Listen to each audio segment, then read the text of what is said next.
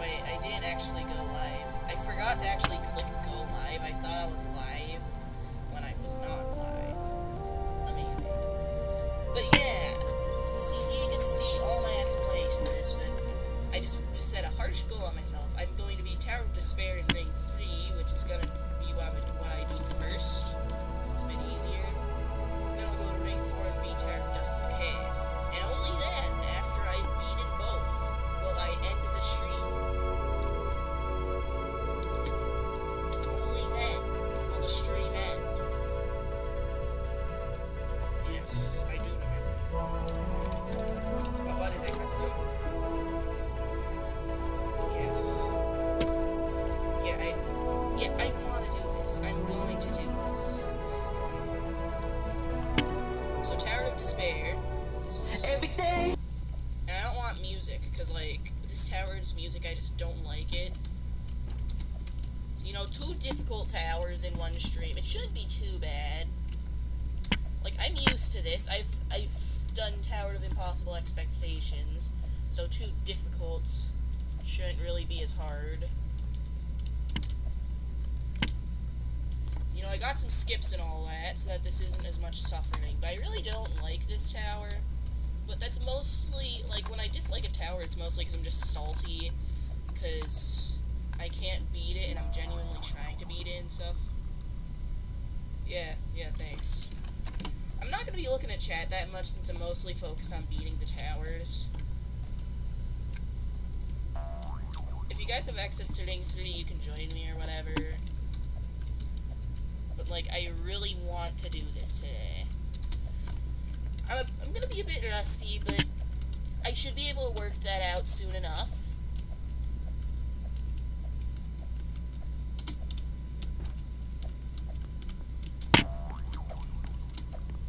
Like, and you know, this tower isn't too bad till, like, the second half. Well, not even really just the second half, but, like, in general, just the later floors after the first few. It's like the first few, like, this floor is only, like, hard, maybe, or something. It's around that difficulty.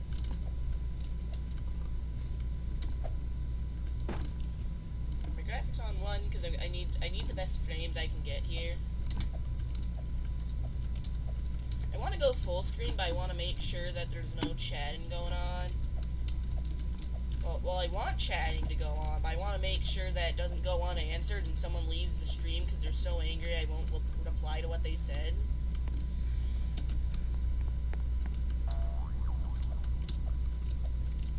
So yeah, this tower's pretty chill till the later floors. So, like, this part isn't really that much special.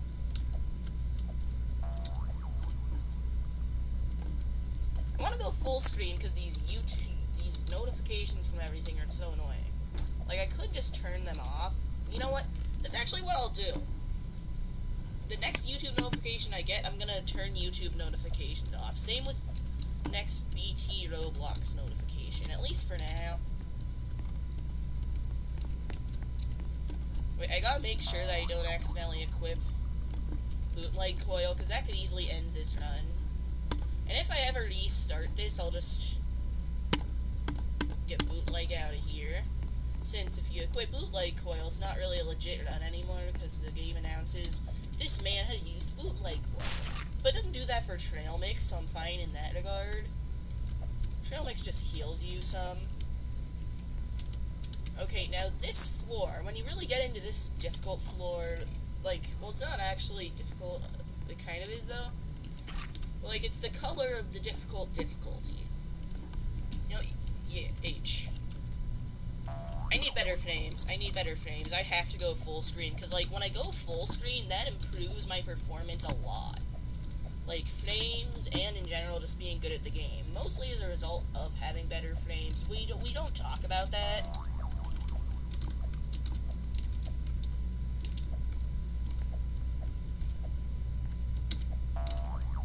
Like, we're just chilling, because now it really gets hard, like, when you have to cross back to this floor. Yeah, every once in a while I'll exit out, but, like, don't be angry if I don't really answer chat or anything, because, like, it usually will take me a bit, because, like, if I actually beat these towers, like, and don't take a ridiculous amount of time, I will be so happy.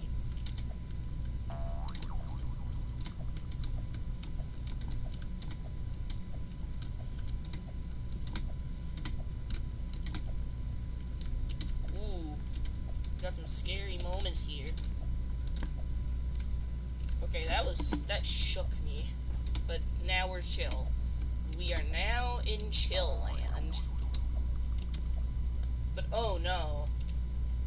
Now it's actually getting hard again. Yeah, take that out of context, I dare you. No. Please don't. Okay, so now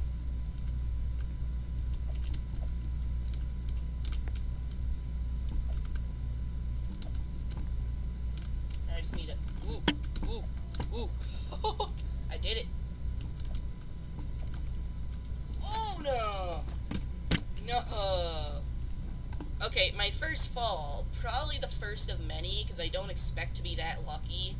But, like, we can get over it. We can get over it.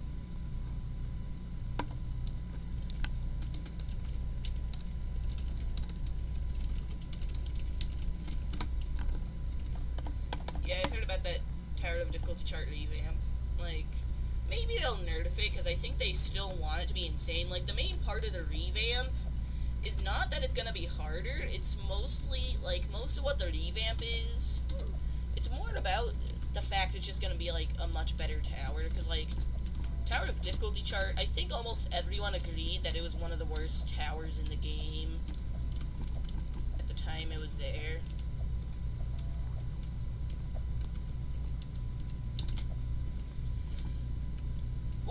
Ah, darn it, I fell again. But at least this time it was only, like, the very start of floor 2 or so. No, but I'm streaming until I beat those 2 towers. So, like, the titles are basically the same.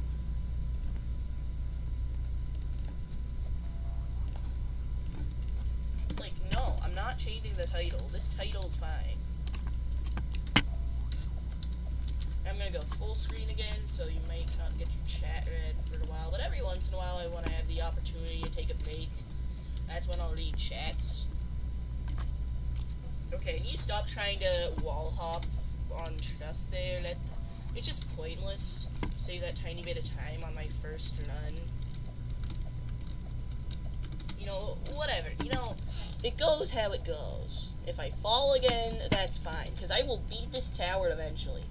Since I've literally gotten to floor 10, I can't keep losing forever.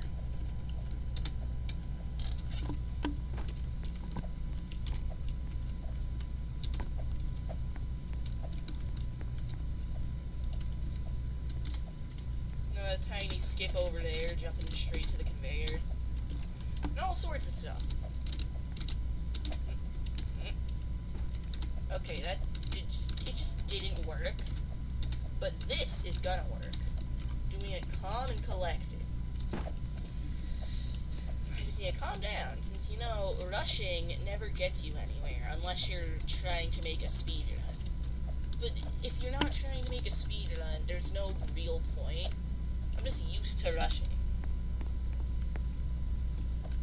Since I haven't really beaten a new tower in a while, I've mostly been, like, doing towers I've already beaten over and over again.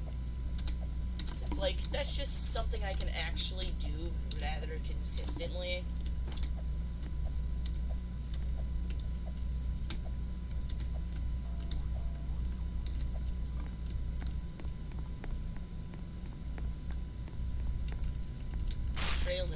Trail mix. I went the wrong way. Trail mix.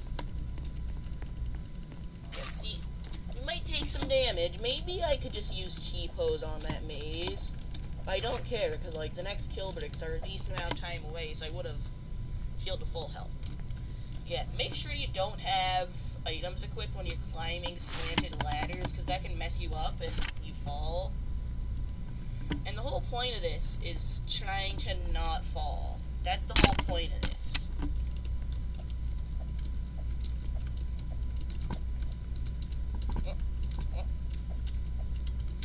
It's weird how this is, like, for some reason some of the floors are difficulty chart colored, but, like, they aren't actually that difficulty most of the time.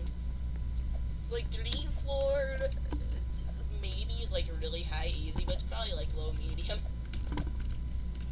Yellow floor, probably easy, if skip, but it's like high easy, so like almost medium, but it still failed. Ooh, okay, I fell. Again. You know, sometimes it just happens. Sometimes you gotta deal with a fall every once in a while. But it's all fine. It's just all fine. It's all calculated. This is all according to plan.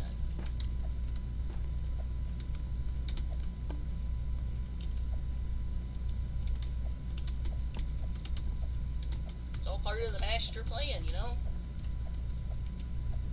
So eventually everything's going to work out. It just depends on how long it takes for it to work out. That's like the thing that varies.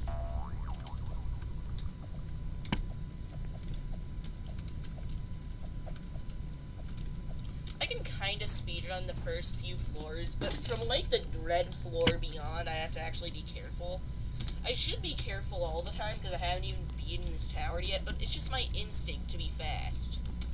Maybe it's a bad instinct, yeah, but it's just my instinct. I can't get over it.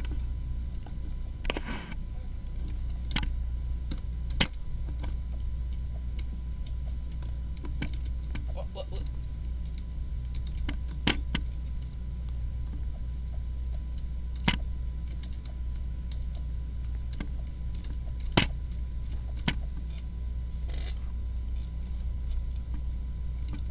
How's the leaderboard going?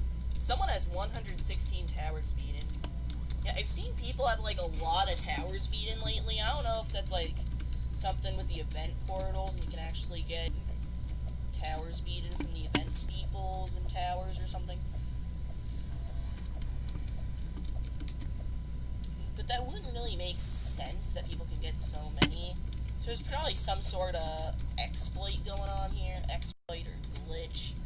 I haven't seen any of it. Like, all these 60 towers beaten, I know they're all legit. My 60th tower beaten happened to be Tower of Impossible Expectations. That's pretty cool. So yeah, that's like my greatest achievement in obbies right now, Tower of Impossible Expectations. So, you know, that's literally intense. I personally feel that's like just really high challenging, but still above Tower of Rage, but still challenging. Because that's just how it works.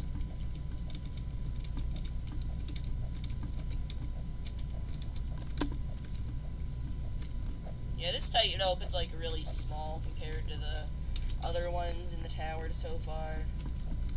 So you gotta actually use the alignment keys there. But you know, whatever. It all works out. Like, that's obviously possible without alignment keys. But it's just best to be cautious if you aren't speedrunning. Because, like, if it's your first time beating the tower, then you gotta be cautious. Like, I just can't be cautious for something.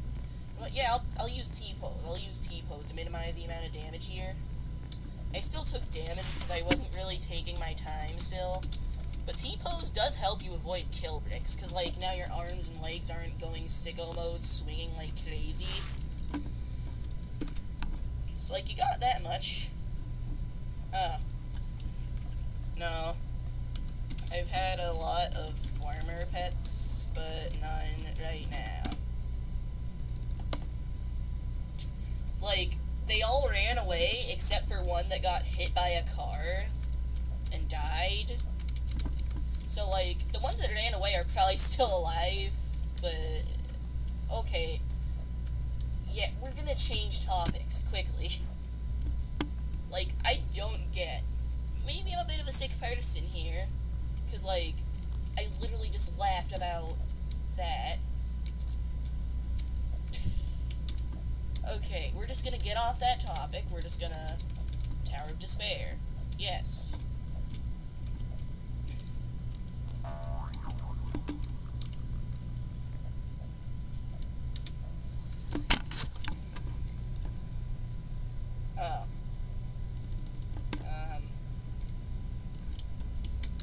Well, ice cream, and the two types that I usually like are like peanut buttered ice cream and Oreo-ish ice cream. So it's like, you know, some Oreo cookie taste and stuff, and some of the filling taste and stuff. You know, that's kind of the stuff I like.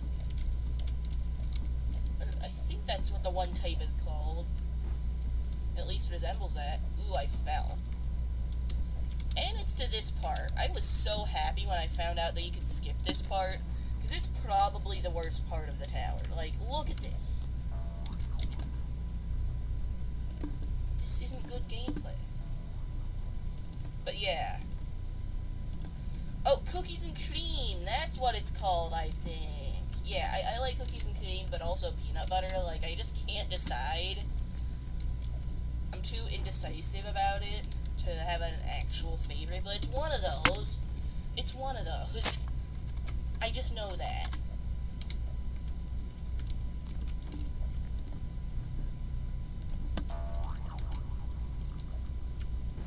Oh, I fell.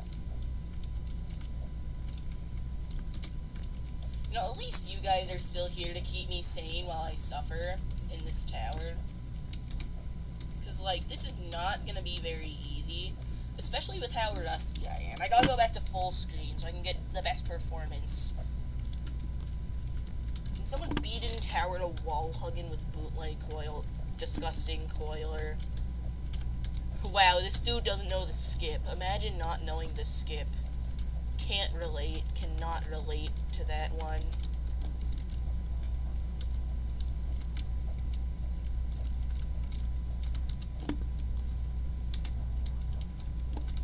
Ooh. He's like decently fast though, so I got speed ahead. He's making me feel too competitive for my own good. But at least I'm winning. At least I'm being faster than him.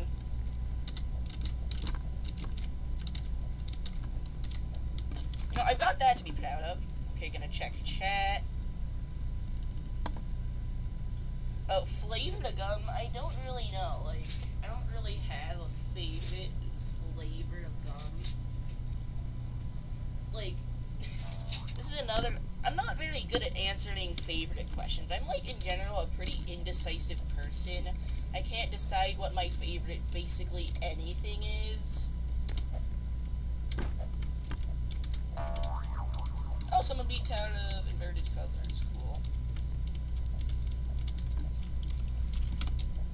GG.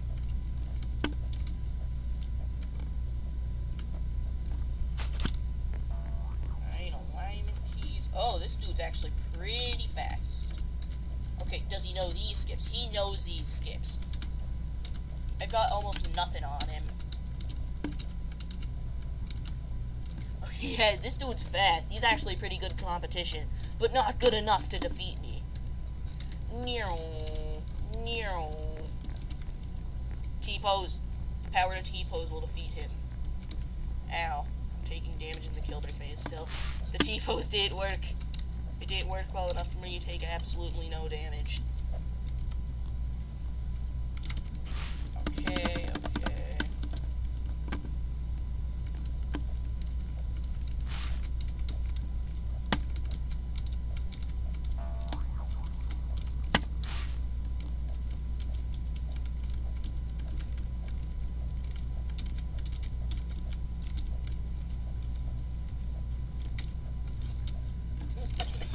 Okay, now we got all sorts of stuff going on. Now I'm gonna check chat.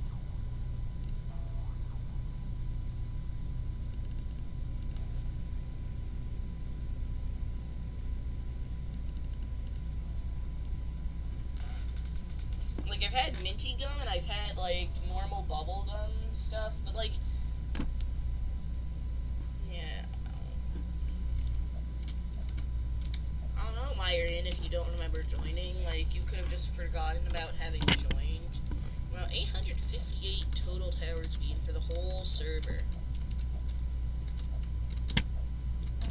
Now, that's some interesting info. Oh, that's not good. Okay, well, it's something. It's something. I need to sit back, relax. Someone's coiling Tower of Despair.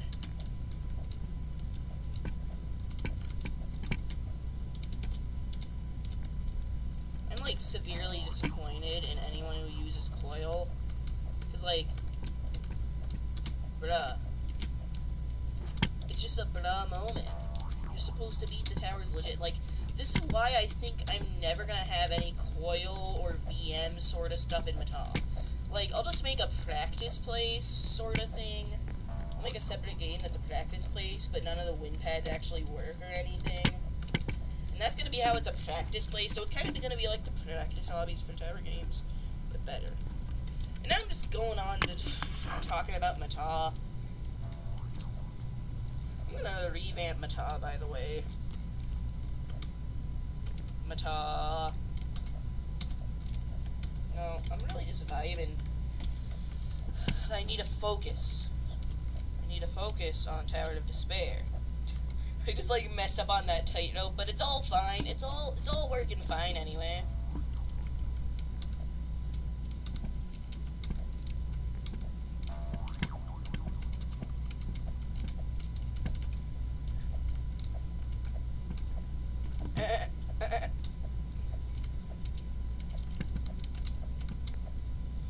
I need to try and stop being so fast. Like, sure, I can do skips, but I've been going too far.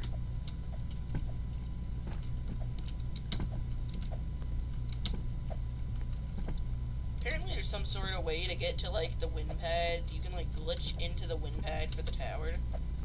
Because, like, there's some sort of prank at the end where it looks like, oh, hey, the win pad's here, and then you actually fall down and hit the real win pad. But, of course, glitch speedrunners found a way to do it. Found a way to glitch into it. So now people do that, but it kicks you, so this is not a viable option here.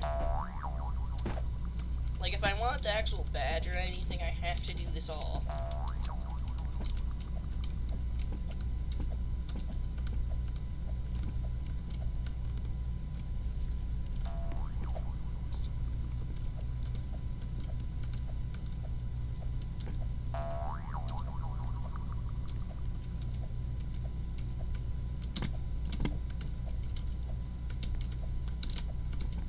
Whoa, that was so close to me falling. I found a way to the tower rush. No one cares. I think everyone already knows about where the tower rush here is, except for this person, Parker 13. They don't know, but they only have 31 towers beaten, so their opinion doesn't matter. Just kidding. Oh, you're planning on getting new stuff. Yeah, my family's had some plans to get a pet kitten.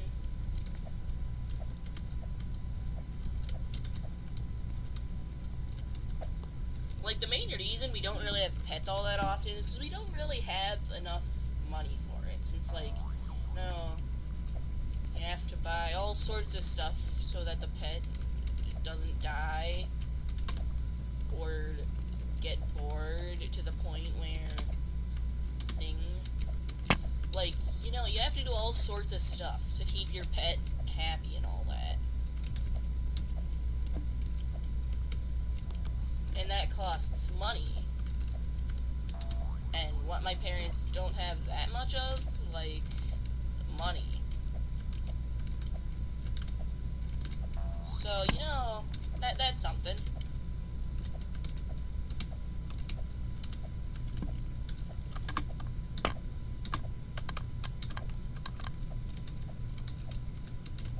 I really just dislike this tower.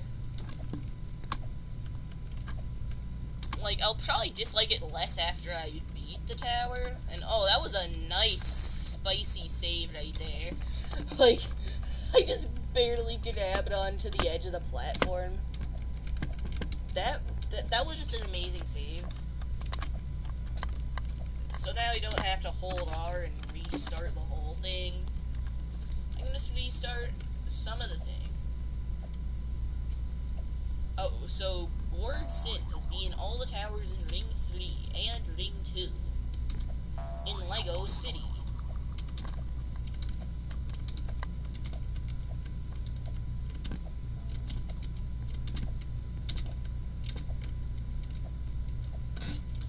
Yes, I agree with that statement.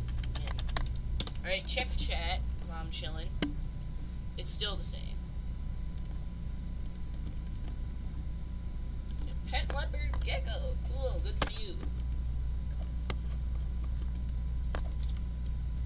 Oh, he only got floor 7. What a casual. I got to floor 10. You know, he got past floor 1. He's good. Oh, he died on floor 7. I just fell on floor 10 and then wasn't able to get back there again without falling again. Wait, oh, wait, what? That looked a lot closer than it actually was. Like, that truss looked like half the distance, and then for some reason, suddenly, it's like the distance that it actually was. Like, I was just confused there. I was just confusing. I got a bad PC and lag. Wow, virtual remainings. Wow.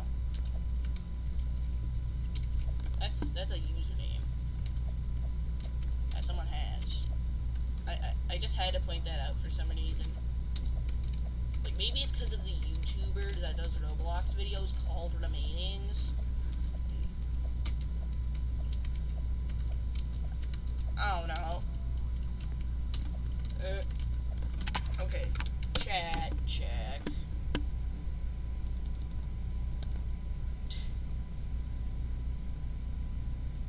I am not near one of the best players at JToH. There's some people who have beaten, like, literal catastrophic difficulty towers. And I can't beat a couple difficult towers. Like, if you compare me to, like, the entirety of Roblox, I'm actually, like, a pretty high percentage, because there's something you never really think of about JToH. Most of the people who play JToH can't ever beat the Tower of Annoyingly Simple Trials. Like, they're just the sort of noobs that play, like, that like, aren't good at Roblox yet. So, like, they just play JToH, and then either they actually enter Toast and it's still too hard for them, so they rage quit, or they just enter, like, some really hard tower because they don't get the concept of a difficulty chart. So they enter, like, Thanos Tower or something, and then when they fail Thanos Tower, they're like, this game's too hard for me. Like, sometimes they just enter whatever tower portal has their favorite color, so, oh boy, I sure love pink. Wait, whoa, the tower has a pink portal? And then they immediately fail the first jump of Tower of True Skill, and then never play JToH again, and go back to play, like, Adopt Me or something, because that's what, like, all the noobs play. It's like, you have a sign of when someone's bad at JToH, when they're like, hey, person, can we play Piggy instead? I dislike this, because I can't beat it.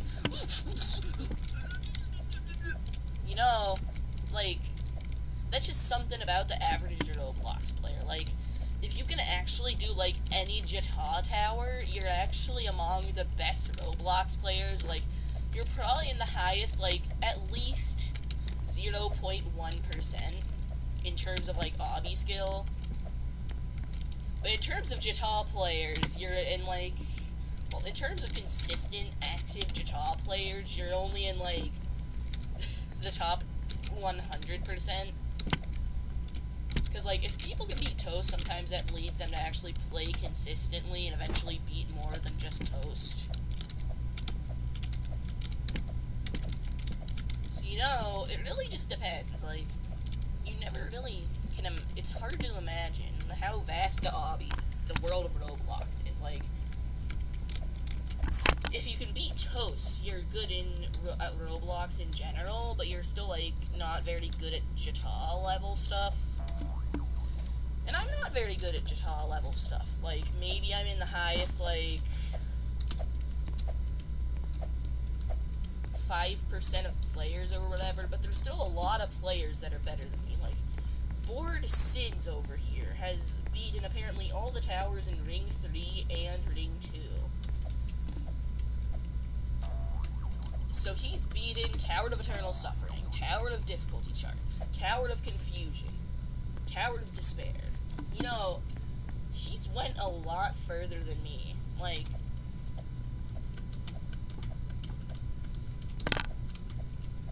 so I'm not really that close to being one of the best players of JToH. I guess I'm noticeably good, because, like, I guess I do have the second most towers beaten in this server. So, like, if there's not someone like Bored Sins in the server, it seems like I'm pretty good. But, like, I'm gonna find him and spectate just for fun. Hey, what Bored Sins? What could he be doing? Oh, I saw someone doing the shopping cart secret thing. I can't find Bored Sins. Okay, I think I scrolled past him in the spectate at some point. Yeah, he's doing the shopping cart thing, and he has VM. He has vertical mobility. Like, you know, someone's dedicated to Jupiter's Towers of Heck when they've bought vertical mobility. That shows dedication. No, I actually might buy vertical mobility, because I could. It would be interesting. I could practice towers.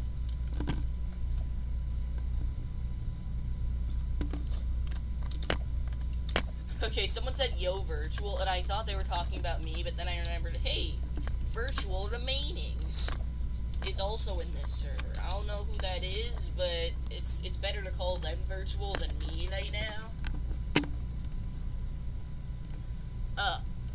But mostly just Arsenal, basically.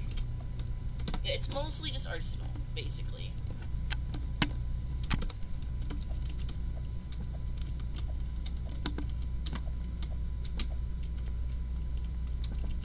Okay, I finally got to this floor again. So this floor, there's a lot at stake, because it's the last floor where there isn't a catch net. Well, second to last. But the other floor is a lot easier for me. The floor after this is a lot easier for me. I need to get off. I need to heal. I need to heal. I can, like, get on here, though. That's not hard to do. Ooh. Okay, I can read chat while I heal as well. Okay, yep, so you agree with Arsenal being your favorite thingy that you like, yes. Cool. Since, you know, Arsenal is kind of the best. Like, I think part of the reason Arsenal is so good is, like, it's not so experience-based. Like, you can't pay for a really good gun. It's all sorts of, like, random stuff. Wait, oh my gosh, guys, look, Arsenal has luck-based gameplay, guys. That's sad, man. Arsenal's luck-based. I have to give it a couple points off in the Mr. B's Towers of Heck review. Tower of Arsenal.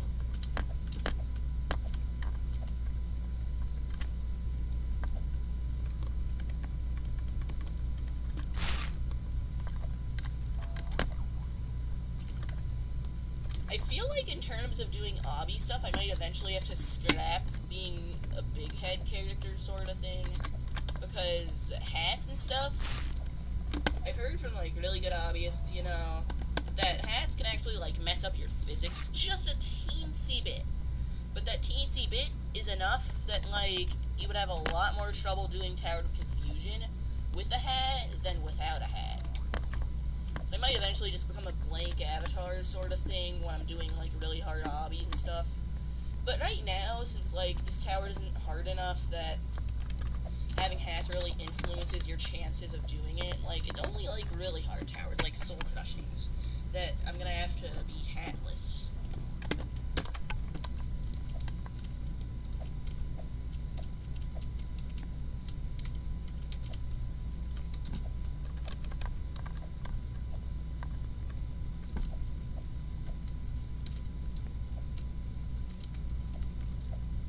I'm really surprised I ended up finding JToH. Like, there was such a specific chain of events that led to me going to play JToH. Like, first, I found Kaneko Kitten's channel when he only had like 30,000 subs, and I decided, hey, this is a good YouTuber. I will subscribe to him.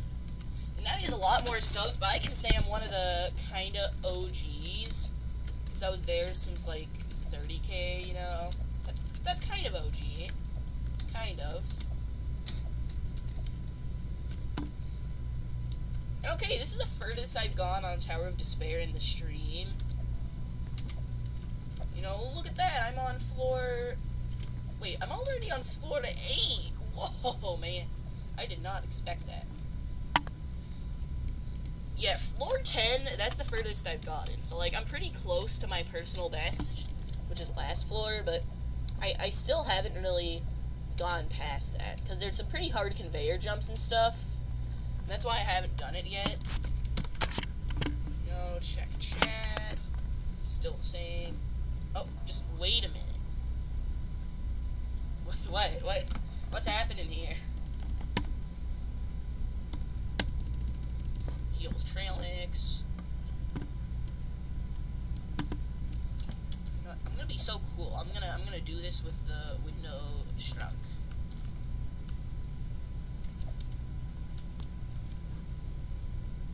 Oh, you've played Mysteries Towers of Heck before. Cool. Wow.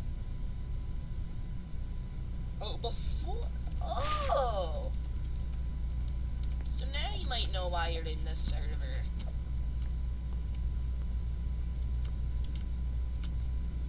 Yeah, you know, Mata, that's a decent game. Like, some Tower Games Discord server just started mentioning Mata Towers, and they said, oh yeah, I found Mata Mystery Tower Heck, and it's good enough to be in my game that is a bunch of portals to a bunch of tower games. So, you know, someone recognized Mata and said it was good. And yeah, you know, cool, you play Mata. That's a thing I made some of the stuff inside of. Oh yeah, something about this part. This part's kinda cringe. It's kinda cringe, bro.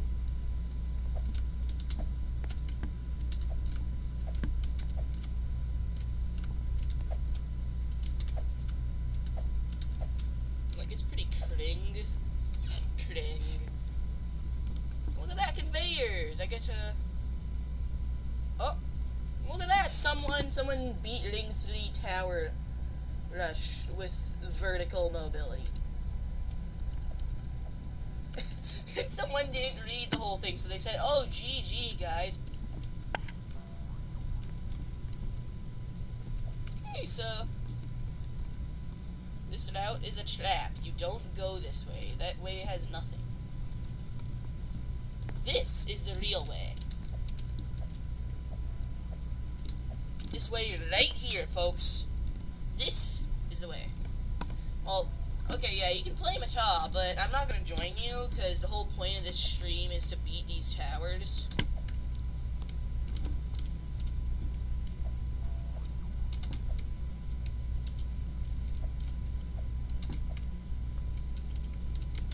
These two towers, Tower of Despair and Tower of Dust and Decay.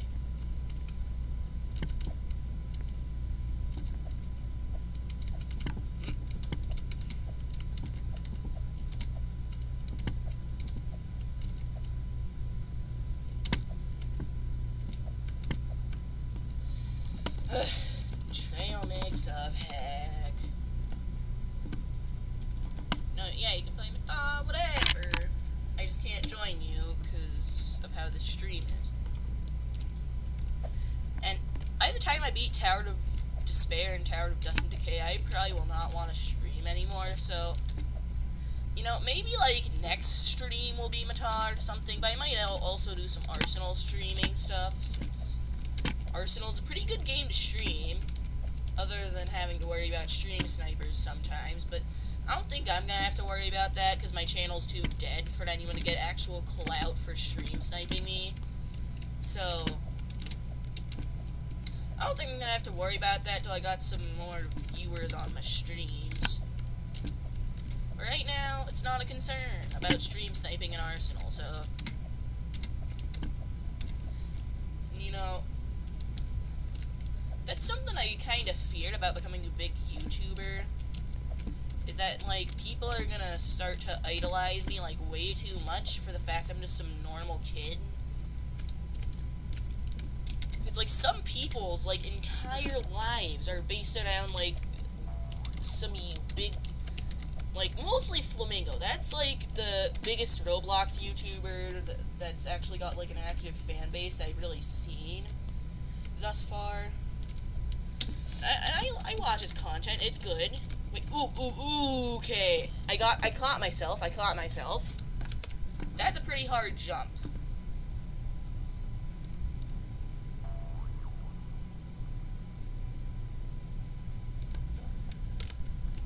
Yeah, but, like, something about, like, there's a point where you're too big of a fan of a YouTuber. Like, I casually watch Flamingo, yeah, but some people, like, they dedicate so much of their time and their lives just to try and, like, join him in games, get in his videos. They do so much just for, like, one dude who happened to make some videos. And, like, now he's being... Like, they're nearly worshipping him like a freaking god at this point. Some of the, like, really dedicated fans. But, like, we kind of went too far with this. Like, he's still just a normal dude. Like, we're all just normal dudes here.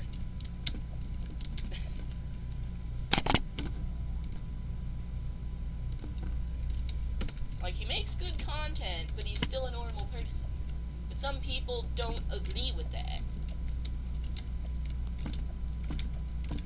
Like, sure, it would be nice to get in a Flamingo video.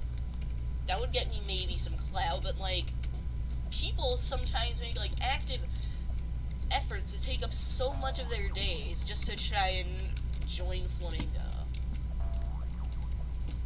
Like, there's programs that... Like, at this point, I've heard about a Google extension that literally lets you, like...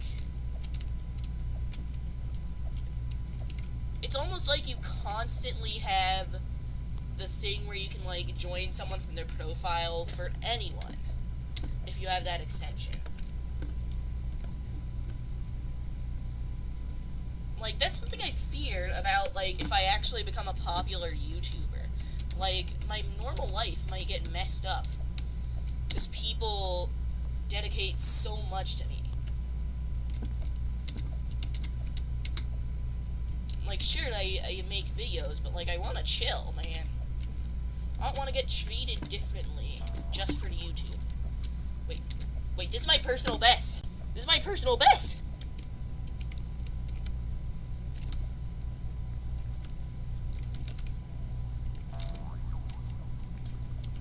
Wait! No way! Wait. Oh! Okay. Wait. No. Are you kidding me? Why is the X platform stuck? How do I... No. This can't be. Wait, no, there's still, like, this alternate path of sorts. Theoretically, I could corner clip in here. I could, like, corner clip or laugh clip or something in here. I can.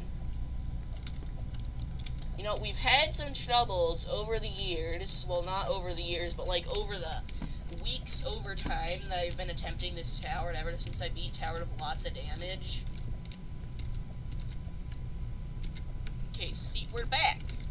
We are back. I thought I was gonna have to fail the whole thing for a moment, but no. We're back in business, boys. Looks like winning's back on the menu. Yeah, see, I was really close to beating it, but, you know, sometimes things just don't go right the first time. But now I'm, like, really good at floor 10. Like, now I've only lost the tower. Like, if that X platform wasn't so bruh, I would have touched the win pad now. You know, there's all sorts of... Whoa, someone beat Thanos Tower. And this dude just beat something and it didn't get announced.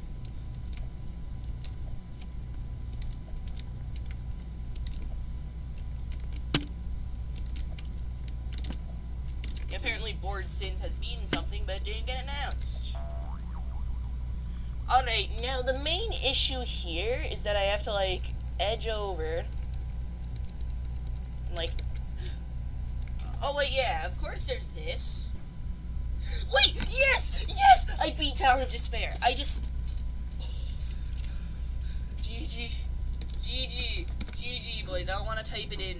It's... One down. One to go, boys.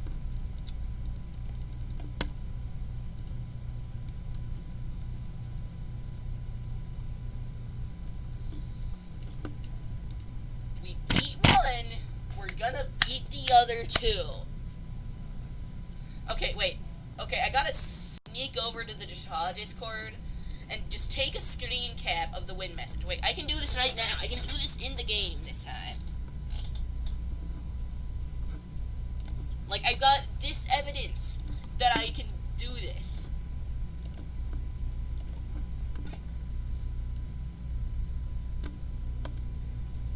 Yes, I did it. I did the win. ToD win. And, you know, might as well just... I just wanted to save that. And maybe I'll send it into the Mysteries Towers of Hex server.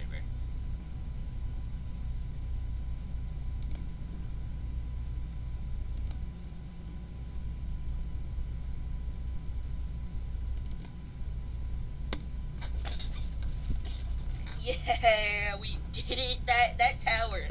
I was stuck on that for so long. Next up is ToDaD.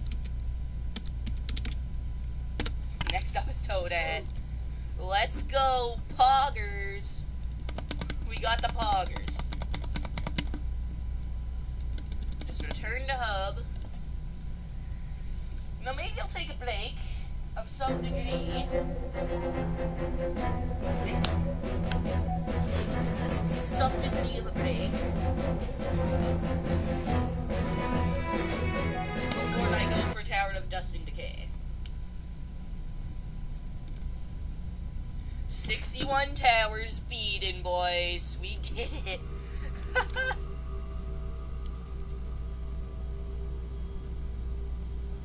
Alright, so I have the third most towers beaten in this server, but it's like a lot closer between me and the other people. Alright, so Tower of Dust and Decay is my next target. Here in the land of Ring 4. We got my next target. Right here. This is the next one.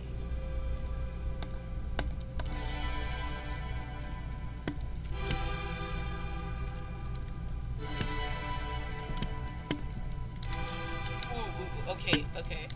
You know, we're chill. We're not doing too good.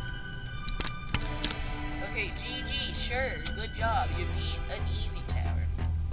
You know, everyone starts somewhere. I remember I used to, like, flex my 22 towers that I had beaten. I used to be, like, so proud that I could beat 22 towers. Like, sure, that was better than the average Roblox player, for sure. But I felt like an elite honest. But yeah. I forgot. I have to update my profile because I beat Tower of Despair now. Thank you for mentioning that. I'm gaming now 2010. And I gotta go in my settings and Ring 3, all except Tower of Confusion now. Yeah, you can check my profile. We now know that I've beaten Tower of Despair.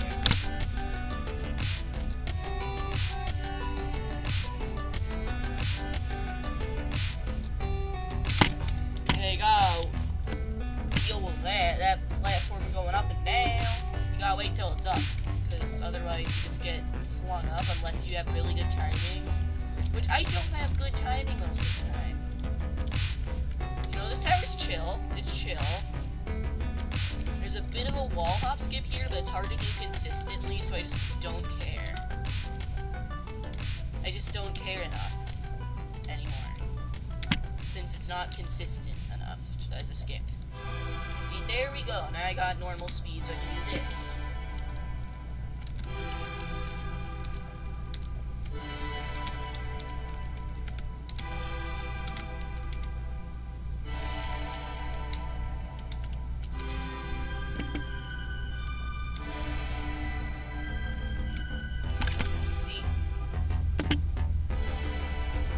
Yeah, so after I, like, finish this tower, which I expect to do if I can do Tower of Despair all of a sudden. After I finish this, the only difficult tower that's in the game so far that I wouldn't have done is, like, Ring 8's gonna add another difficult tower or two. I don't remember if it was 1 or 2 new difficults. So I'm gonna have some more after Ring 8's out, but that'll be even longer to access. But Ring 7's got 1 difficult, and I have to still beat 3 more towers to access Ring 7. So I'll have to beat some challenges after I beat this difficult here. Like, now that I beat Tower of Despair, I'm confident that I'll be able to do this as well. Because they're, like, equal difficulty for me, basically. Okay, how do I lose the least progress? Okay, that's how I lose the least progress. I've never fallen on that section before. That's the first time I ever fell there. Fell in this little section over here. So I didn't really know how I'd lose the least progress from there, but you know, I found it out pretty easily.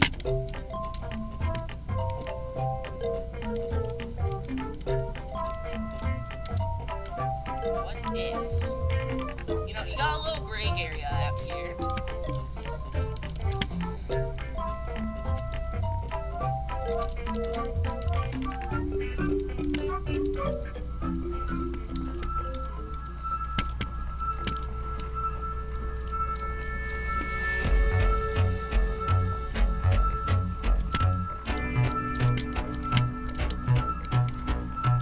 Animation plus JToH.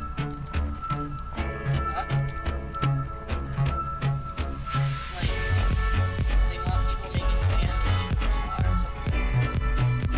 Like, that sounds pretty cool, I guess, but like, are we really gonna worry about this game? When are you gonna make the next stream? I don't know. Could be tomorrow, could be 2 weeks from now. Like, I'm really inconsistent with stream. I don't have, like, any schedule or anything. I just stream whenever I feel like it. And I felt like doing these 2 rascals or towers around that. And I decided, hey, might as well stream this time. It's like, I should stream beating Tower with lots of expectations, but I didn't. But, like, from now on, when I'm actually attempting to beat towers and anything, I'll stream it.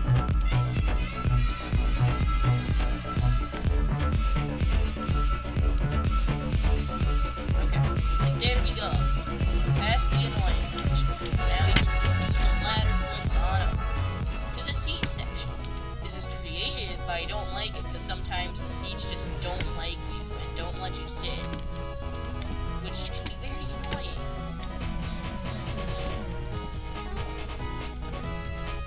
You know, we don't worry about this anymore. We just worry about beating the tower for once.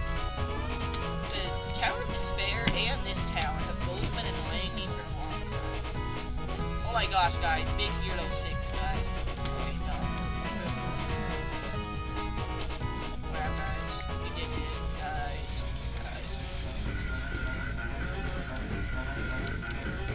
See, my personal best on this tower is floor 9. Not floor 10 this time, since this is, like, a bit harder than Tower of Despair. Like, it's just a bit harder, but it's noticeable that this is less easy.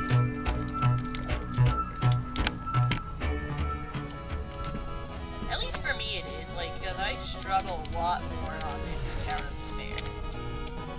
And you can see, beat Tower of Despair first. Maybe that's just selective order. But like, it's probably just, it's like, you know, H. I forgot what I was gonna say, so I just said H. And you can just kind of hold space there. In this section, it's pretty chill, I guess, but like, yeah, earlier this spinning thing vibe checks me. So you gotta press a little button that's all the way up here.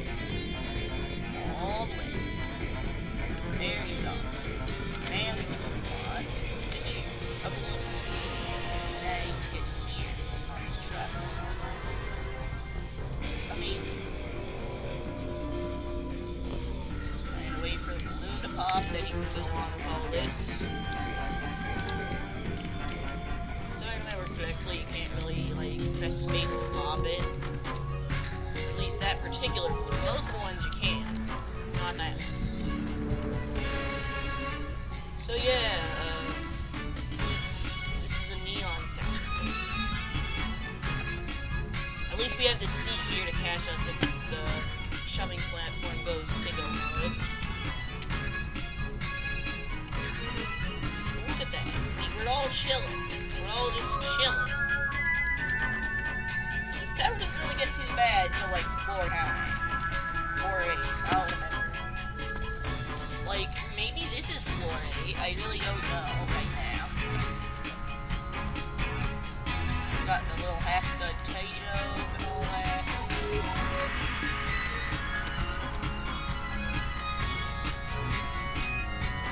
They're questioning whether to do the Tower of Holy Flip or the Inception. The Tower of Inception. See, that says a lot about our society. Okay, chat. Who's chatting today? No. It's just like the chats I've already seen. It's like sometimes I don't mention your guys' chats, but usually when I say chat check, I do end up seeing them.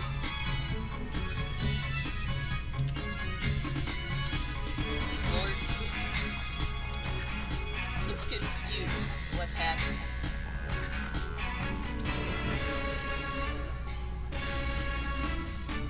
See, and we got these little squashers.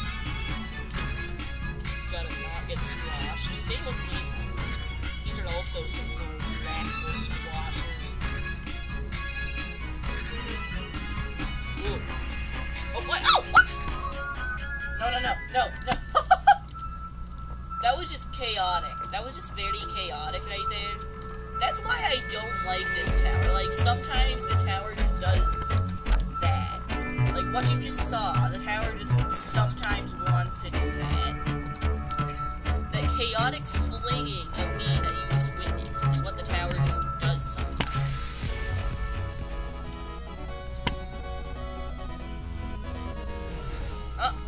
Okay. This just isn't working. We're gonna restart. We're gonna have a fresh start. And all sorts of different stuff. There you go.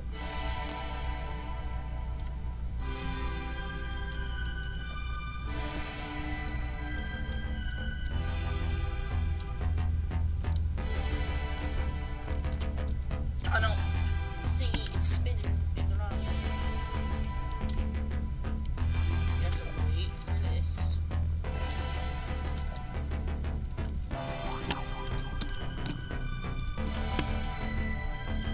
Oh, do you like any recipes? Yeah, sure, I guess, like, I don't know any particular ones, but, like, I honestly, like, I have an appreciation for, like, all the animals,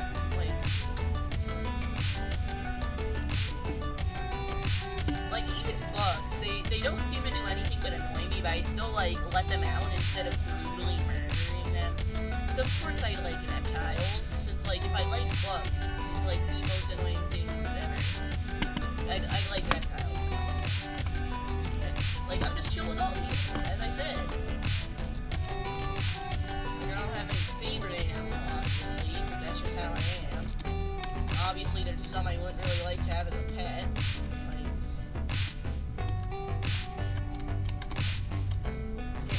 particular example, but like, well, I guess it would just in general be most bugs, but like, ants are actually, I've seen that they're like good pets, kinda. Like, of course it's pretty different owning an ant colony than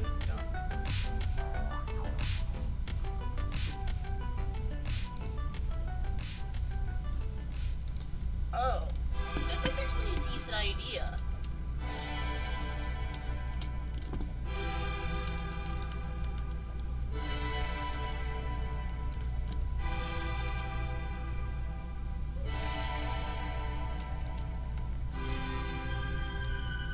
I'm honestly not sure if I'm gonna live up to the stream title since ToDaD is so annoying.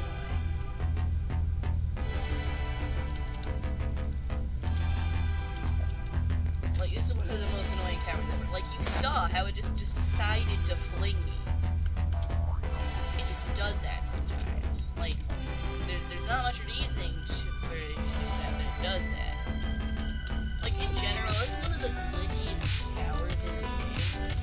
It's like, it's just how Roblox physics are. Like, it's a tower with a lot of pretty nice ideas, but then Roblox physics just ruins, like, all of them. That's basically what this tower is. Like, if Roblox physics were to then this would probably be, like, a good tower, but they're pretty that's the issue here.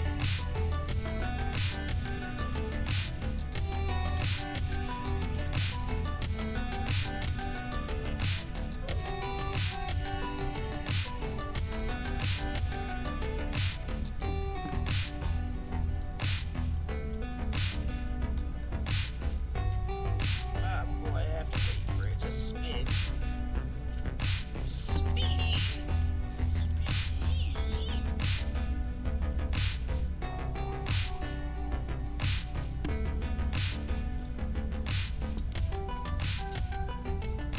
Oh crap, I was getting late.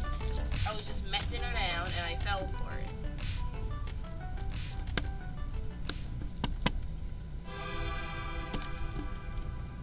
I fell for daring not be serious this whole time. And I did it again. As soon as I relax a tiny thing, like as soon as I just relax in the slightest, I immediately fall. Like, how much of a tryhard am I gonna have to be just to beat this?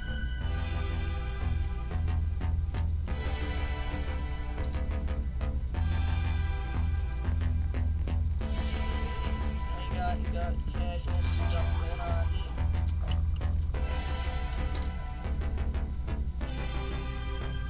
So this goes up. Okay, that took an awful while to go up. It's best that you do that when it goes up, because when it's down, it usually goes up faster. So there's a better chance that you just get flung up and then you fall too fast to get your footing back. Like, it just doesn't work out. If you do it while it's down instead of up. It's like, unless you have, like, godlike timing, then you're gonna fall. I'm not really godlike, because I can actually do it sometimes.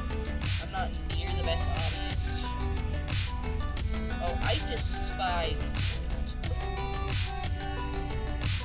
They infuriate me so much. Like, especially when there's just some coiler, like, casually coiling a tower while I'm suffering for doing it legitimately. Like, I just don't want to coil towers all the time. Like, only after I've beaten them. Because, like, I only coil for speedruns. Maybe that's what this dude was coiling for, but it's still disliked by me when it's a tower that I'm actually genuinely having issues on. No. But are you kidding me? What? I was on the platform, like, PC games, like, SCP Secret Laboratory, Team Fortress 2, and Age of Civilizations 2, that's, like, the ones I play that most actively. You probably don't know, like, any of those except for maybe TF2. It's like, TF2 is the popular one. Age of Civilizations 2 is some strategy game, and SCP Secret Laboratory is some SCP multiplayer game. So, you know, a pretty interesting selection.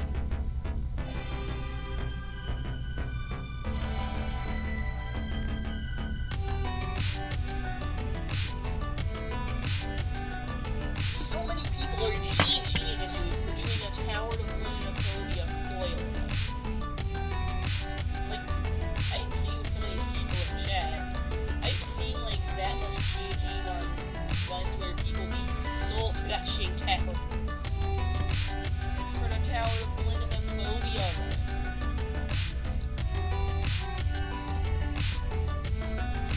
Like, that's like the equal amount of GGs I got to my Tower of Despair legit run. There's a Tower of Lineophobia coil. Someone's in their basement right now. See, Tower of Getting Knowned. I'm disappointed in Tower of Getting Knowned and open to him for making it, because it doesn't actually... The disappointment here is that it doesn't actually have any gnomes. Like, there's some traps, but do you ever see a gnome in the tower? No. It's literally... We've always been known by a dude who just beat Tower of Getting Known. But then he got gnomes. He just spread the curse to us and everyone watching this stream. Wait, they just filter bypassed fuckers? Yeah, that's right, I swore. Hopefully no one's parents are about to spank them for watching a video where the person swears. Like, that's part of why I never actually swear on videos, because I honestly do swear sometimes. Like, it just happens. I try not to do it in videos or streams or anything, because, it's just a moment.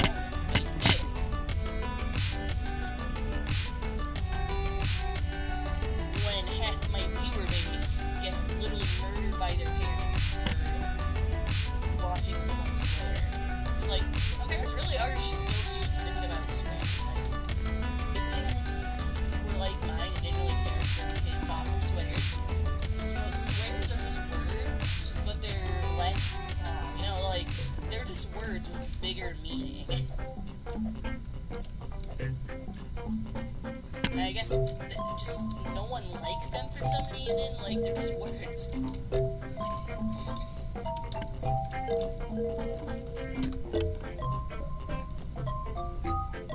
Like, swears aren't even really offensive. At least the things I consider swears, because there's a difference between swears and slurs. Swears, I will definitely say. Slurs, no. That's just bad.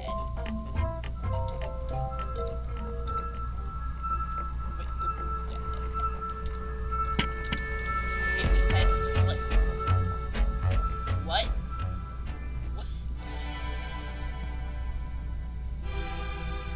Look at me. Look at my eyes. Look at my eyes.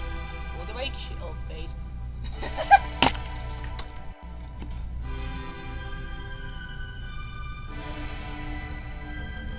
You know what? I'm gonna, you know it's getting serious when I'm gonna change my avatar so that it isn't big head stuff.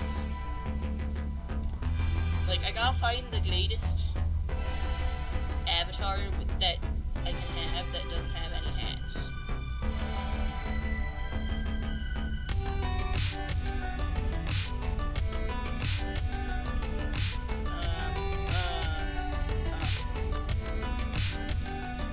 Yeah, so you're gonna see the stream be paused for a while because I'm changing my avatar. But it's nothing not good, it's all chill here. We're all chill.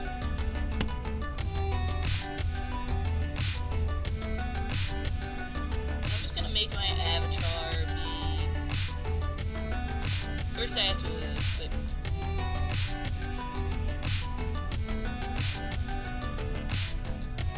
Yes, and then I change body tone. So change skin tone, so it's just that.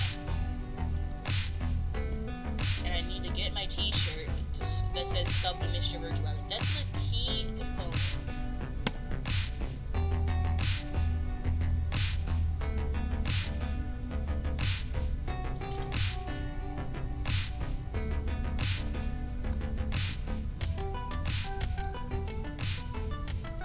And alas, here comes my new avatar. It's just this. The only decoration here is just sub to Mr. Virtuality. That Mr. Virtuality is all this man has. It's me. That's right, this is just the sole promotion avatar. This avatar is a literal billboard. This man is only a billboard for Mr. Virtuality.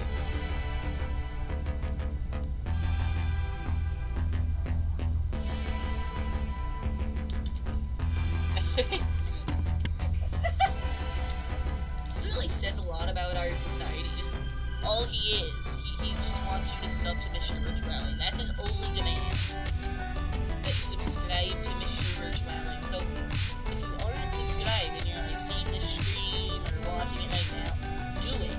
This man demands you to. This living billboard wants you to do it. So you have to do it now, out of respect for the living billboard.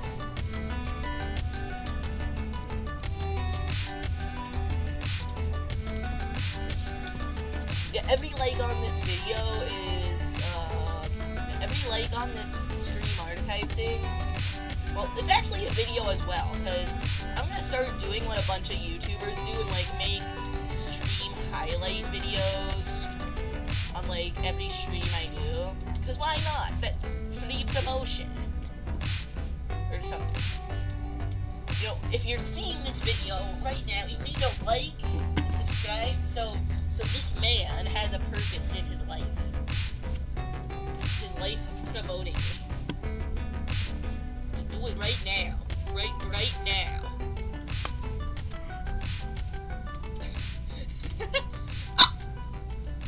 See, this is the consequences of your actions. He just fell because you didn't like and subscribe if you didn't. But if you did, good job. But he still fell because of the negative energy with the people who didn't like and subscribe. This is all your fault. Definitely.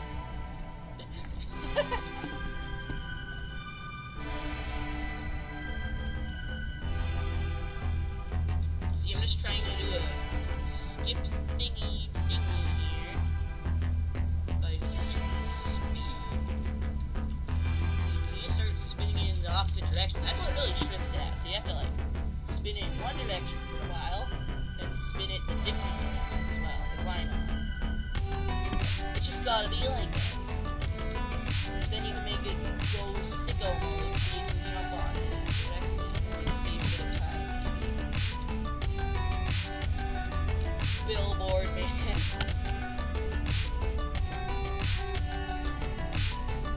Yes, see? You're helping billboard, man. Every like.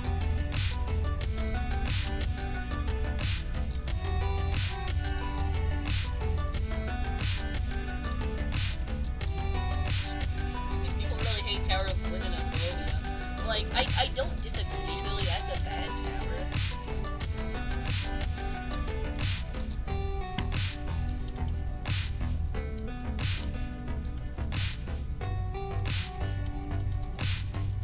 I finally hit the speed remover instead of my speed just going away because of the time.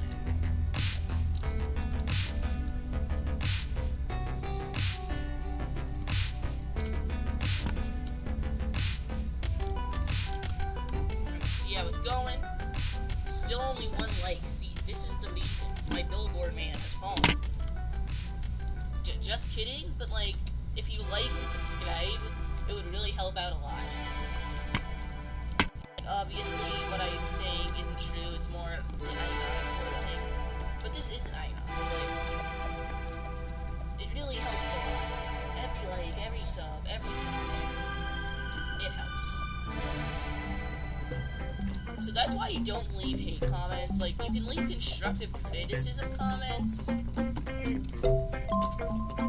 Like, leaving genuine hate comments still literally promotes the video. Like, when you just leave a hate comment and don't help them improve, you're literally just promoting their content. So at least make a constructive criticism and hope that they aren't a troll and, like, actually take it and become a better person and a better YouTuber.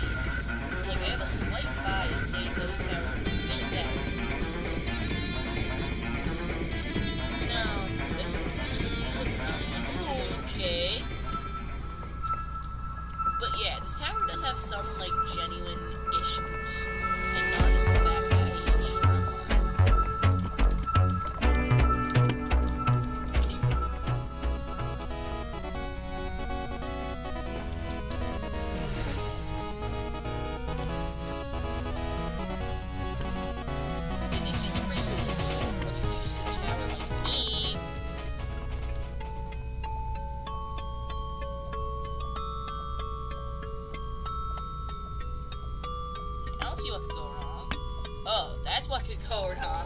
I thought, hey, wait, maybe I'll get kicked for cheating, but I just want to see if this works. And it didn't work. They knew someone would do that. But good for Dice and Salt, he was smart enough to do that. But not smart enough to realize how much Roblox physics mess up this time. And David Basuka and the bear that makes Roblox now, but they weren't smart enough to just make the physics work. No, everyone's in fault. Even me for being size in this tower so much. Just for...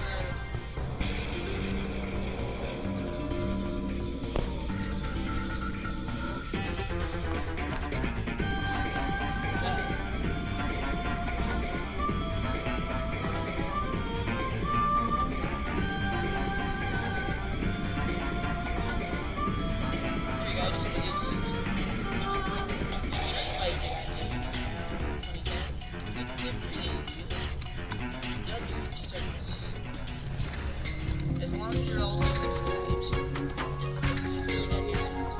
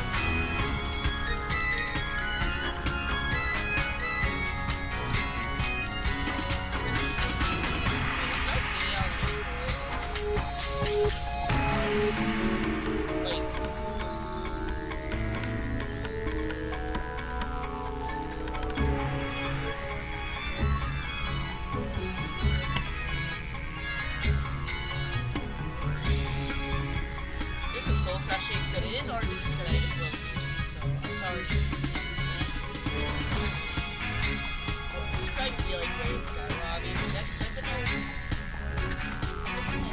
question.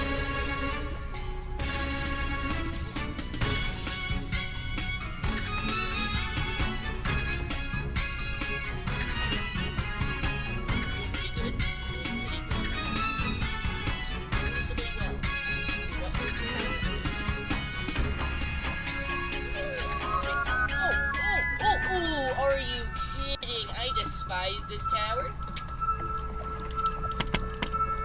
Oh, I despise it even more now.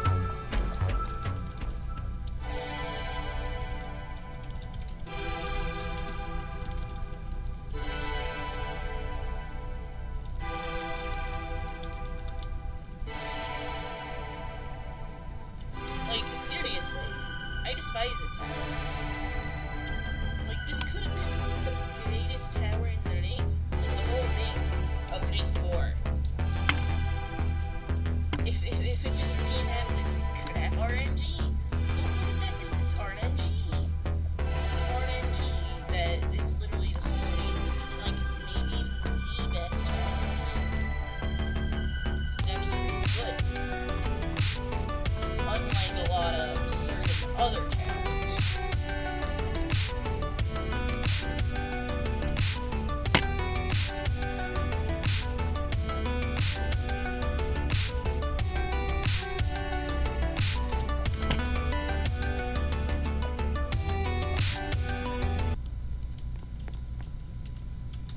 Okay, you know, I have gone pretty far though, like I got past the darkness section and then immediately fell. But I was pretty close to actually having decent progress for once. Like, I always fall on the stupid darkness section. It's always the reason for my failure. No, it's not very good. That's not very good. Like, if a tower that's that inconsistent of difficulty, like, just one darkness section is the only reason I can fail it. Because, like, seriously, like, this tower would probably only be hard if, like, it was just, like, you know, the first half the whole time instead of just half of the time. Like, the first half, it's pretty good and isn't luck-based. Nice. But the second half could have been good, but it's luck-based. So, like, uh-oh, you messed up a little bit. Here's your consequences. You literally failed the entire tower because we flung you to the very bottom. Hope you like your reward. Like, yeah. This could have... I don't GG people for beating Soul Crushings if it isn't in this server, because they can't even see it. But, like, everyone thinks they can, but no. Tower of Fitting Layers is in Zone 1. This man cannot see our congratulating of his efforts. Only the people in his server. Well, he can only see the congratulations from the people in his server, which we aren't in his server. So that's why if they aren't in my server, no GG. Because, like, I would give them a GG if I was in their server, because then they could actually even notice it. The whole point of GGs is that, hey, we gotta reward this person for suffering to beat a tower.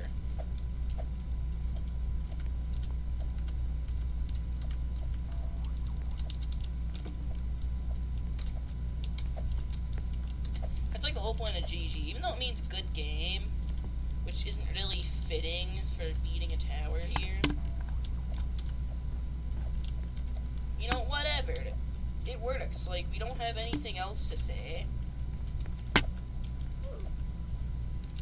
What? What? Excuse me. What? Help.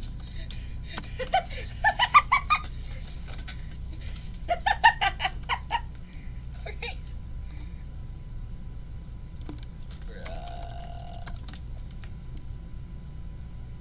Let me... I'm sliding through. Wait, I can actually, like, navigate this. I can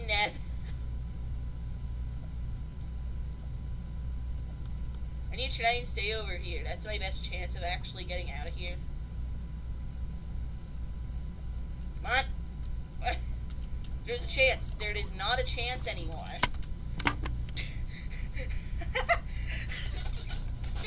It just clipped me into the... Okay, sure, GG, since they actually beat it without coil. That was just amazing. Like, sure, I just lost progress here, but it happened. Oh, I don't think that Mason B knows that this dude's making a pun about Tower of Dust and Decay being Tower of Dad, because ToDaD, haha, funny. And everyone makes jokes about, haha, Dad left for the milk aisle at the store, guys. Guys. And now it's just such an overused joke that isn't funny anymore. It's really a shame. That was a nice joke when it was first, like, an original thing and not an overused thing.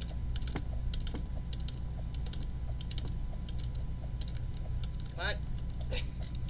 Yeah, there we go. See, it's a nice calm little skip to wall hop.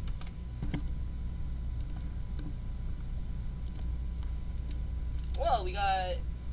Wow, good job, GG, for that person. They did a tower.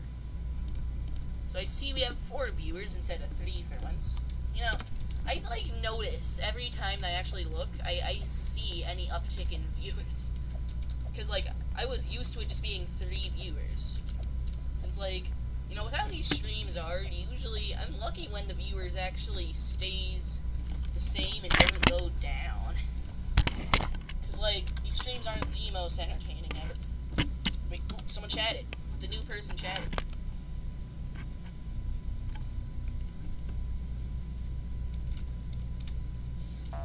They're one of those people that, like, undermines their own work. Well...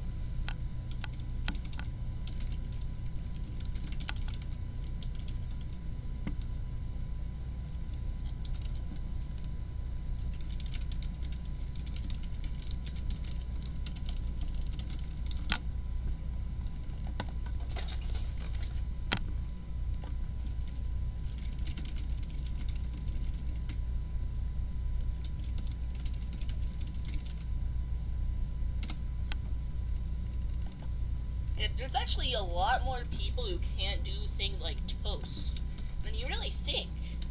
It's like, you only actually end up thinking that much about the people like me who actually, like, play JToH consistently. Not the people who, like, rage quit after they fall a couple times on toast.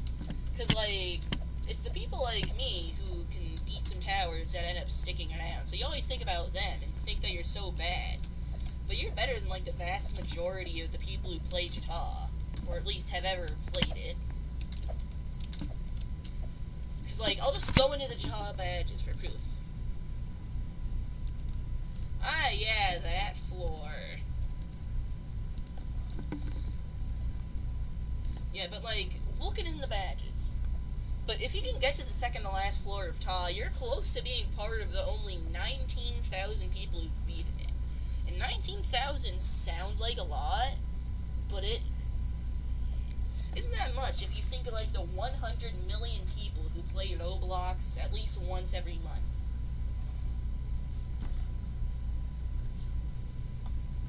Like, out of 100 million, you're close to becoming part of 19,105.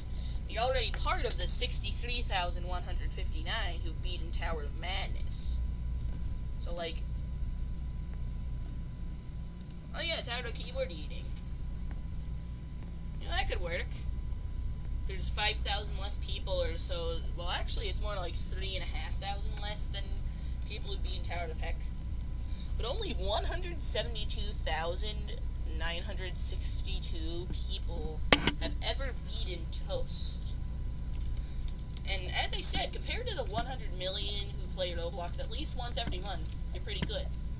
And even compared to people who've discovered JToH, because, like, looking over here, I gotta find the You Played badge.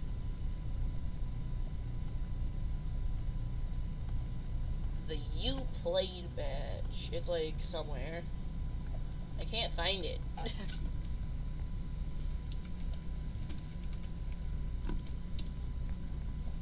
Yeah, there it is. There's 2,925,123 people who have played the game. And only a small portion of those, just a small portion, and that small portion is only 172,000 or so who have beaten Toast. Well, no, that's actually... Yeah, it's 172,000. But that's out of 2 million, almost 3 million, who have the badge for playing the game.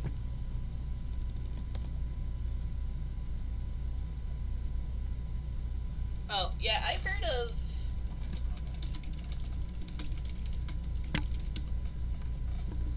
I know, so you're one of those people. You know, I know about you. I know about the people who think that ToH's harder than even Toki. But, like, my advice, you gotta go to Zone 1 for a while. Yeah, like, my advice, if you want to beat ToH, you just gotta go to Zone 1, and you should be able to beat Tower of Another Beginning, since it's the third easiest tower in the game. Unless you have, like, lag issues like I used to, so I had beaten Tower of Keyboard Eating before Tower of Another Beginning because of lag issues, because I used to not have a very good PC back in my early days. Let me just get past the spinner part, and then I'll read chat again, since it seems like chat's pretty active now.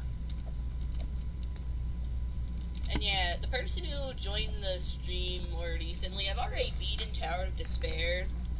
I've only got Tower of Dust and Decay to do, and then the stream will be over for now.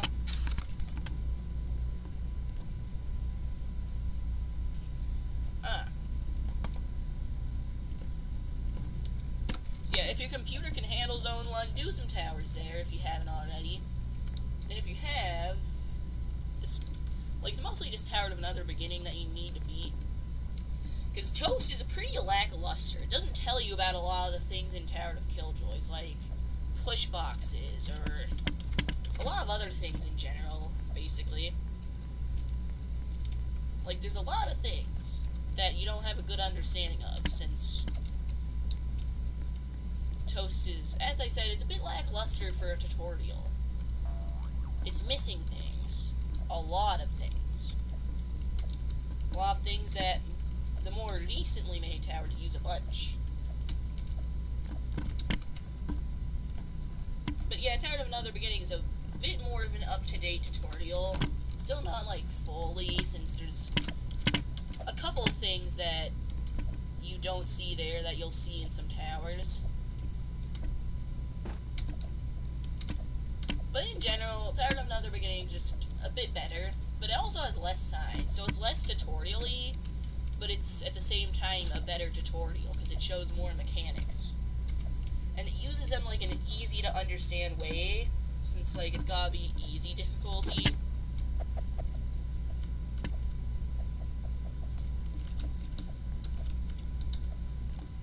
Okay, back to this tower. You know, I just kind of been doing it while commentating about Tower of Another Beginning. Because, like, if you truly understand the mechanics, talk will probably be, like, maybe it'll still be easier than Tower of Heck, but once you understand modern stuff, it'll at least be easier than Tower of Keyboard Eating. But Tower of Heck and Tower of Killjoys, in my opinion, are, like, nearly equal difficulty, assuming you understand the kit stuff. So, like, it's really more opinion stuff on whether you think one's easier than the other. Okay. Yeah, but, like, if it lags your PC, you can probably wait a bit longer. You know, you can, of course, try and watch, like, all sorts of tutorials to get better performance on Roblox and not on Roblox. Because, like, that sort of stuff really helped me. Like, that's part of the reason I didn't, like, entirely quit JToH before I could do a good portion of the towers I've done now. It's like, now I have a good computer, but I used to have a pretty choppy computer. Like, if I played anything that was decently detailed, I would fall a bunch. Like, that's part of why I used to think classic towers were easier, but now I'm a lot better at modern towers as well.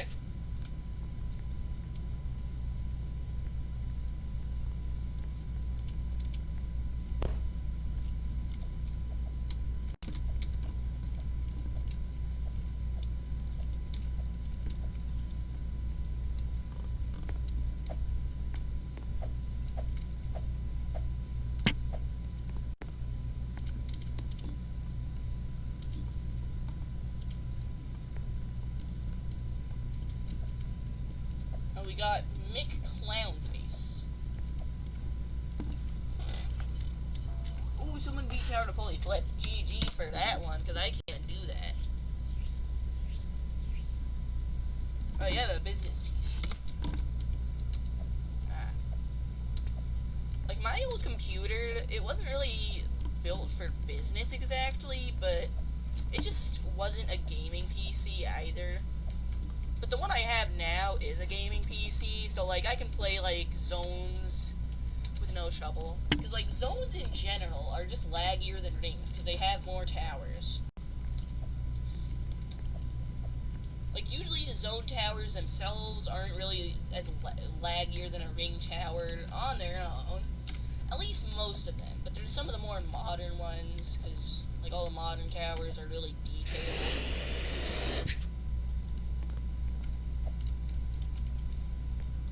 Yeah, you can't press space to get off of this balloon. That, like, maybe until there. I don't know. Jeez, my time for beating this tower is gonna be long. But at least I beat the tower when I do. Because, like, as the stream's title suggests, I'm only going to stop this stream when I beat this tower. Because I already beat Tower of Despair.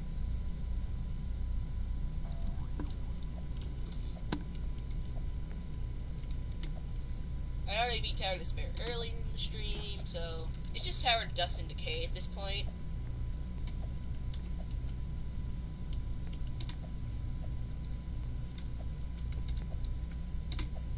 And you try and be careful. I think it was about there that I fell. Because, yeah, this neon part is probably, like, one of the hardest parts of the tower. Since this is where I usually fall. I usually fall here. Like, this floor is where I have almost all my falls here.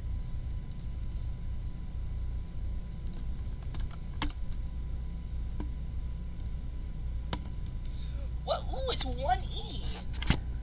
I know 1E from God's Awful Towers. That's another tower game.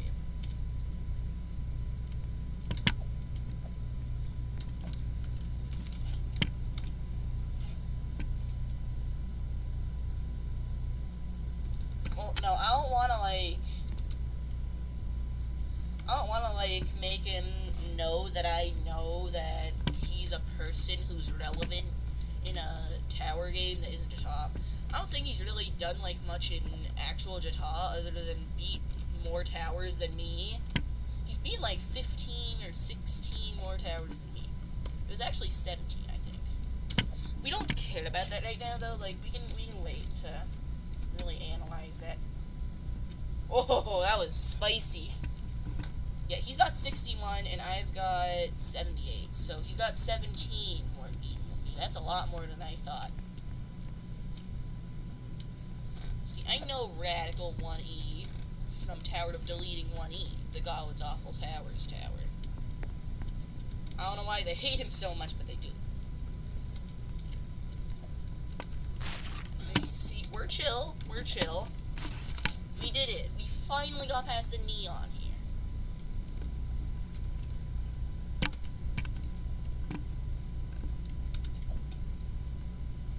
Apparently someone's friend made a song that got used in Tower of Nonsensical Platforms.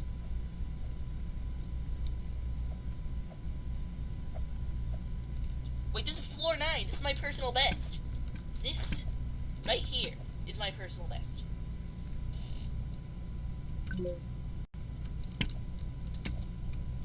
Wait, oh! No!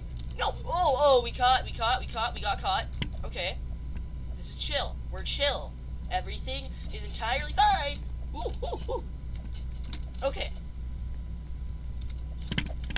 Just calm down.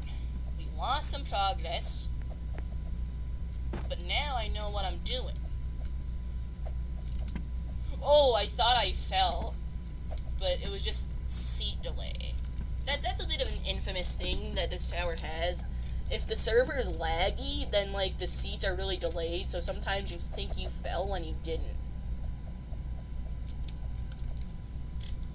That's just an issue that this tower has when it's laggy. Like, when it's a laggy server, that's when you know this tower is gonna mess you up. At least just psychologically torture you. It's gonna psychologically torture you. That's just what this tower does. That's its expertise. Psychologically torturing people who expect it to just be another difficult tower.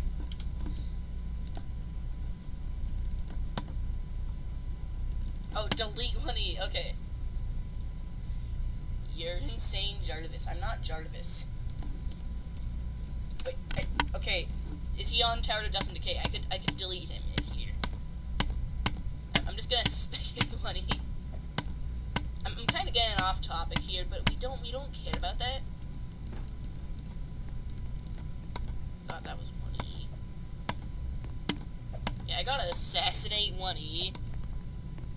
Oh, he's in Tower of Dust and Decay. I could actually kill him if I wanted to. Except I can't. There's no item that lets you damage people. But I could assist in deleting 1E if I really wanted to. But I already beat the Tower of Deleting 1E, so I don't think I have any more work to do. That's right, I beat Tower of Deleting 1E, the hard difficulty tower in God's Awful Towers. That's right, I'm cool. ToDAD is difficult.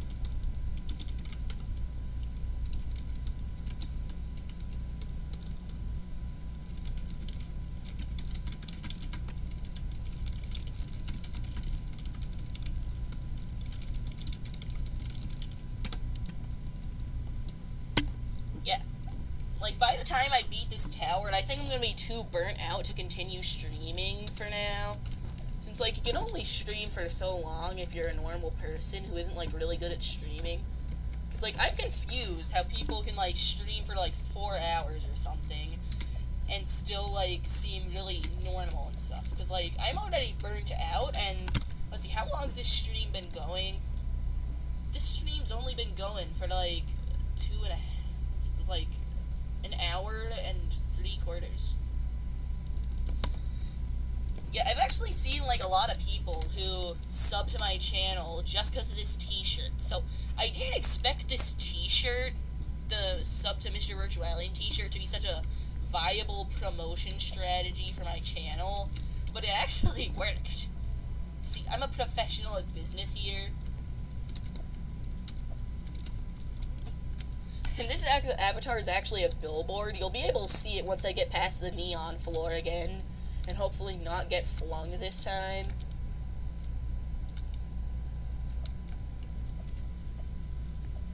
Oh, someone noticed 1E before I...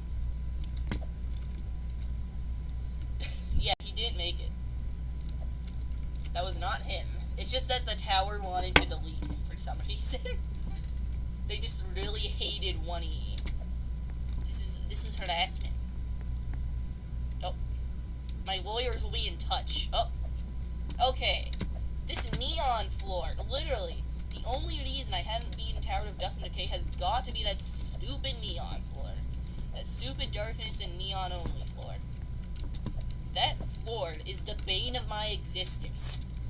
It's kind of like Tower of Contractual Obligations Floor 5, but even worse. It's worse.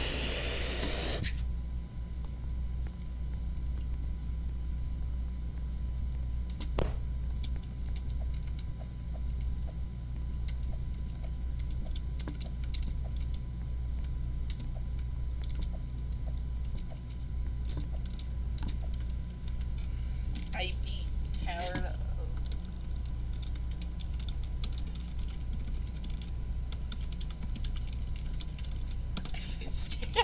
I've been scammed. They scammed me.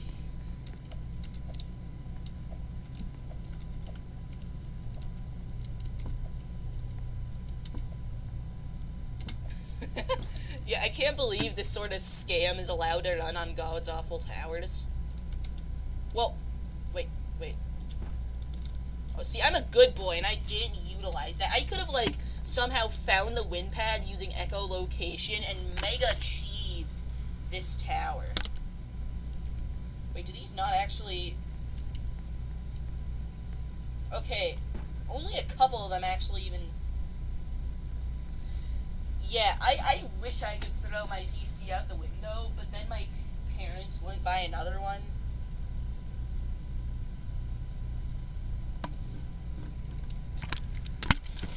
Yeah, Tower of Dust and Decay doesn't have decaying corpses, and there's also no dust. I agree with your statement.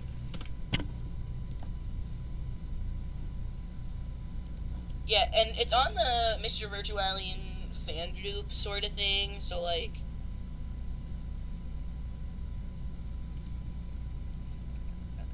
Yeah, like, it's a sort of fan group thing that I made, so... And it's the primary group on my profile, so that's a good way to find it. Or it's probably like the first group you'd find if you searched Mr. Virtual Alien in the group search. See, all sorts of methods.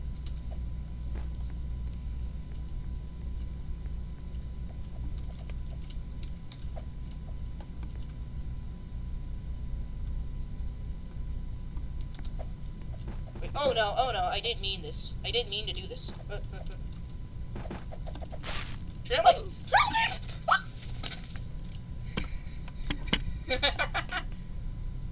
Yes, well, no, I can't make a t-shirt free.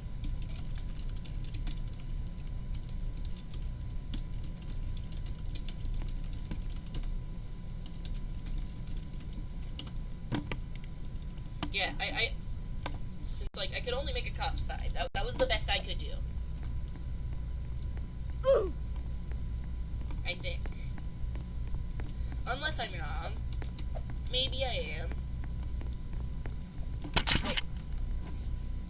Maybe I am. decay yet. I just died. No, I just died in ToDaD. I didn't beat it.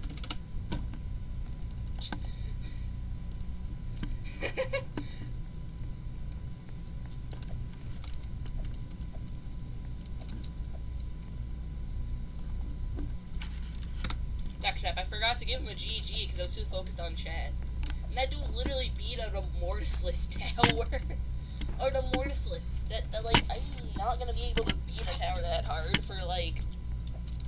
I estimate at least, the very least, like, maybe even a year till I can do that.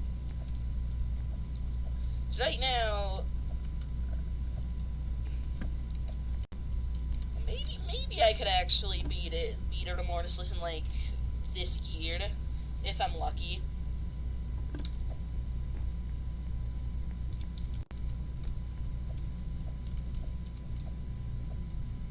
It didn't work. The skip didn't work. Operation Skip failed, but now it didn't fail. Amazing. We're just having the greatest time here. This time we didn't get killed by that section. Because I was getting too overconfident. I thought, hey, maybe it won't kill me. And it killed me. As soon as I wasn't cautious enough.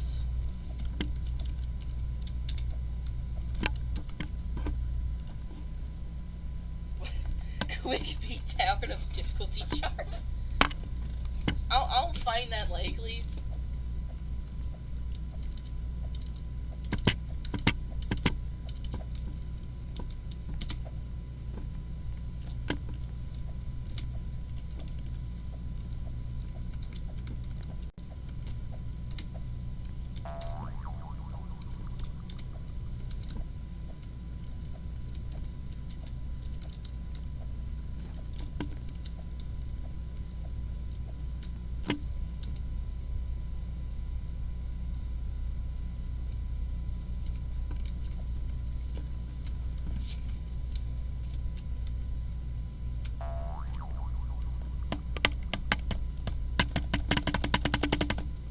Clicking a lot because I don't know what to do anymore. Oh my gosh, guys, 192 towers being man is far in Tower of Inception. Whoa, I gotta actually find him. And there's an awful lot of people at ToDaD. Wait, oh, I thought he was like joking around, like acting like he was way further than he really was. But look, he's actually like decently far, I think. Oh, he's still only on floor 1, but he isn't on, like, the very start of it, like I'm always stuck on. See, there's people all around that are better than me at JToH. Like, it seems like I'm a really good player, but that's just because you don't look for enough other JToH players. It's like, you know, this used to be more of a funny moments, videos only sort of channel, until I decide, hey, I've been playing this game called Jupiter's Towers Attack. I'm gonna make commentaries on it. So I think for, like, a decent portion of my subs, other than the ones that are my Roblox friends and see me playing this game constantly, like, other than them, for some, this is, like, their first exposure to JToH. So it's kind of like with Pink Leaf fans. Some of them always say, oh, Pink Leaf's the best hobbyist ever. Doritos! Where are my Doritos? I can't find Doritos, so I can't eat Doritos right now. Like, the only food in my room is a bag of Tootsie Rolls. Like, it's a bag of Tootsie Rolls. That's the greatest food I have in here, and it's the only food that's actually edible.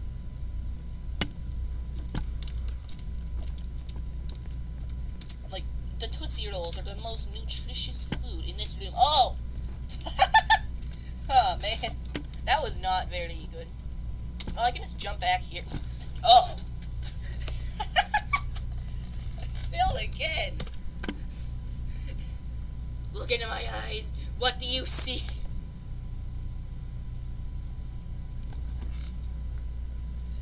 What do you see? Yeah, this just isn't working. But I'm still gonna stay true to the title. I'm only ending this stream after I have beaten this tower. yeah, that's the point of this stream. So, like, I'm not sure about taking that party suggestion sort of thing or not.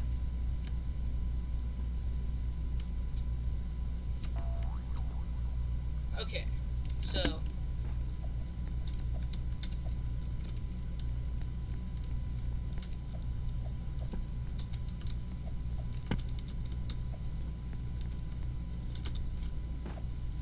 oh no. What are you? I've been gay baby jailed.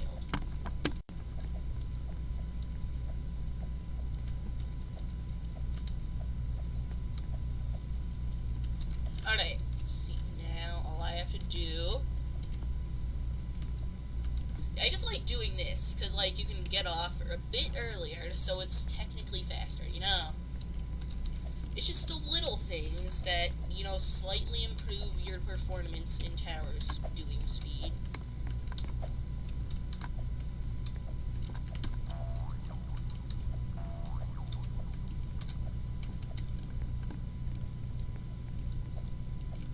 Wait, it's 1E. It's 1E.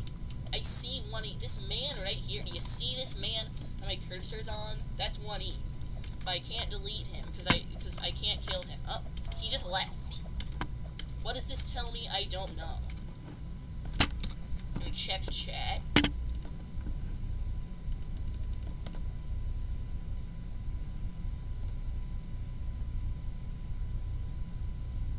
Well, I don't care if you guys are okay. I just don't want to not do this. This tower has been messing with me for so long. But I've gotten to floor 9. I know I can beat this. If I can just get past that neon section and not get messed up because of some luck-based gameplay on floor 9. If I can just get past that, I'll probably beat this.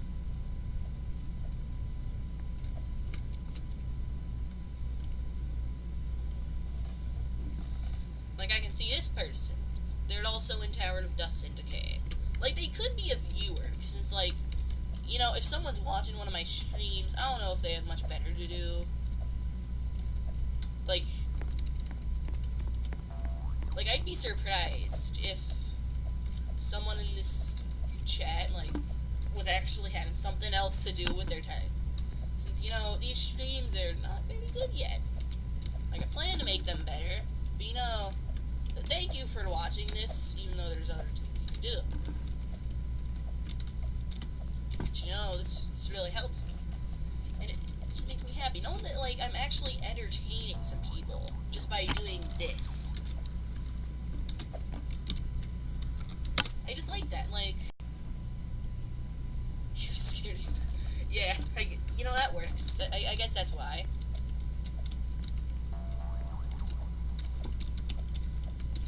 I need to not get flung by this platform again. I thought it was like Can Collide False or something. It was just an elevator. But it wasn't. It wasn't. It just wasn't. It was actually Can Collide True. So if you bonk your head into it, you just get flung down. Which isn't really how you beat the tower. Unless you get bounced into the floor so hard that you just fly up to the wind pad. But that's not very likely. Besides, I'm here to do this tower legitimately.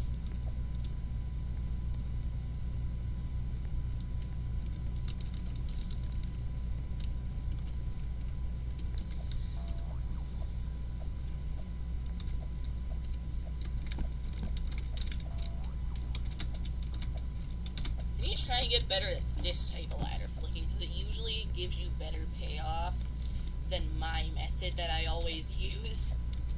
Like, the other method usually just works better. So something about these unions, I thought that they were, like, strictly, entirely Can Collide False, all these holes and thing. But no, apparently, they're only, like, the very middles of them are Can Collide False. So I can, like, casually just... Hey, guys, what's going on, guys? I'm just chilling. So, you know, I didn't expect that.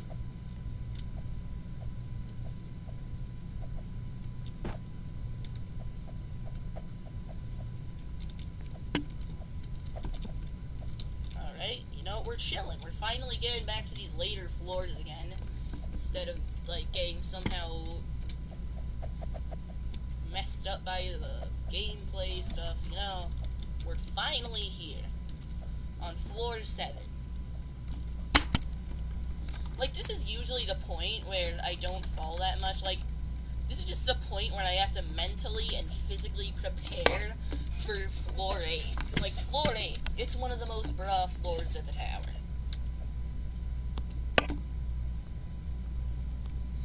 What this dude has less towers beaten than me, and he's still beaten Tower of Eternal Suffering.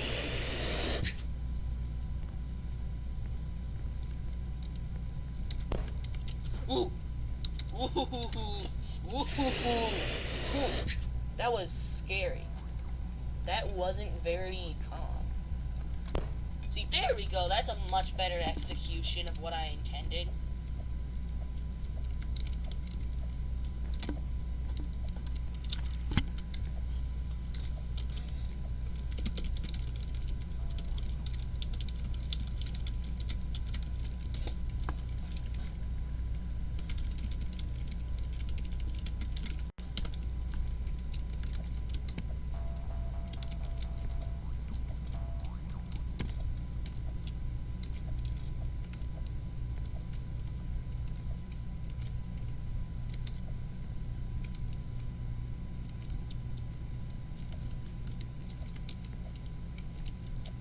Okay, I didn't expect this to happen.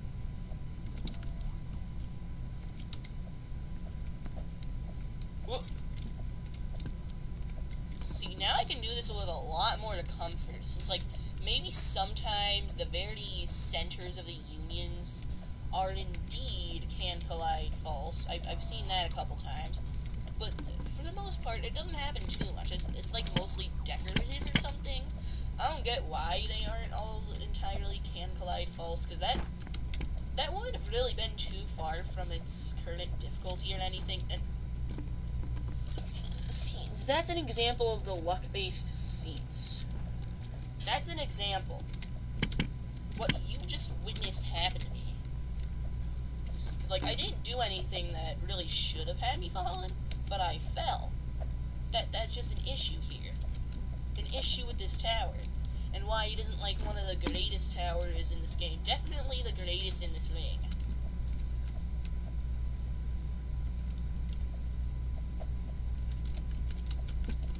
Wait, I haven't checked chat in, like, an eerily long time.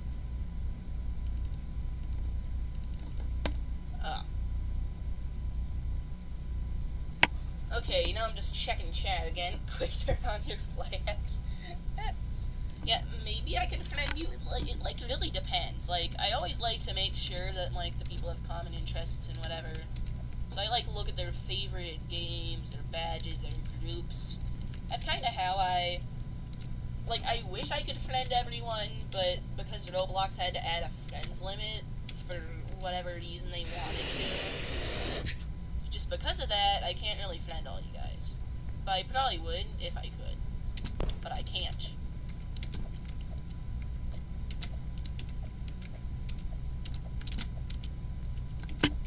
But, like, there's not really much you're missing out on if you can't be on my friends list, because, you know, anyone can join me in games whenever they like, if they can just go to my profile and click join game. You know, that's part of why I have that enabled. Like, I don't have to have so many people wanting to be my friend, because, like, they can just simply join me, and that's, like, that seems to be the main reason why people on Roblox like to be friends, because sometimes people don't have it so everyone can join them. And they just want to keep in touch, but, like, for the most part, it's usually just fine already. Like, even messages, anyone can message me as well, so, like, we have, like, you don't really have to be on my friends list or anything either. It's, like, basically everything that being friends with a user has, there's either a good alternative to it that I have accessible, or the same things accessible.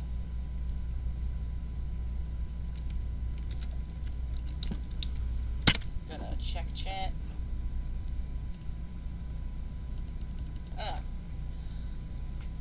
Yeah, my hardest tower right now is Tower of Impossible Expectations.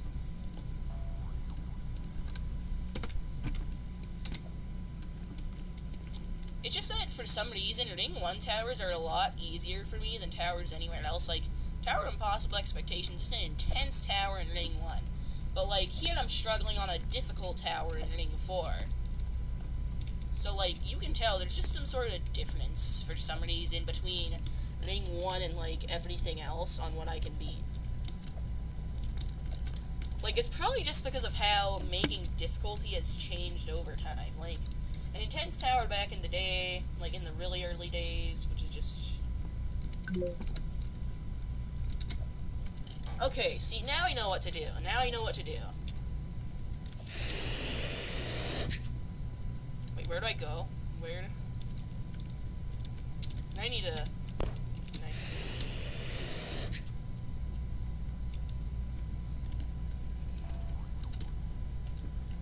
Now I see. Ooh, this is interesting. This is, like, interesting stuff.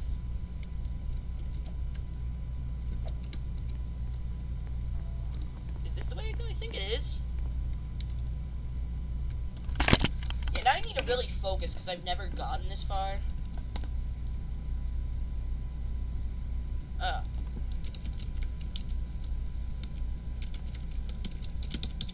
Yeah, easiest soul crushing, in my opinion, is Tower of Difficulty chart. Of course, I can't really beat it to be entirely sure, but I just in general know, based on how the tower is, that it's for the most part the easiest soul crushing. Like, some people even argue that it should be only remorseless, like higher remorseless or something. I personally agree. I feel like it's easier than Tower of Eternal Suffering. So either Tower of Eternal Suffering is soul-crushing, or the current version of Tower of Difficulty chart is low-ish remorseless, you know?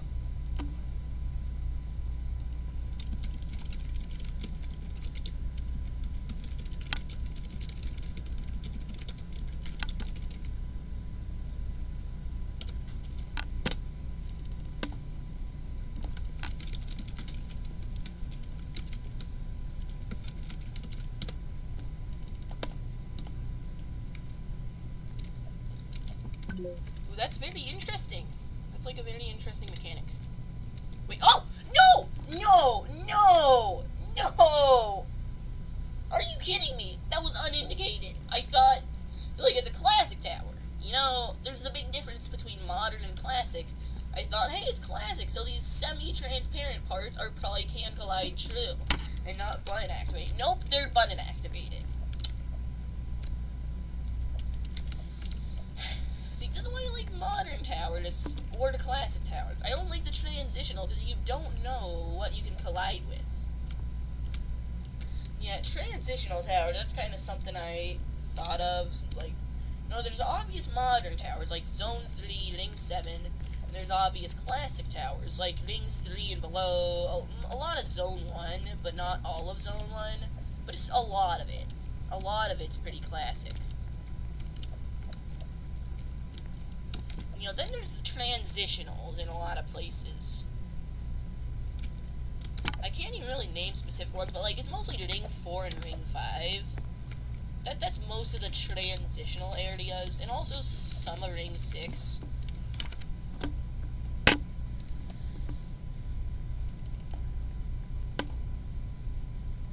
Yeah.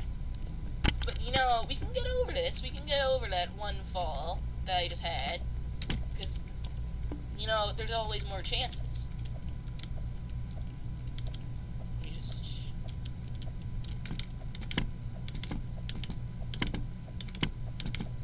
Yeah, see, there we go. Wall hop, skip. See, we're all chill, we're all chill.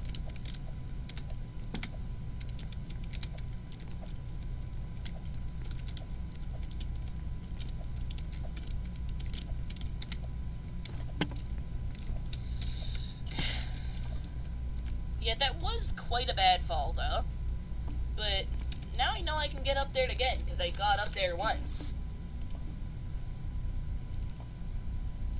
Like, it's a bit of a moment that I had to fall, but I can get back up. Oh, and someone beat their first tower in Ring 4. Good for them.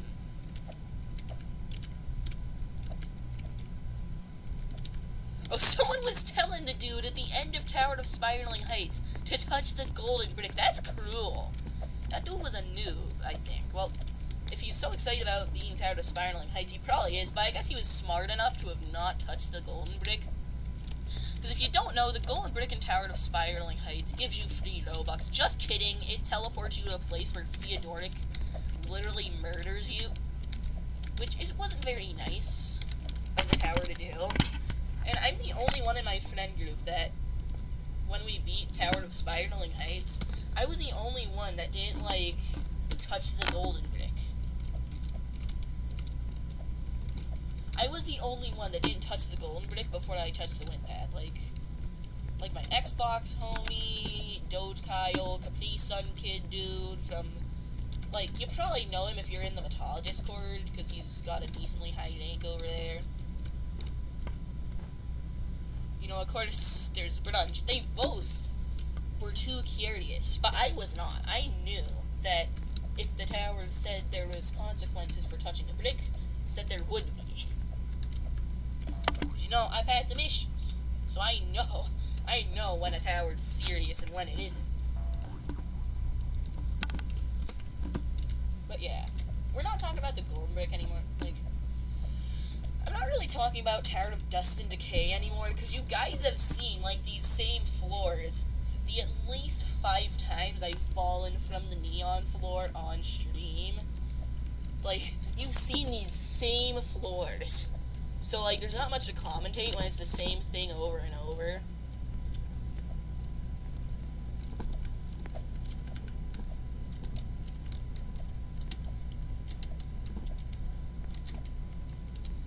You know, it's cool that these unions aren't actually can collide true, because that just makes this a lot easier than I really thought it was.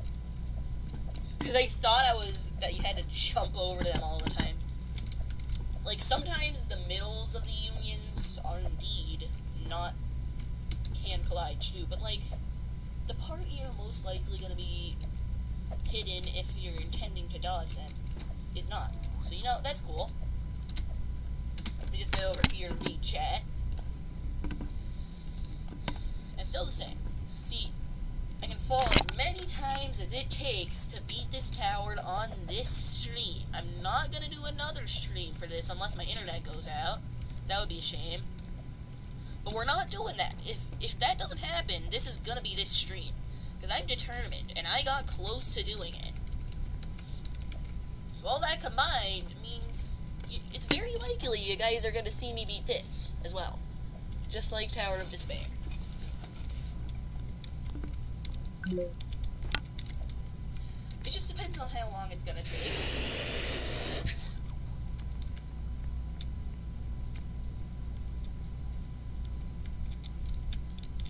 It's probably not gonna be this run either, because I've still got a lot to learn. Like, there's always a lot to learn if you haven't already beaten the tower. Because, you know, sometimes things in the tower surprise you and stuff, you know? Sometimes you'll learn new skips you didn't know earlier. Sometimes you'll learn just, in general, things that assist you as you, like, do more and more runs of the tower until you eventually can beat the tower. But, like, there's something about towers. There's no checkpoints, so it's just, like, every run, you slowly get closer to having one, and eventually you just get so close that you touch the wind pad and you win.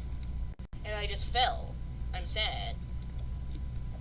So, but I don't really care at this point. Like, falling on this tower during this stream is just natural by now. Like, I just deal with it. Like, it's happened so many times. You know, once it was from the second to last floor. That was a lot worse than what just happened now. But see, these floors, for the most part, are short after the first one for a while.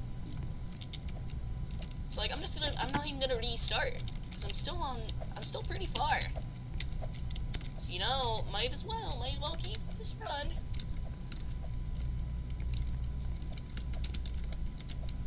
So, you know, yeah. We're just chilling. Even after that fall. Because I fall all the time by now. It's second nature to me dealing with falls.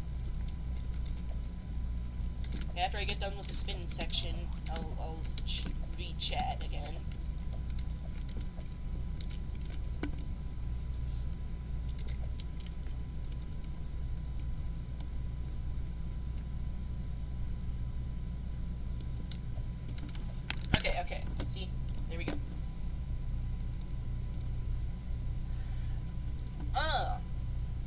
yeah, not even a box. I think you like.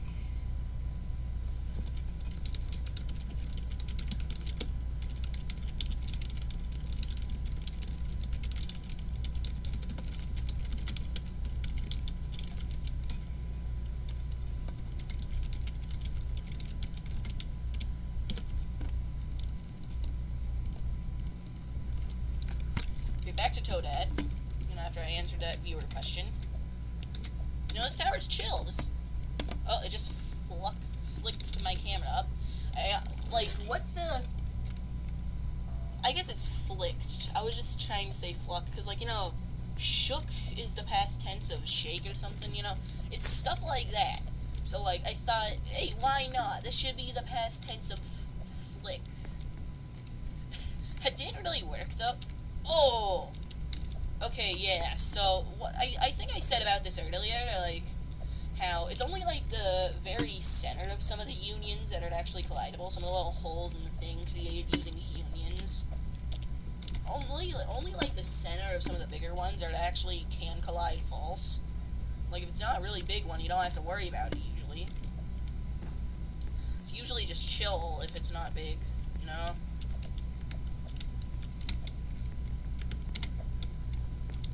I'm starting to actually be, really used to this first floor at this point, because I almost never fall on this floor, because that's just how it is. The first floors are almost always one of the easiest floors, maybe it's usually the easiest floor of the tower. Sometimes they're just one of the easiest, depending on how exactly inconsistent the difficulty is.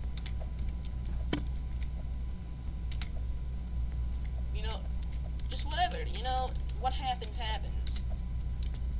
Floor's difficulty is whatever the floor's difficulty is.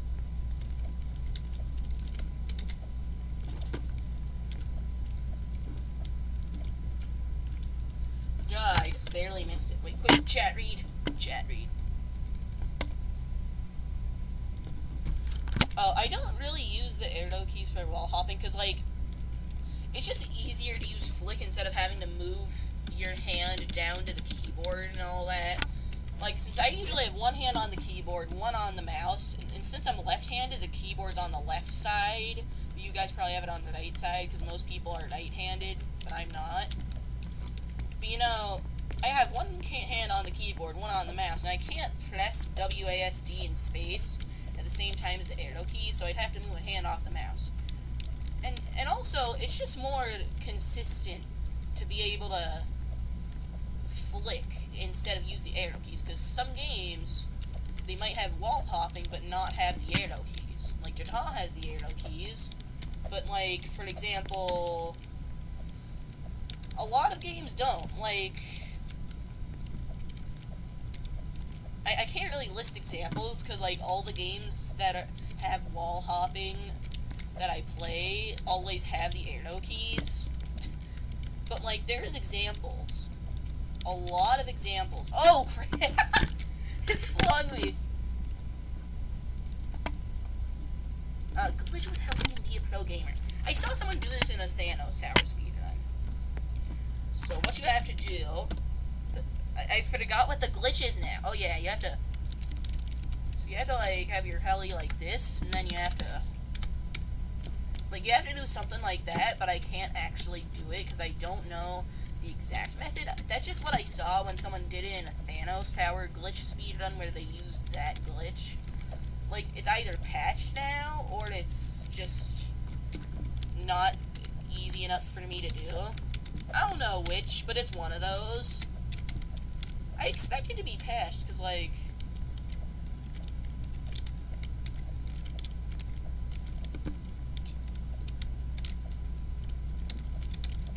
yeah, these people are so uncultured. They don't know the original meme.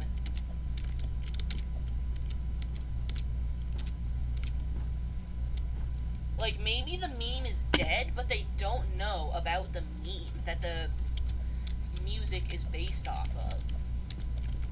And that's what disappoints me. The meme isn't very good, and it's also dead. But it just disappoints me that they don't know the source. I'm so cultured.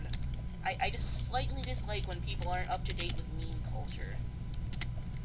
Like...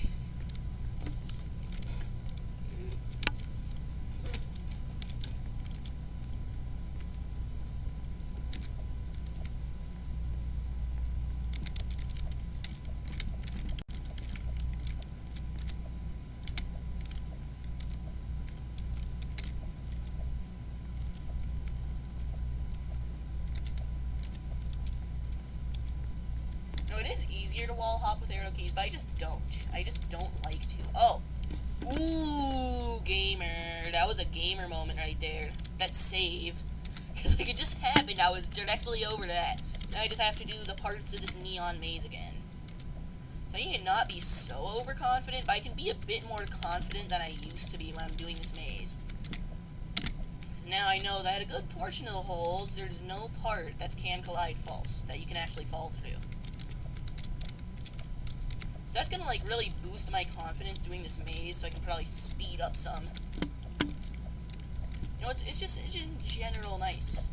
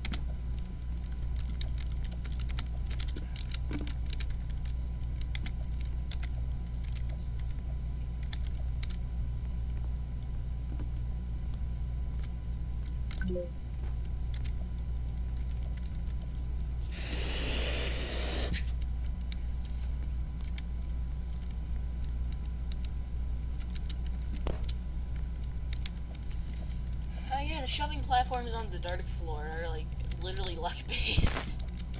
So yeah, Tower of Dust and Decay, it could have been, like, the best tower in the whole ring of Ring 4 if it wasn't luck based, but it's luck based. That's the slight issue with this tower. That's a slight flaw that this tower contains.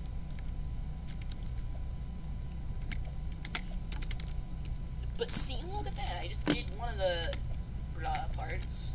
But there's still the seats. The seats! Oh, the seats. Those are Those are real moments. It's like a good portion of the seats. There's something luck-based about them. Sometimes it's obvious, sometimes it isn't. But it's luck-based. And that's horrible.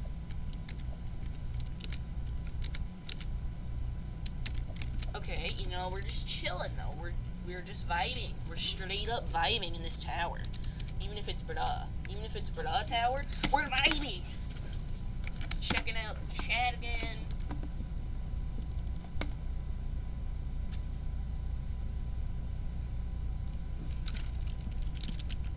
Yeah, it stands for Mr. V's Towers of Heck.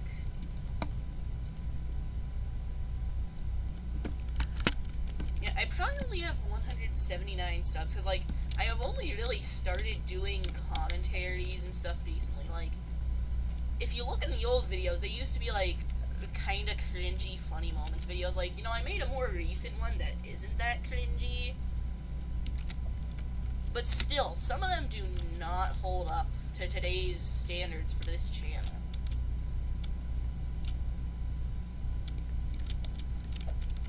Like, a good portion of them, actually, don't really have anything that's really funny about them. Like, they're just moments at that point. They're just moments.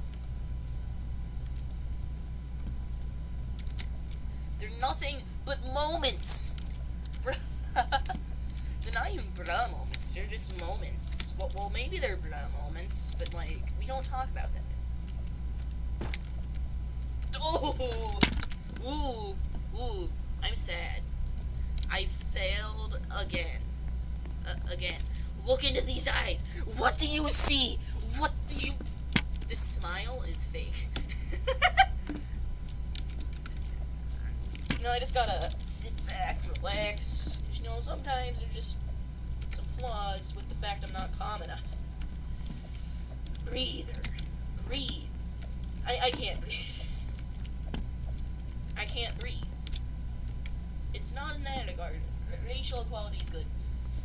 But I'm just unable to calm myself down right now.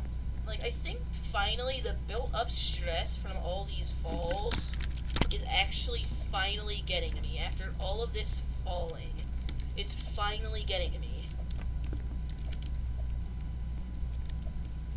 But I'm so weak from the major bike accident. Someone here in this game was in a bike accident. That just says a lot. That just interests me. Like, I had a bike accident once when I would ride a bike a lot more than I do now, which is almost never. Well, I did ride bikes sometimes. Like, one time it just started tilting over because it's a two-wheel bike, and something about me, I'm really bad at balancing things. So, like, if you put me on a two-wheel bike, I'm, like, immediately going to crash, and my knees are going to be really bloody, because that's just how it goes. Anytime I have a two-wheel bike. And I have to ride it.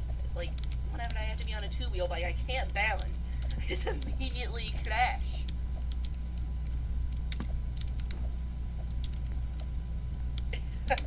It just don't work. It just don't work. You know...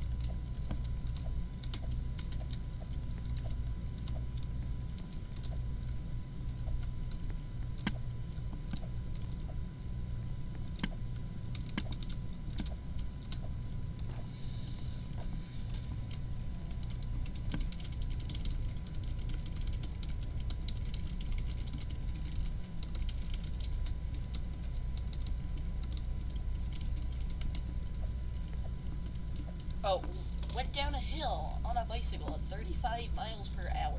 Handlebars slammed in my chest and got flung overboard. So that's like actually a major bike crash. I didn't expect that. I thought it was just like the bike crash I described where like I fell and my knees got a bit bloody because my knees took the impact. You know, that just... I always forget that there's people who are, like, really good at bike riding, and they can genuinely go, like, 35 miles per hour, and sometimes not crash. They can go as fast as a car on a bike and not crash. They have to manually pedal and everything. Like, they got manually pedal, so it's like a motorcycle, but with extra steps, basically. It's a motorcycle with extra steps. So, you know, you always have the risk of just flying out off the bike to your doom. Well, probably not actual doom, but you'd get, like, hurt a lot.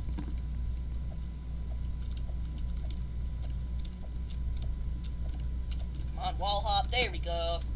Yeah, you have to get, like, a bit of a high jump up there so that you can actually wall hop there as well, you know?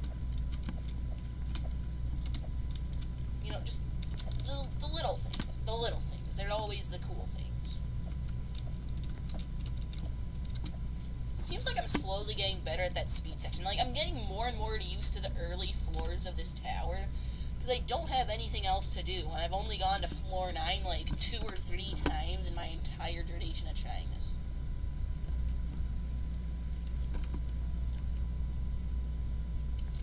Well, they broke a lid from a bike accident. Wait, did you actually lose half a finger in a car accident? Like, did that actually happen?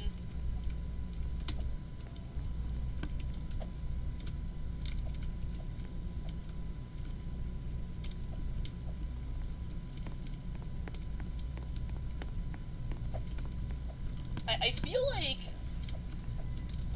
Yeah, there's something that I just wondered about. Like, I feel like my life is too safe. Like, the worst injury I had in my entire life, in my opinion, the most pain I ever had was when I sprained an ankle one time, and it was painful enough that I couldn't walk anymore.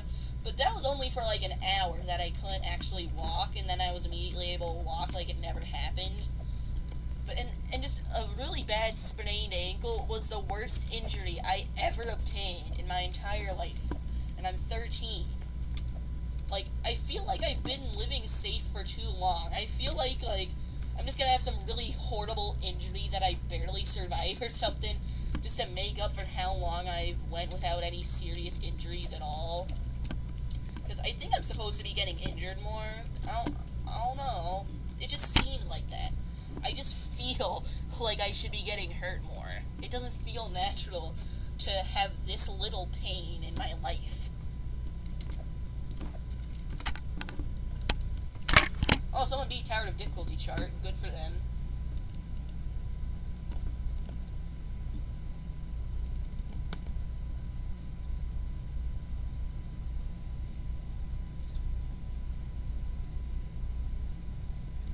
Like, one time I shut a finger really hard in a car door, because, like, I was really rushed, because I was already getting late for school, and I was like, oh, I don't want to be more late to the point where I literally get, like, a detention or whatever. So I just started speedrunning in real life to get in the car. And then, you know, I'm rushing too much, and I just shut the door really hard, and my finger was still in there. So, like, yeah, this is the consequences of speedrunning in real life. Don't do it, or your fingernail will literally fall off. Because I'm pretty sure that, like, my fingernail, like, nearly fell off. After that, I think something rather similar happened to a toenail as well. The toenail, like, nearly fell off. Like, it just wasn't... I've just had interesting experience.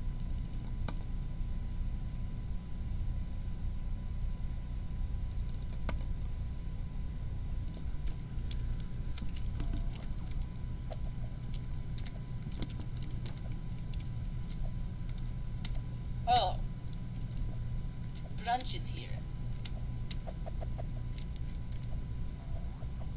So yeah, Brunch Boy, you know him. He comments on my videos a lot. He's my friend, and... Are you kidding me?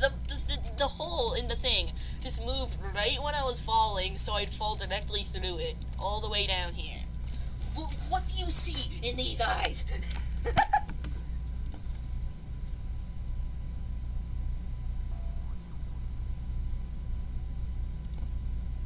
No, YouTube, I don't care that this isn't proper video resolution.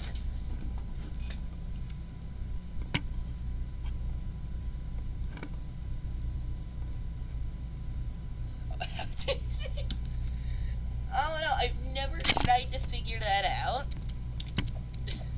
I've just never tried to figure that out. Oh, it's him! He's here!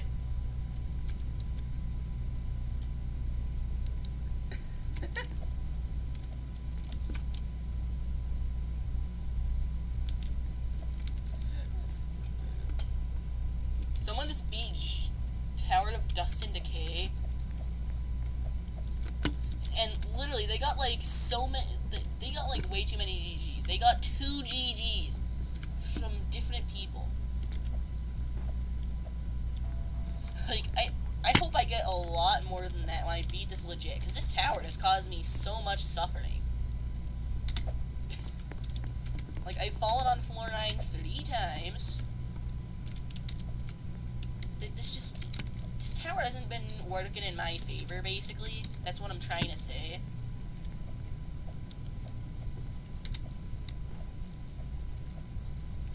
Yeah, this man, he just really has had a bad day. He's been in a car accident that not only broke a rib of his, but also smashed his friggin' iPhone. And iPhones are really expensive, especially newer ones. But they're just in general really expensive. And that's why I'm pretty sure that my family doesn't have one.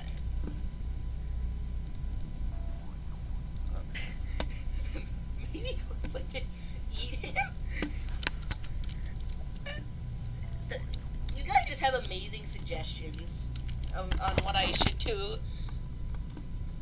You know, maybe I'll take a break from Tower Dust and Decay. No, just kidding, guys. I'm not taking a break. Unless I am. Like, I don't really know anymore. because this just isn't working. I just say that things aren't working so much.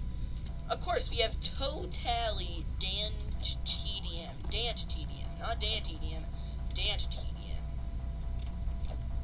Oh, he hit a curve and got flung 4 feet into the air, flying at 35 miles an hour. That it just says, in Kickstarter, it says, "Alright, cool." Like, this man is suffering so much. He's lost so much just because of a bike accident. And this dude, he just says, "Alright, cool."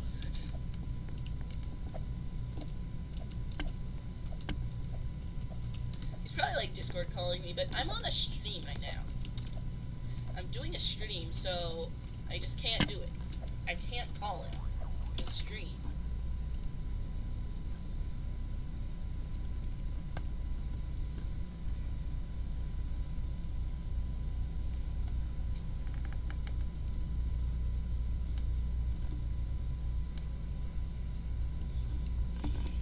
Yeah, that really is bad.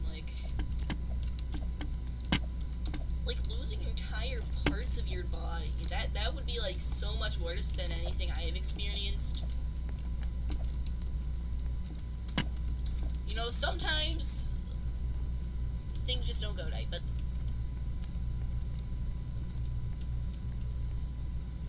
okay, I don't know how to like really help you here, because like I feel like I'm gonna worded something wrong and like get off on the wrong note here. Like, you hurt your finger. You don't have at least half of one of your fingers now. I want to help you. I wish I could like help you. I wish, but I can't. I'm just some dude behind a screen doing a stream where he's beating some towers in a video game.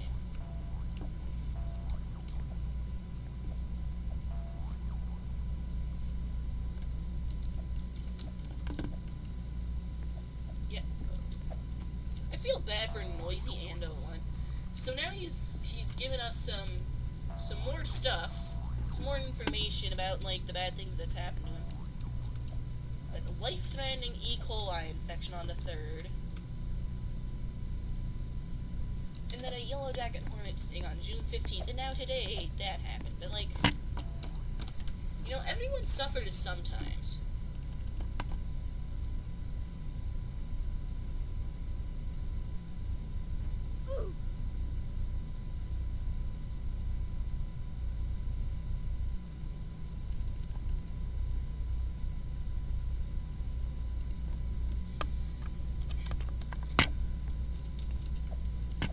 As I said before, for some reason I just feel like something really bad's gonna have to happen to me soon to make up for like how long it's been since I've had any major injury. Like, I've never actually had something that I really considered as a major injury. It's like just some sprained ankle that made me not be able to walk properly for like a single hour. That's the worst thing I get to say that I've had happen to me. In terms of injuries, at least.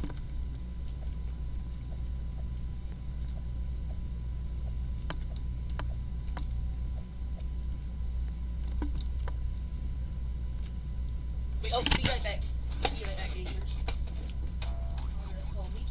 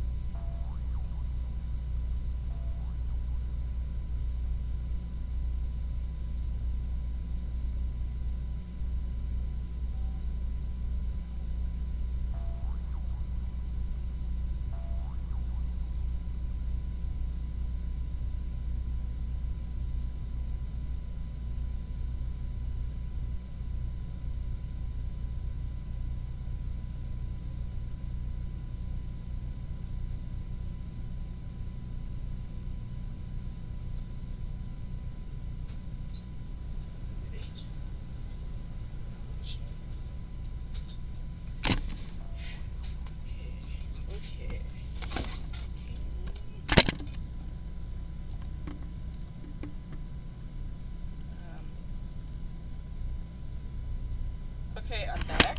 I'm now back.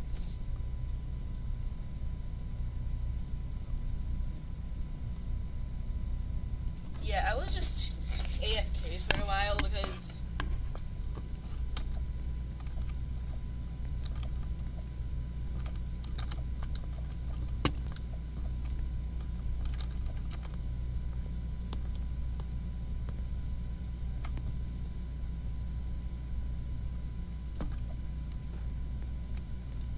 people really have a lot worse life than me, man.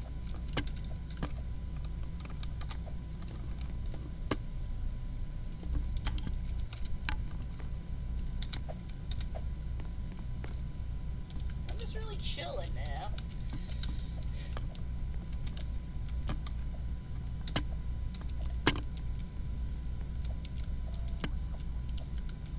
So you gotta move like from side to side. That kind of helps me high jump for some reason. Gotta get my speed back, and then I can do this. Then gotta come fast. Oh, fast boy, oh. Yeah.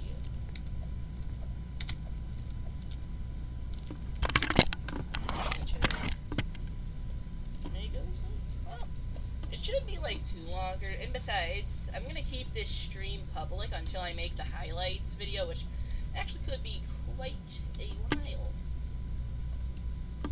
Because you know, this is like a couple hours of footage, I'm pretty sure. So this is gonna be like really hard to make a highlights video of. I just have to get like the real highlights. There's gonna be at least a couple hours, and that's just assuming that I immediately win at this run, which I probably won't. Because this tower is notorious for killing me when I expect to not die. You know, it just does what I don't expect, basically.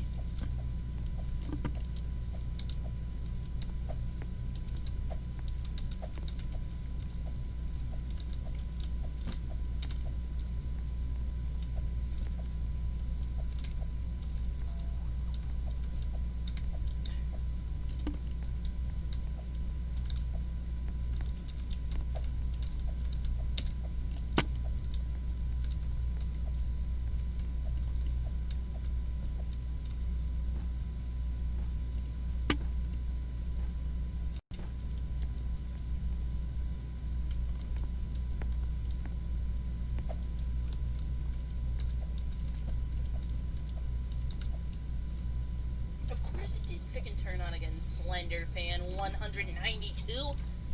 I'm getting, like, progressively saltier.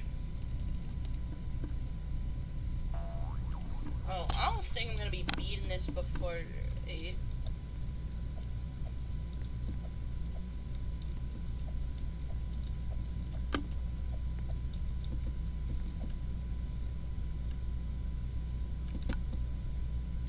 Like, my life isn't really bad, but at the same time, it's not really good. Like, I'm not constantly having amazing things happen to me. Like, I'm not constantly having horrible things happen to me either, so my life's just kinda my life. Like, it's not amazing, it's not horrible, it's just, like, somewhere in between, where, like, basically, like, nothing major ever happens to you. Like, of course you have good things, like, you know, house, food, water, good computer. Like, I have everything I really care for right now.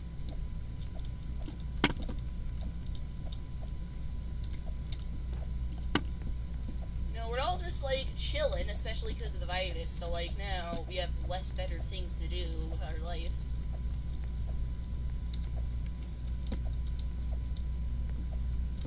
And I just have to say the virus instead of the actual name of the virus.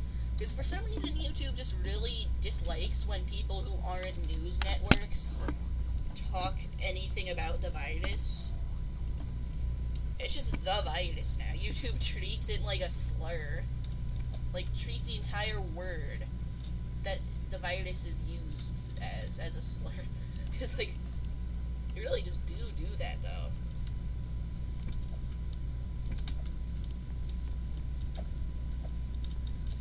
how Roblox actually used to censor Minecraft, because back in, like, 2012, Roblox and Minecraft were actually, like, directly competing with each other, basically.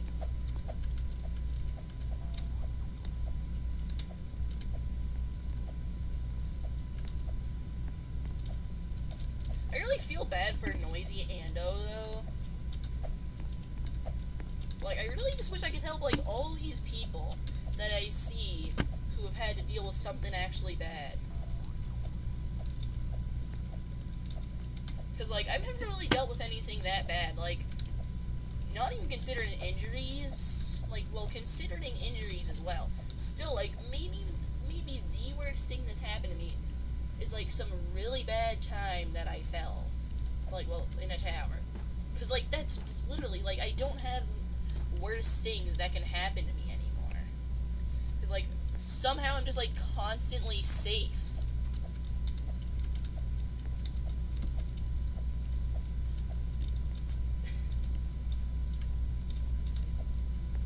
Like, I don't even know why, but I just am.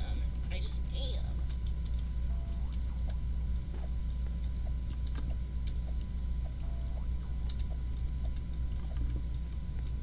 I've seen some people that come from Chloe Games' video on JToH, but, like, you know, it's such a, like, really intricate tale on how I ended up finding JToH, and now it's, like, the thing I play the most. Like, how I found JToH. So, there's a certain YouTuber that you may know of nowadays, but back when I found him, not many did. And that's Kaneko Kitten. Back in the day, he had 30,000 subs, which is a sizable number, but, like, people weren't constantly talking about him like they are now. You know, hey, I decided, hey, this dude doesn't have that many subs, but I like his content anyway, so I'm gonna sub to him. So I'm kind of like one of the more OG Kaneko Kitten fans, and one time, you know, when I was chilling... Oh, you can't see. Well, as I said before, the stream's gonna be public, like, until I make the highlights video, then it's gonna be unlisted in the playlist.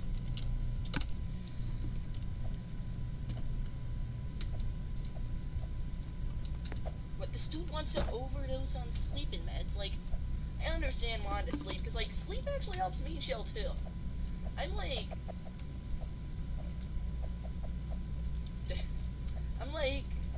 not in a very good place mentally. Like, I have a feeling there's something wrong with me. Because I've basically been messed up like this since I was, like, 9 or 8. So, it's definitely not just a phase at this point. Like, something's wrong with me as well. You know, something's wrong with everyone. But I have a feeling I might have something mentally wrong. Not sure if it's, like, full-blown depression, but I definitely have something going on here.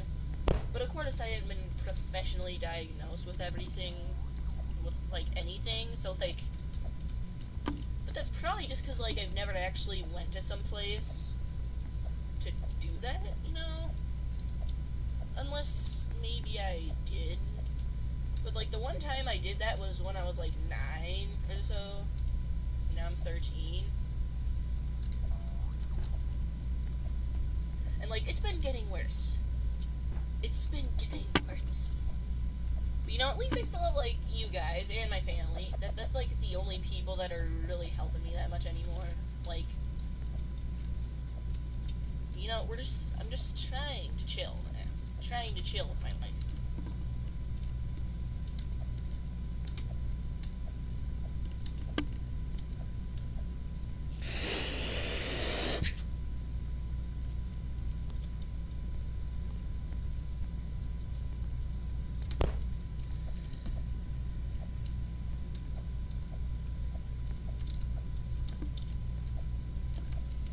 I'm gonna check chat.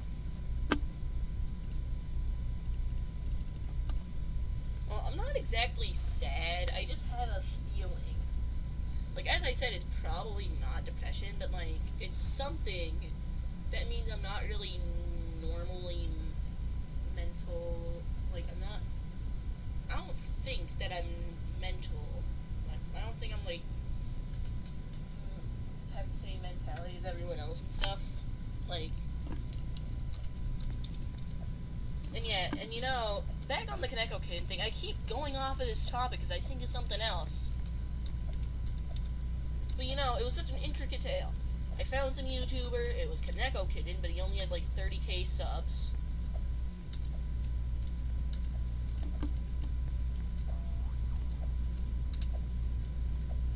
And you know, hey, I decided, hey, I'll do that, sure, he deserves the sub, so I subbed to him. And then some time later, he made a video on some certain game called ToD's Towers of Hell. And I looked at the game and I was like, hey, this seems cool. It's kind of like classic-ish, but still good. So, you know, I played it, and I did decently on it. I beat Tower of Anger in a breeze. Since Tower of Anger, there was no Tower of Annoyingly Simple Trials or Tower of Slight Unhappiness when I first played from the Kaneko Kitten video.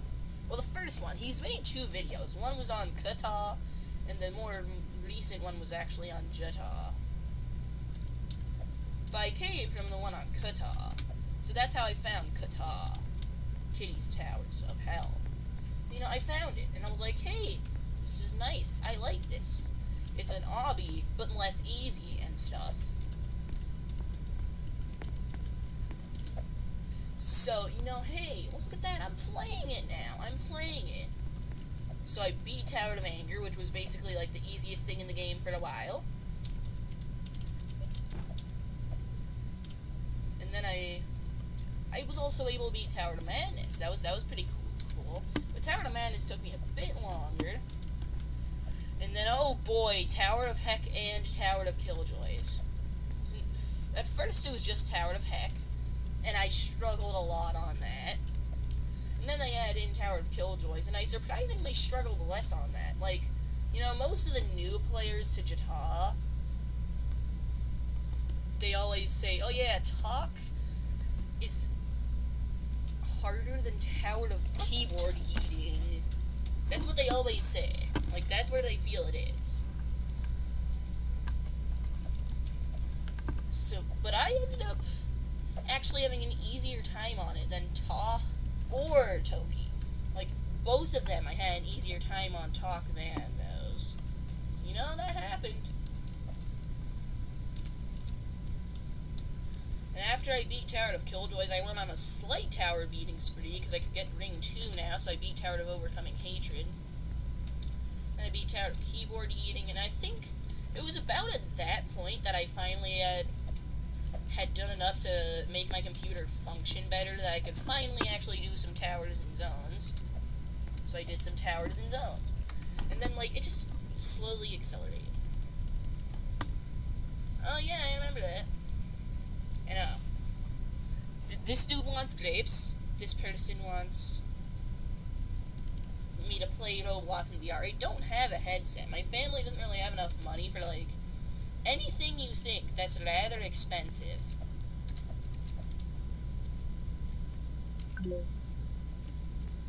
Wait, oh no! Oh! Oh! Ooh! That was not very good.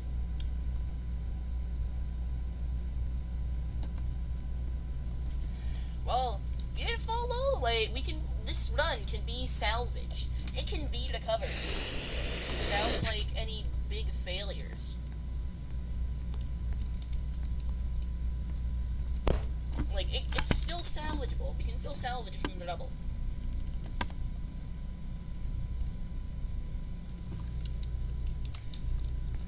And yeah, you know, later Kaneko Kane made a video on JToH, and like, and oh yeah, when I was struggling on ToD and ToDaD,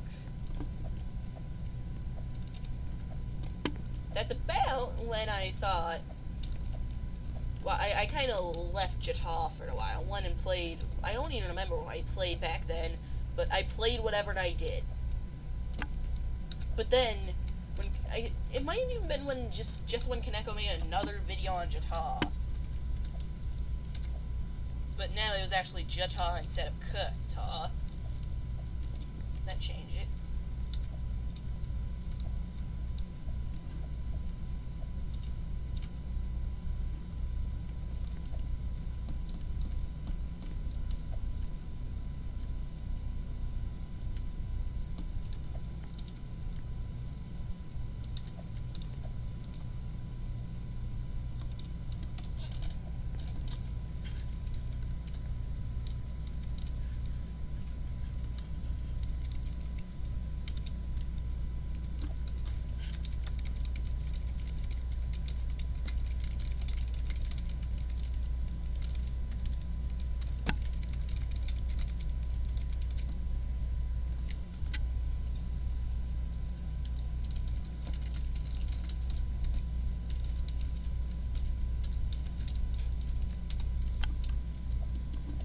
Yeah, I was just giving that dude some advice. He probably shouldn't be playing Roblox when he's still complaining about his wounds and all that, all this damage to him.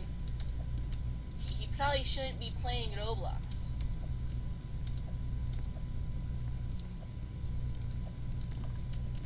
If this happened. Yeah, I know the story, Mr. Nordical. I know that Kitty just didn't like working on Kata anymore and stuff, so he deleted it. And then Jupiter over time, like, Jupiter only got involved in Kata around Ring 3, but quickly ended up rising to become the co-owner of the game. So, like, that happened and stuff. And now, now Kitty, after Ring 5 is out, Kitty doesn't really like working on the game anymore. So, he deleted it. But now Jupiter, she decided that as the co-owner, she'd continue it. She'd continue it in the form of Jupiter's Towers of Heck instead of Kitty's Towers of Heck. It was actually Towers of Hell for a while until there was some sort of censorship problem or something. So they made it Jupiter's Towers of Heck. That all happened, and now we're here. For a while, sometime after Kitty deleted the game, Kitty became Oberyn Toon, and, they're one of, like, the co-owners of Tower of Hell, so, Oberyn was more busy with that. And eventually, they made Oberyn's Inferno Reborn, which was just supposed to be, like, the more classic version of Kata.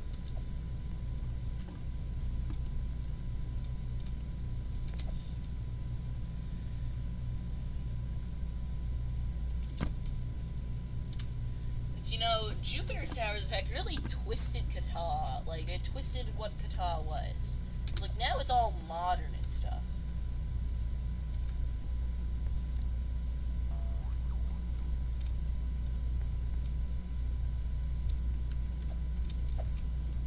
It's just more modern now. But, Kitty, I guess, just didn't really like that all that much, so, Kitty made Oberyn's Inferno Reborn, because they're at Oberyn now. Cool.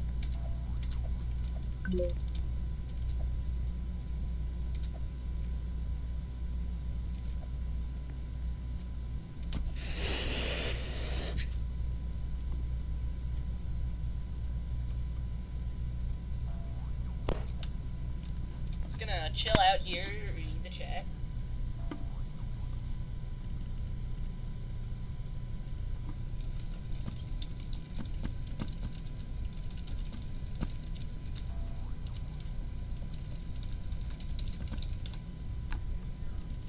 Okay. Be right back. Stream, chat, whatever.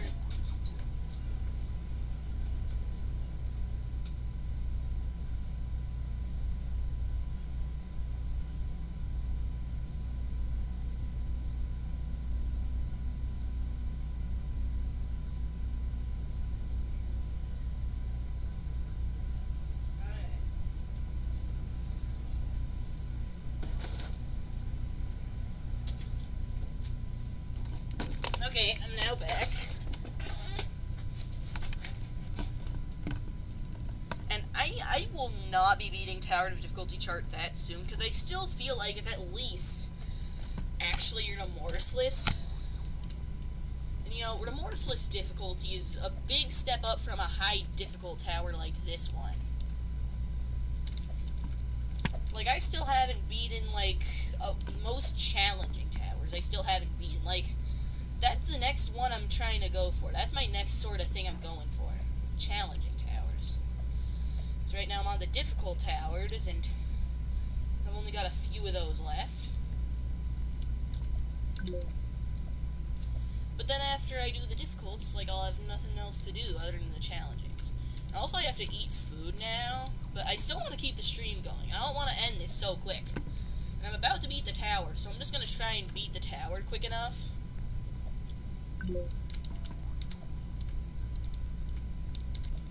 Wait, do I think I do. Yes, yes, yes, I can do it. Yeah, I did the button section. Wait, no! Okay.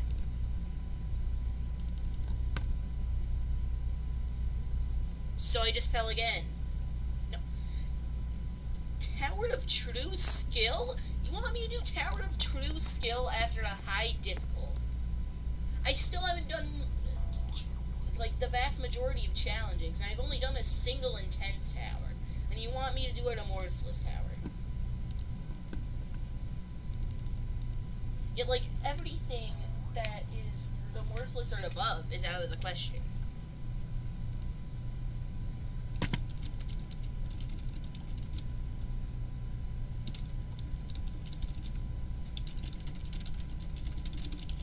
Yeah, I'm just gonna take a break.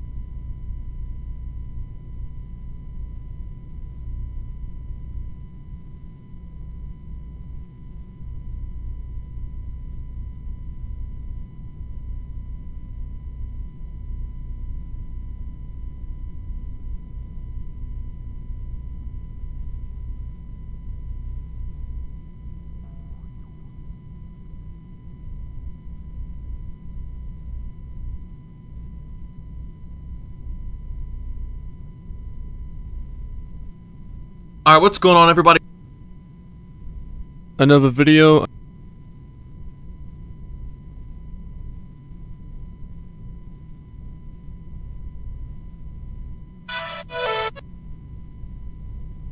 Serious one.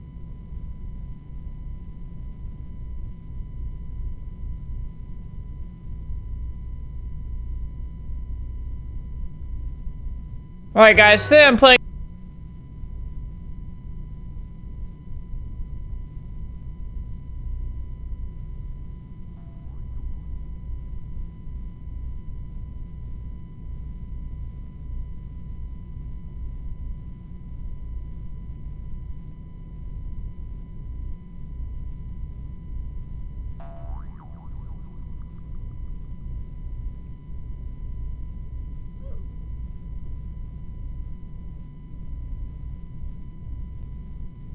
Another video, another day of someone being told that they are racist when they are not, but they make the changes ass anyway because they want to save face. What's going on, guys? Welcome back to a brand new video, and in today's video we're going to be talking about The Simpsons, essentially just ruining their entire show. Now, I'm sure you've heard about the Apu situation. He worked at the Quickie Mart and he was voiced by a white guy. He was an Indian, and essentially his character was just, you know, a stereotypical Indian with an Indian accent, like, "Welcome to the Quickie Mart," and people thought it was fucking hysterical, even many of my Indian friends. However, The Simpsons got too woke and decided that they should pull this down because they said it was racist, despite it not being a problem for the last decade or so. And ever since the Black Lives Matter movement, people have just been overreacting and making decisions that make no sense and are absolutely unnecessary. Like, there's been other TV shows that have cartoon black characters that have white voice actors, and these white voice actors are being fired now, and they are now on the search to replace the voice actor with a black voice actor, essentially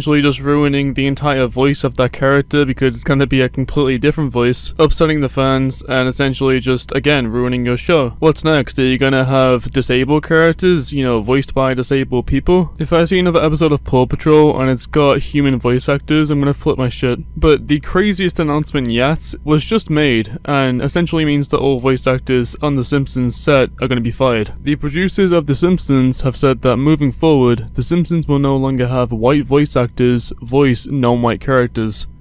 Now, keep in mind that not a single character in the Simpsons universe is white.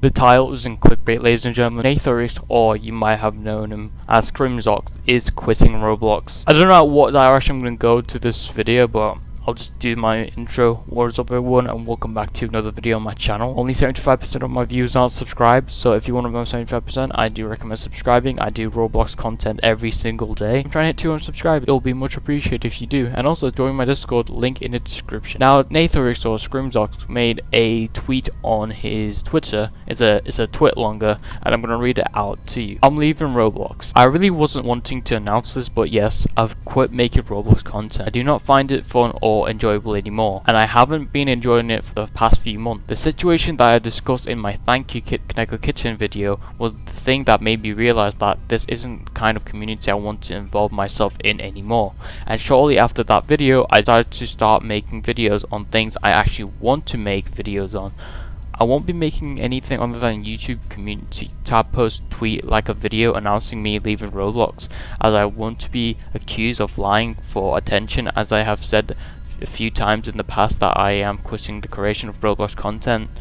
What also helped me in the making this decision was seeing my YouTuber friends Optimus, Cyrus and others being more successful of making content. I have always been scared to make, as I've only ever been comfortable making Roblox content, as I know what I'm doing in that community. This decision has led me to getting a few thousand less views on my latest videos, but I really don't care.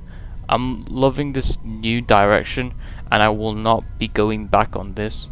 Even if it wasn't for toxic Roblox community, the platform of games just really aren't appealing or enjoyable to me anymore, and I'd be quitting right now anyway. Roblox has given me the opportunity to meet so many wonderful people, and it's the reason why I'm friends with a lot of the people I'm currently friends with. If you're wanting to unsubscribe, please do. I do not want fake numbers or followers on any platform, as that is quite pointless. Thanks for the memories. Now I want to give my own opinion on this. I knew JToH or Scrimzox quit Roblox. It was because of his last 3 videos of him talking about actual YouTube drama, instead of anything pointed to Roblox, which is understandable, and I see why he's already gave up in the Roblox community. He's really talking badly towards toxic Roblox Twitter community, the RTC, which I do agree. I think the RTC is nearly almost the same as the cancel culture, which actually, you know what, no, it's the same. It's the same as the cancel culture. So if you guys don't know, JToH or Scrimzox made a tweet saying guacamole, the meme where Sky Jackson would dox you if you say it. He made it because firstly it was a joke and he wasn't being serious on this, but for some reason people got so annoyed, people had hate on him, and I think that's one of the reasons why he just gave up on the RTC. And plus he had to make a new Twitter account with the same app because apparently his Twitter got closed or something, but you know, it's something confusing. I'm not sure about that. And yes, he even acknowledges that if it wasn't for Kaneko Kitten, he wouldn't be here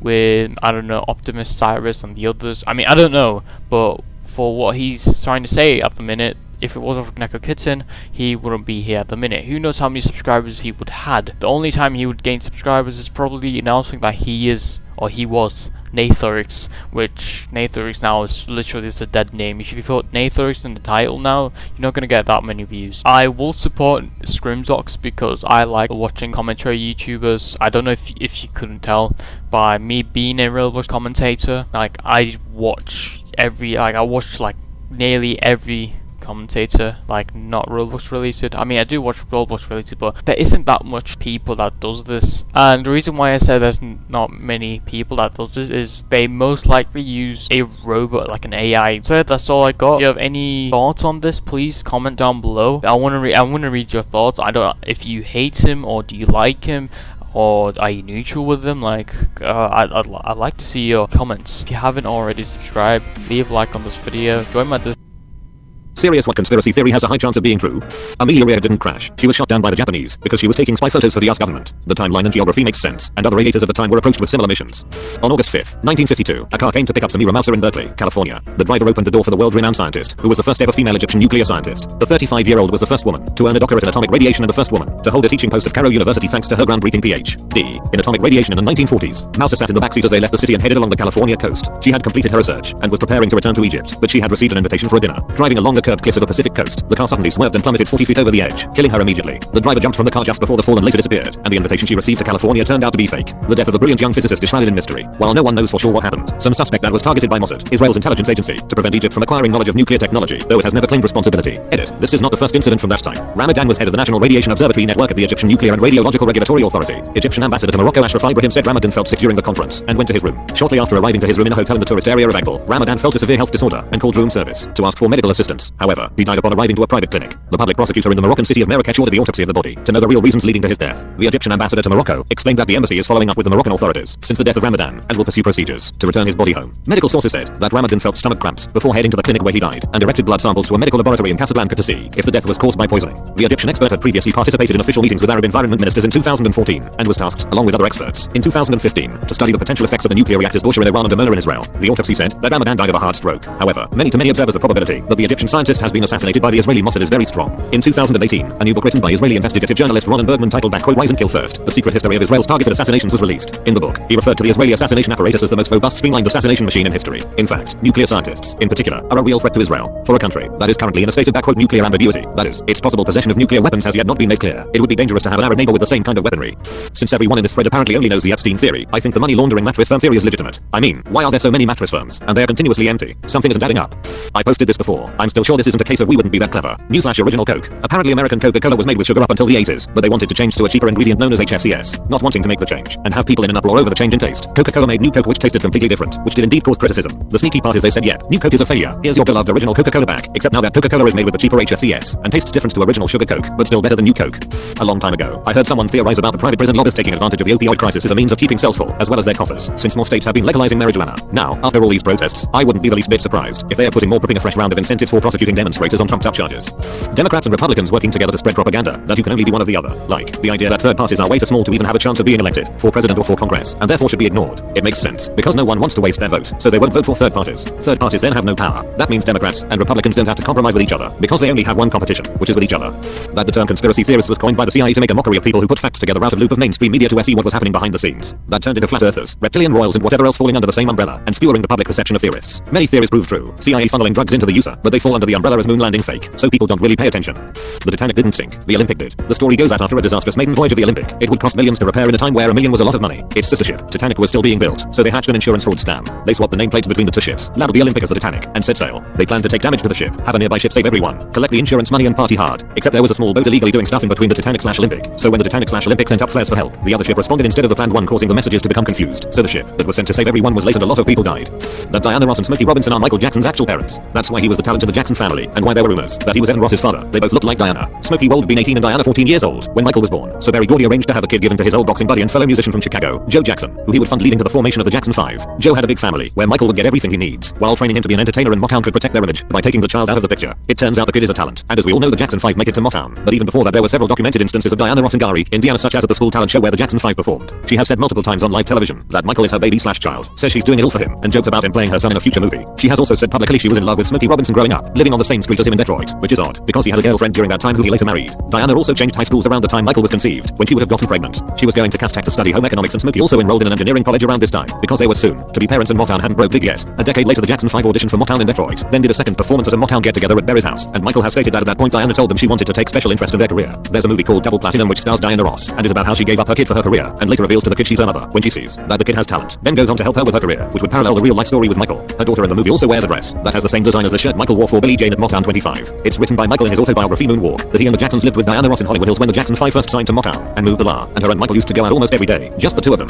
This would have been when Diana Ross revealed to Michael she's his mom. He would have been about 10 years old, and that's why he became quiet and shy from then on. This wouldn't be her only time doing this. When she had a daughter with Berry Gordy, she didn't tell her who her father was until she was 13. Smokey Robinson also stated, when he was leaving the Larry King interview shortly after Michael passed away, that one of his fondest memories of Michael was when he used to go golfing at the age of 10 or 11 with him and Bobby Taylor, who is said to have discovered the Jackson 5, even though their first album at Motown was presented by Diana Ross. This was also what Michael meant in the song Billie Jean when this happened much too soon. She called me to her room. Diana was the one who said I'm the one, but the kid is not my son. She meant I'm your mother, but you're not my son. You're a Jackson now. Diana Ross is Billie Jean. Diana plays a character called Billie Holiday in Lady Sings the Blues, which came out a few years before The Wiz with MJ. This is also what the song Dirty Diana is about. It's about Diana Ross, the groupie who seduces Smokey Robinson, who she grew up on the same street as, conceiving Michael. Then there's the song Who Is It, which is about a mystery person who abandoned Michael, and in the music video he holds a card that says Diana. The song Wanna Be Starting Something also talks about how, if you can't feed your baby, then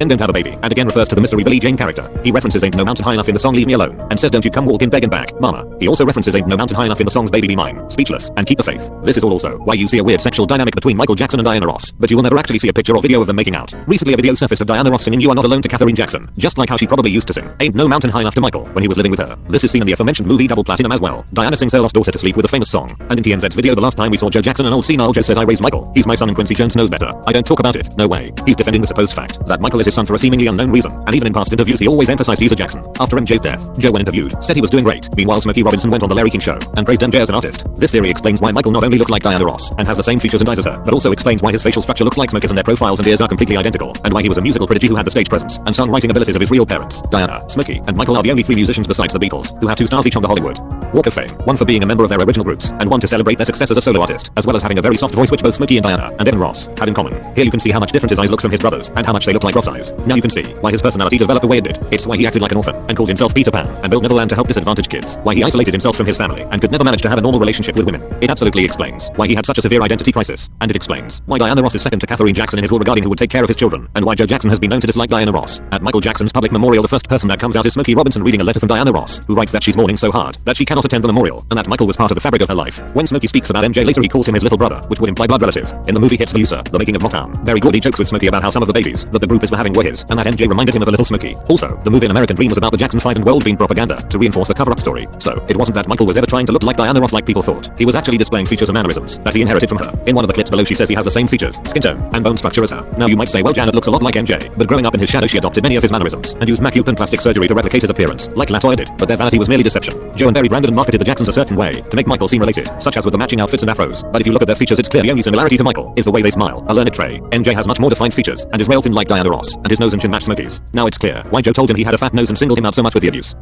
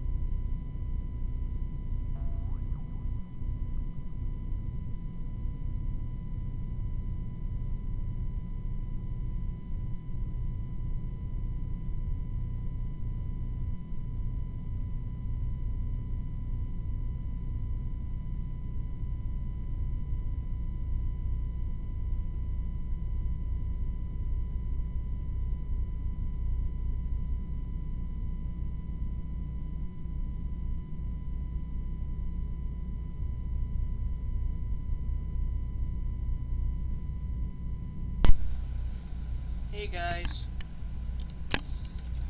Hey guys, I'm back.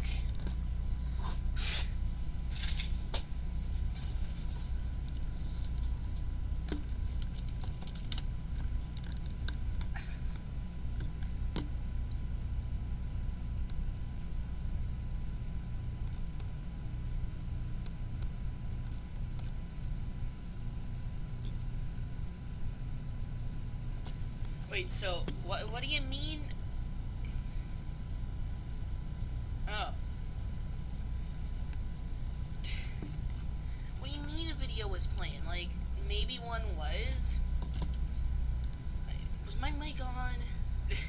I was just watching YouTube videos because I had to eat, and I watch YouTube videos while I eat. Okay, anyway, back to the stream, since I'm back now.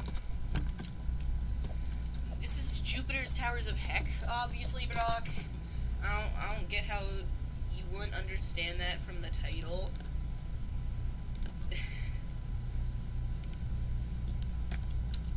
I didn't know my audio was on, but I was just watching a YouTube video like I always do. Like, when I eat, I just watch YouTube videos. It's kind of like how sometimes you just want to watch things while you eat. You know, like that's the point of a movie theater, basically. You just eat some popcorn while you watch a movie. That's basically the point of it. But, like...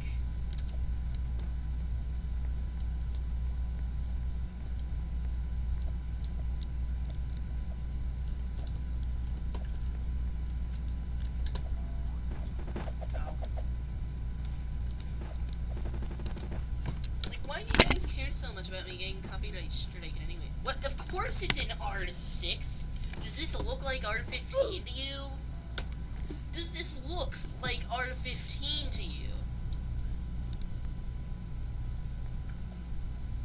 Okay, but am I not allowed to eat and watch YouTube with my mic off, as I thought? Oh. Yeah, I was just watching a video made by a certain YouTuber.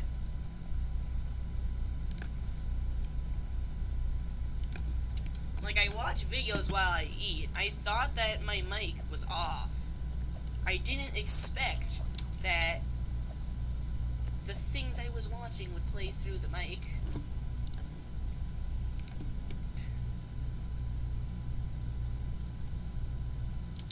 So, like, can we stop berating for, like, you guys hearing the voices of a couple underrated YouTubers in my video? And also the music from Tower of Broken Bricks, because I was watching a Tower of Broken Bricks commentary, because a YouTuber I'm subscribed to uploaded one. But, like, none of the music in Tower of Broken Bricks is even copyrighted. I don't think that the audio of a couple Roblox commentary YouTubers talking also is copyrighted, so I think I'm gonna be fine. No, that was not Flamingo. That was not Flamingo. Like, it was just a couple Roblox commentary YouTubers. Because, you know, like, everyone watches YouTube videos sometimes. Sometimes that's while they're eating. And I didn't want to end this stream because I haven't beaten Tower of Dust and Decay yet. And I don't want to make the title clickbait. Because, like, I don't want this to be a clickbait stream, so I couldn't end the stream because I hadn't beaten this tower yet. You see? See what I'm going for here?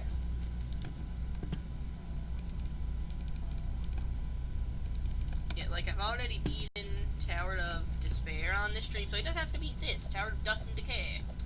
Dust and Decay. You know, this tower, it's not really much, I guess. Like, it's just a tower. Like any other. Are you kidding me? I despise it, though. I definitely despise the tower, though. Like...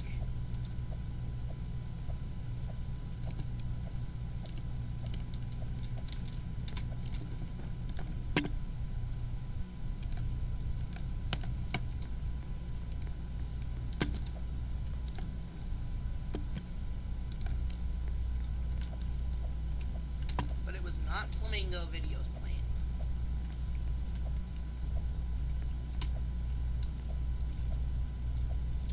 It's like, just because I mentioned Flamingo in the stream one time and said that I watch his videos sometimes doesn't mean that's gonna be all I watch.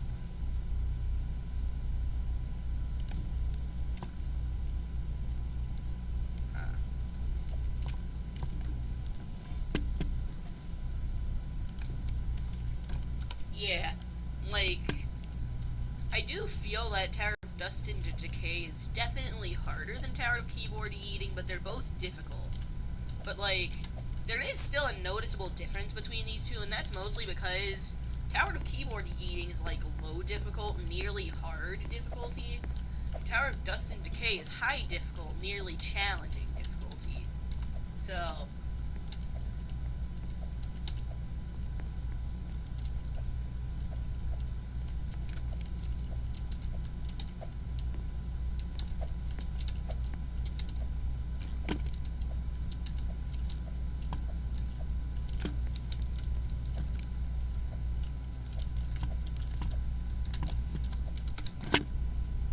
check chat every once in a while.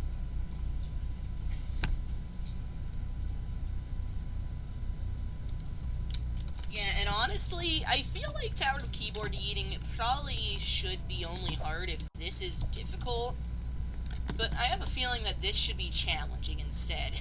Like, I have a feeling this should be challenging. It just feels like it if Toki is low difficult. And, like, this is high difficult, but it still feels bruh.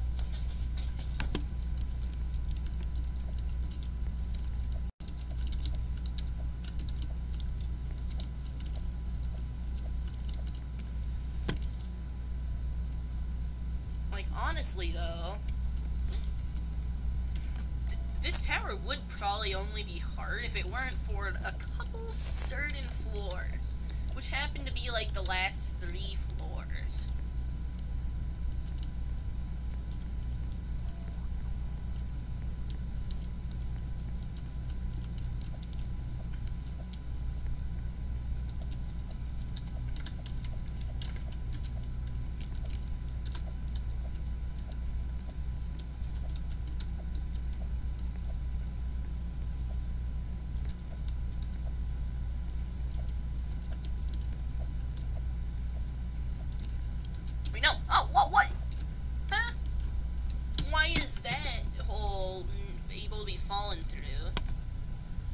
Okay, trust me, Mr. Nordical, Brock does not know. Like, the last time I think he actually was playing JToH and, like, really caring about it was, like, at least 3 months ago, probably more.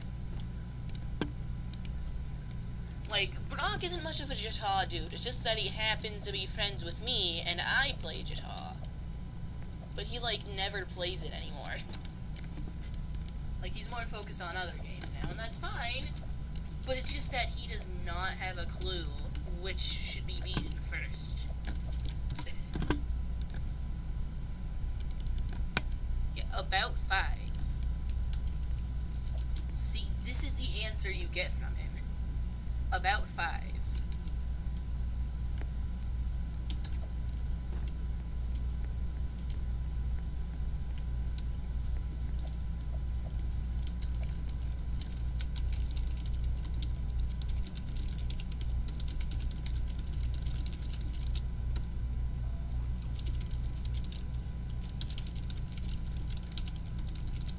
Yeah, this noisy Ando1 dude has been talking about some bike crash thing for, like, ever since he joined this server while I was streaming, and it was at least 2 hours ago that he joined it, and he's still just in this server complaining about it. Like, yeah, sure, it's a bad injury, but you shouldn't be playing Roblox. If you actually got injured that bad, you should be worried on a recovery in your health. And then after you can use your freaking fingers again, maybe then play Roblox.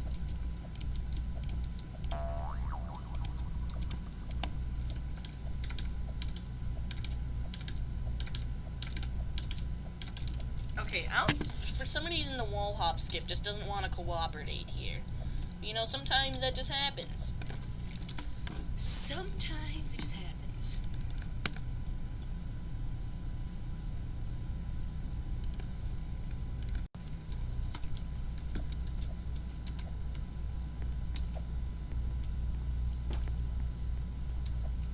this person, like, these people keep, like, slowly saying that Totem's difficulty, Tower of Terrible Mondays, this difficulty should be higher and higher in this server. Like, first, like, they were saying, you know, semi-reasonable things I can kind of agree with, like, yeah, this tower should be low challenge, and now it's... When are what servers gonna shut down?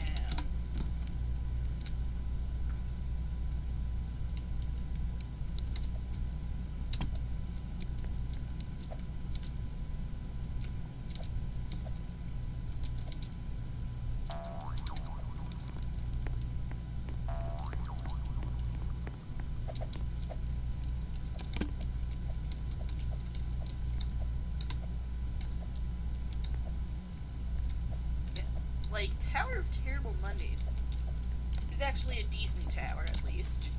Like, one of the better towers in this ring. It's, like, a little harsh, but that doesn't mean that you should dislike an entire good tower over that. You know?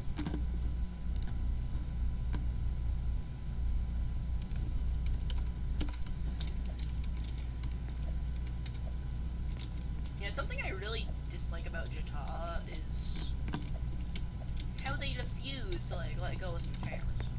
Well, no, I don't actually care about that much. It just inconveniences me that I still had to do Tower of Despair instead of some, like, actually good...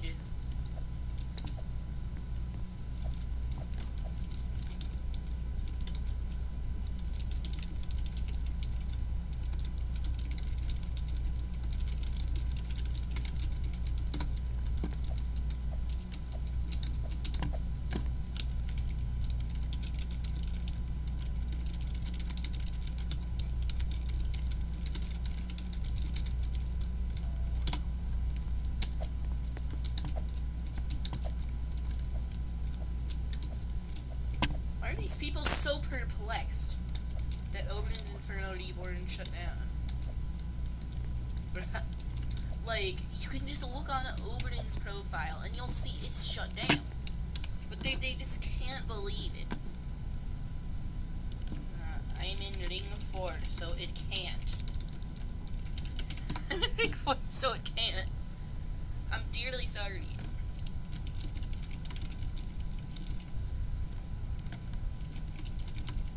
There should be 15 towers on it.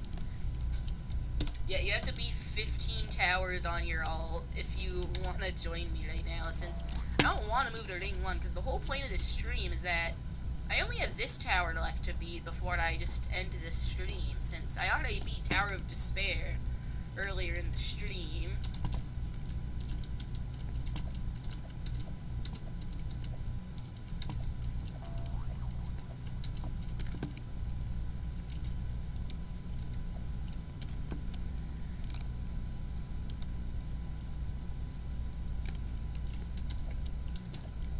So it's just this Tower of Dust and Decay. The one tower that is stopping me from Ford Foo. Amazing. You really just know what you're saying, don't you? Like, just Ford Foo. Right, I just don't trust the holes in the maze anymore. Like, I don't know if I can collide with them or if I can't anymore. Like, some of them, yeah, you can't collide with them. You're in the clear. And then some of them you actually can fall through.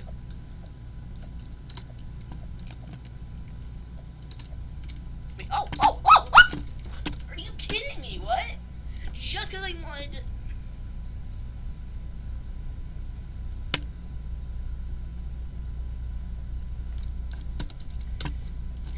This game, well, this tower is so luck-based.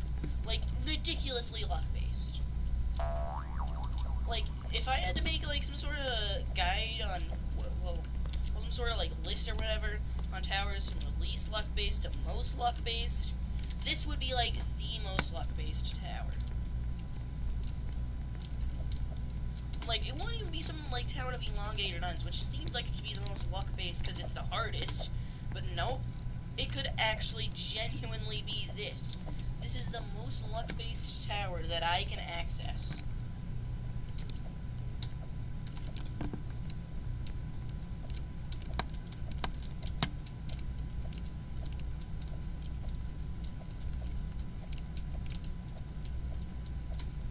Okay, I'm just gonna do the longer route. I don't care anymore about doing this stupid wall hop. What? Are you kidding me? What? What? What? Tower of difficulty chart. Like, the one I say is the easiest would obviously be my first. Whenever I do one.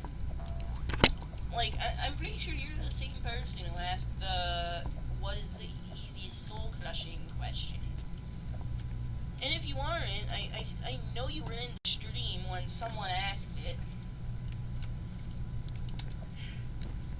Just getting angry at everything because, like, for some reason, like, now I'm not used to being just doing the stream anymore.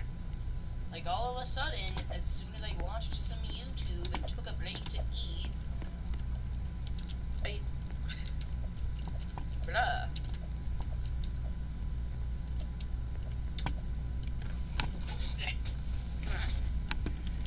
Okay, I am never taking the long route again.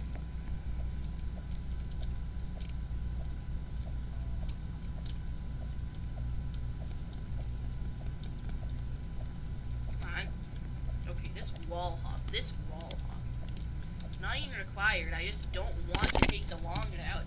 Because it has some, like, really long, some really hard, slow speed long jumps.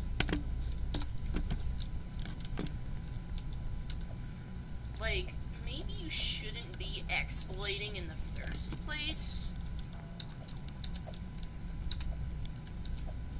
Like, that's just my personal tea here.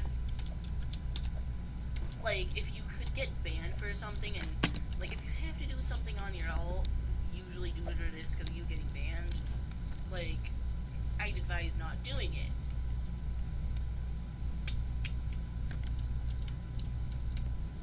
You know, there's the one time when I was like some skid when I was like 8. Like that's the most experience I've had with exploiting, and it's like pointless. But that experience I had when I was just some random little skid, just exploiting a couple times. And like the one time I finally got my free hacked client to work, it was like in some really old bugged out game. And, like, at that point, there's just no point in exploiting for me. Like, I guess you can keep doing it if you want. I just... No. Stop that. Stop that. I don't know what Sked's VR thing is. After I beat Tower of Dust and Decay on stream, whatever, I'm probably just gonna, like, relax for a while. Like, maybe I'll party in Mr. V's tower as a heck, I don't know. Just maybe, I might. Because that just sounds like a good celebration after all this suffering.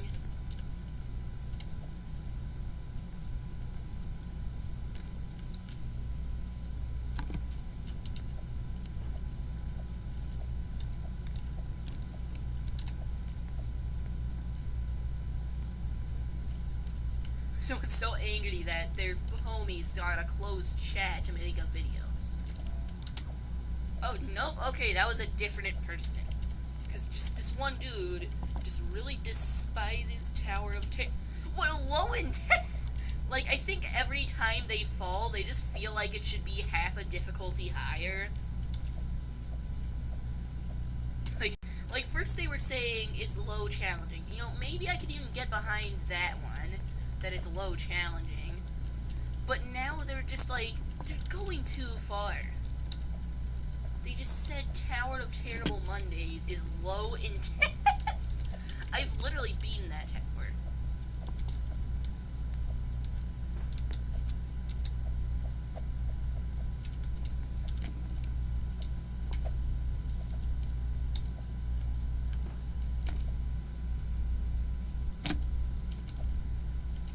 Like first they were just saying low challenging. Maybe I can get behind that. Probably not, though. And then they said it was high challenging. Low intense? No.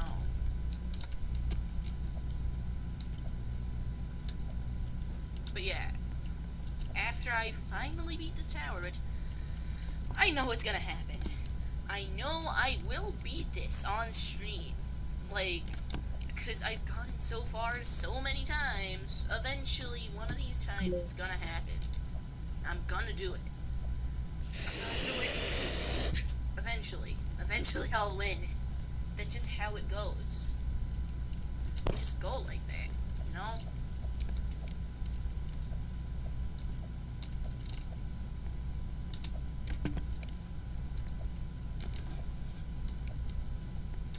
You know, sometimes things just happen.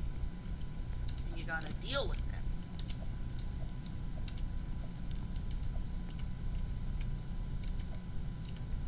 Ooh, seat. At least we have that seat to catch us. I'm just like awkwardly acting like we're all in the perspective of me, like it's freaking Dora or something. That's like the one show I know where it goes like, you know, it kind of acts like the viewers in the show. And of course it's for the little toddlers and stuff.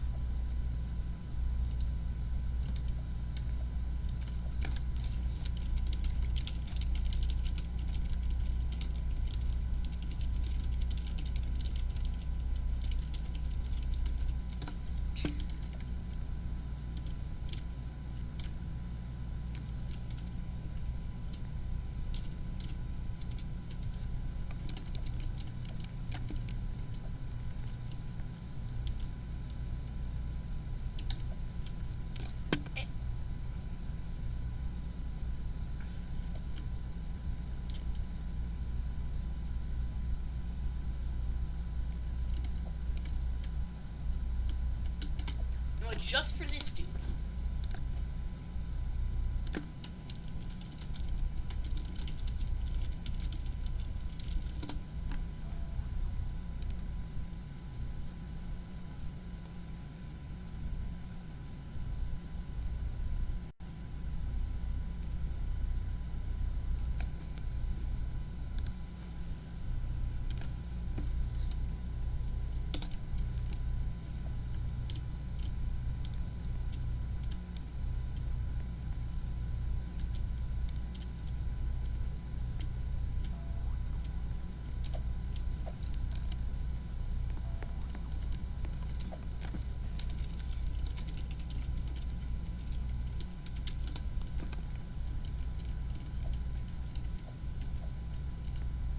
I agree with this man's statement. The Tower of Terrible Mondays should be difficult. Maybe it should be raised a bit, but like it's still easier than Tower of Dust and Decay. I know that.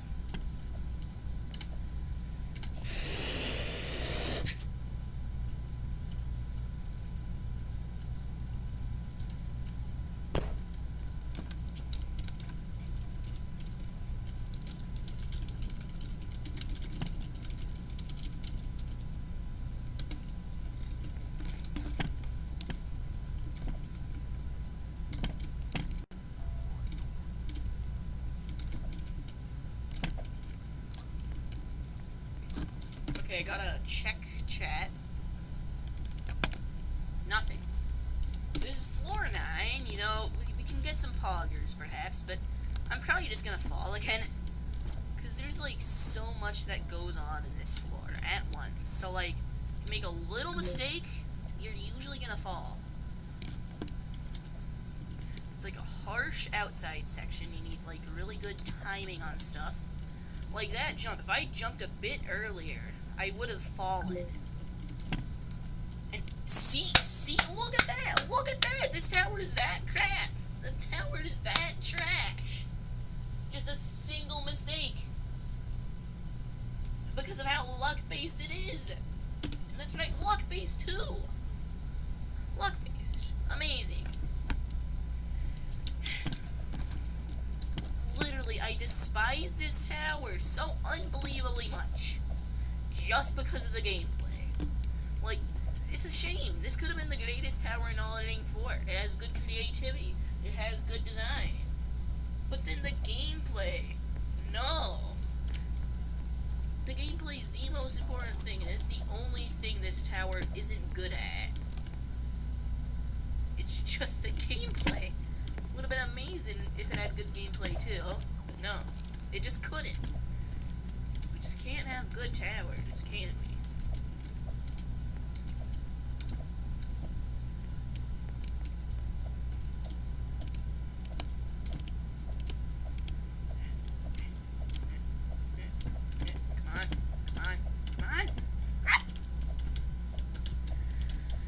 I'm like way too salty over this tower. This single tower has got me so salty. Unbelievably salty. Just because of this tower. Like, this tower, like, floor 8 and 9 are the bane of my existence. Like, I almost never fall on any other floor. Except for floor 8 and floor 9. Like, at this point I can do everything below nearly entirely consistently.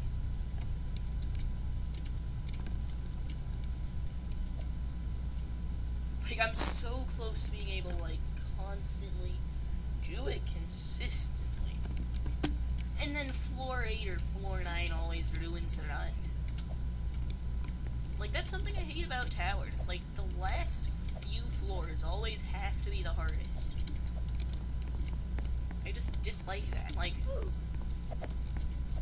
can we have some more balanced stuff over here? Instead of the last floor just being like 3 difficulties above the first floor. Well, I don't really care about difficulty balance, but like, can the last floors not always be this harsh? Because of course the whole point of towers is to be harsh. But bruh, why do the last few floors of a difficult tower have to be, like, intense?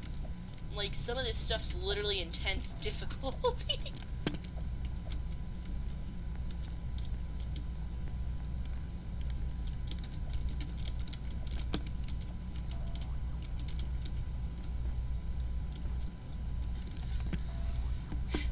So this is just, like, a really unbalanced tower. Like, the first floor could honestly pass as, like, a medium in my eyes. And then the last few floors are, like, intense in my eyes. That's quite the inconsistency, in my honest opinion.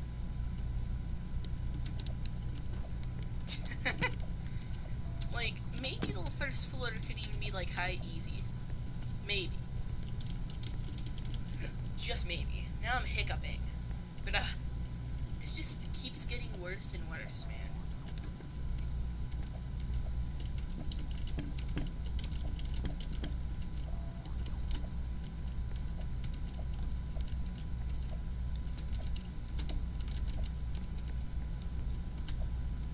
You see, we're doing this. I'm doing this.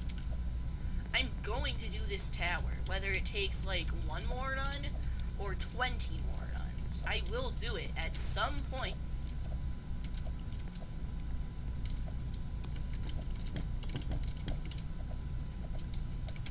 Sometime, this tower will be defeated by me. It will happen. Eventually.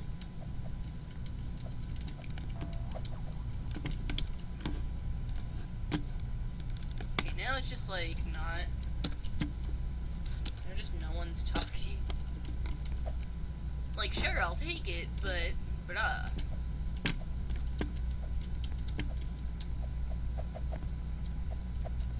What? Oh, what? Okay, that was a bit weird. Now some of the seats just let me stand on them for a while. That's very odd.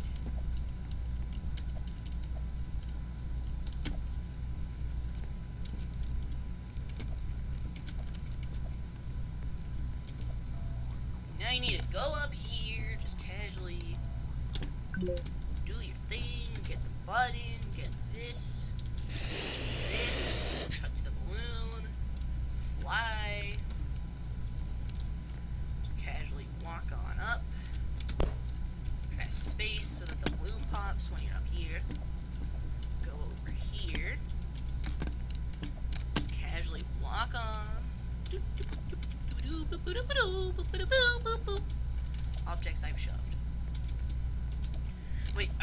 channel.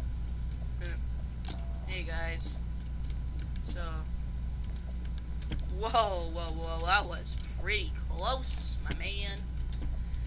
I'm trying to be less pessimistic, more optimistic about this. Because I'm gonna do this. I will do this at some point. Ooh, nearly got messed up by that. Okay, come on, spinner. Get over here. Get over here. You're nothing but a fake and a fraud. Yeah, I just cyberbullied a spinner in a JToH tower. This is a lot about our society. And the shooving platforms, too. Shooving platforms. Very interesting concept. Yeah, see, this is a really dark floor. At least we have some neon. But it's just neon.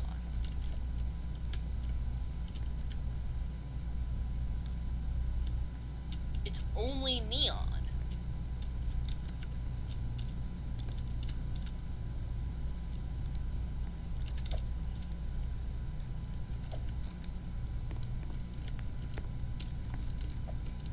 Help. I did it! Yeah, I'm on floor 9 again. Time to fall because there's like really strict button sections. Unless... Hey, Vsauce, Michael here. Who is becoming Vsauce? Detroit, become Vsauce. I'm just having a great time. Come on, Balloon, we're going over to the outside section. Maybe I'll fall here. Unless I don't, then I don't.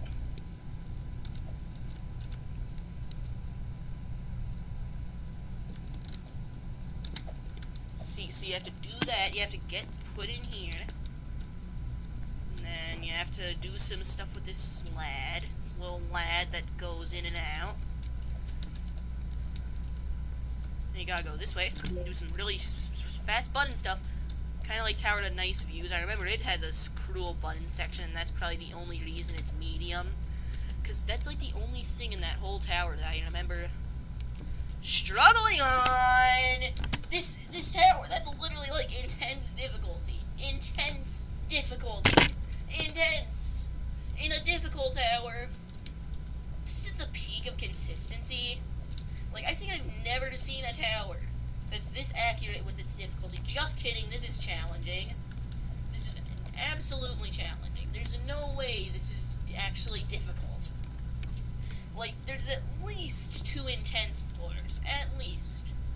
Well, no, there's a challenging and an intense floor. But it seems like a lot of times towers are about the difficulty of their hardest floor. That just seems to be a common trend. Like, for example, Tower to Screen Punching, its hardest floor is only challenging. But, like, all the other floors are below challenging except for its hardest floor. It seems like that's just how it usually is. Whatever difficulty the hardest floor is the difficulty the entire tower is. So that theoretically means this tower should be, like, high challenging, maybe even low intense, if we're actually following that. But I don't personally agree with that, but come on, this is at least got to be low challenging. At least. The very least. Because of just how inconsistent it is. Like, these first couple floors are only, like, medium or easy. And then later it's, like, challenging, maybe even intense.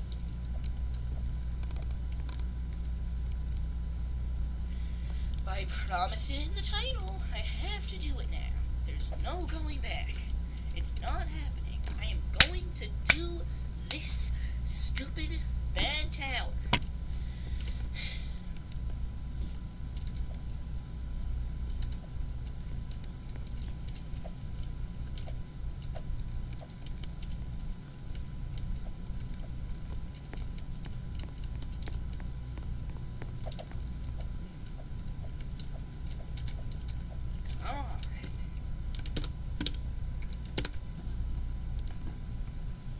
There's not even chat anymore. Like, this entire tower is all this entire chat is already dead, because I dared go AFK for any duration of time.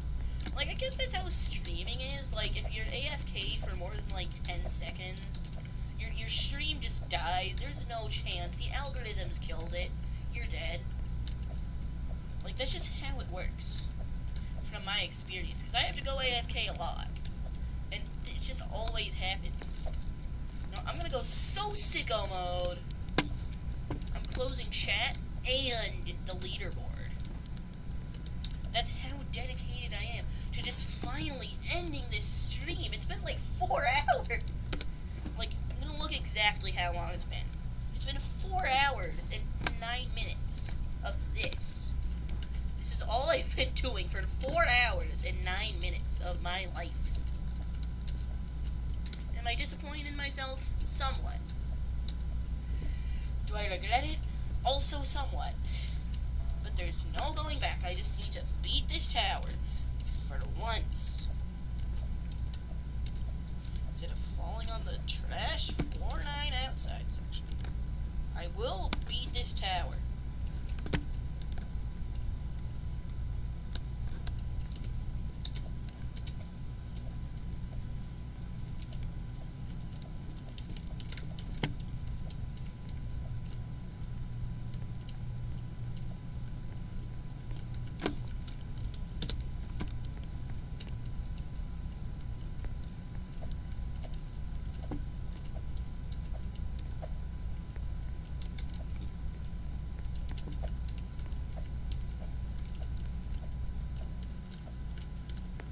I'm just conflicted whether to trust the holes in the neon anymore.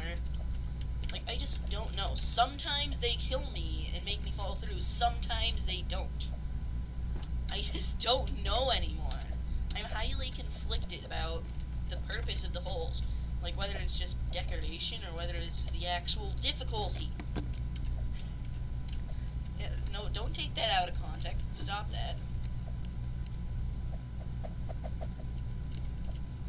This person was doing a toll commentary.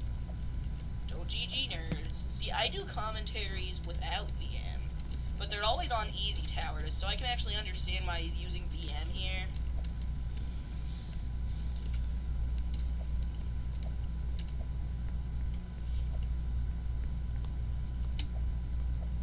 Okay, so don't hold space on one of these slanted ladders. I could have learned that in a much worse way, but I didn't. Oh, of course, as soon as I look away from the screen for a nanosecond, look at that.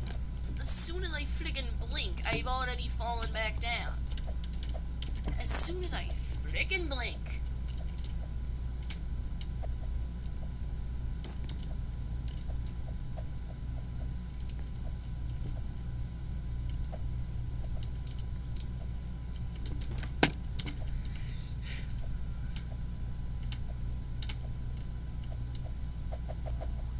I thought I fell. But nope, okay, sure, good. Okay, hopefully I don't fall this time.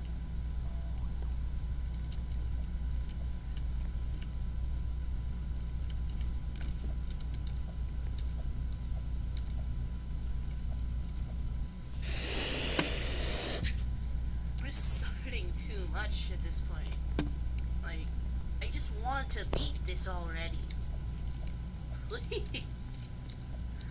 I want to have a break. It's like the only break I got was like 15 minutes at most of watching a bit of YouTube. I need a much longer break by now. Like, maybe I'm deteriorating my mental state just so I can have proof that I've beaten some difficult tower that maybe should be challenging. We don't talk about that. The game's difficulty chart is constantly connected. It's never wrong at all. Definitely, absolutely.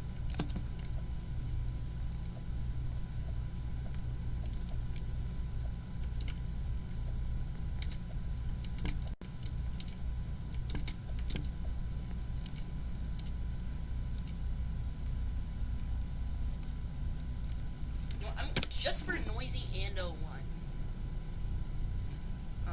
A stream where I'm trying to beat 2 towers before I end the stream.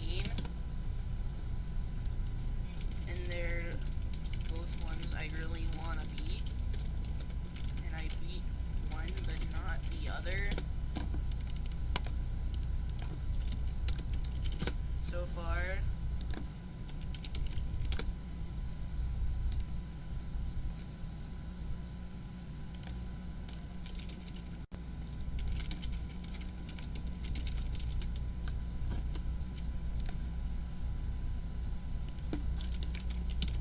You know, just for this dude, because apparently he's injured or something, and like he cares so much about finding this song on a floor of a tower. So just for him.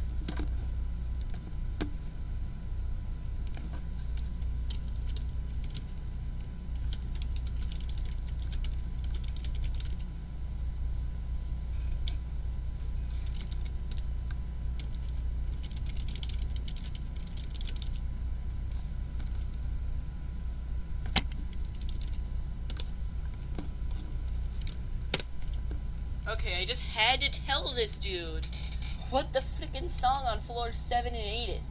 Cause he said he got into some bike crash or something.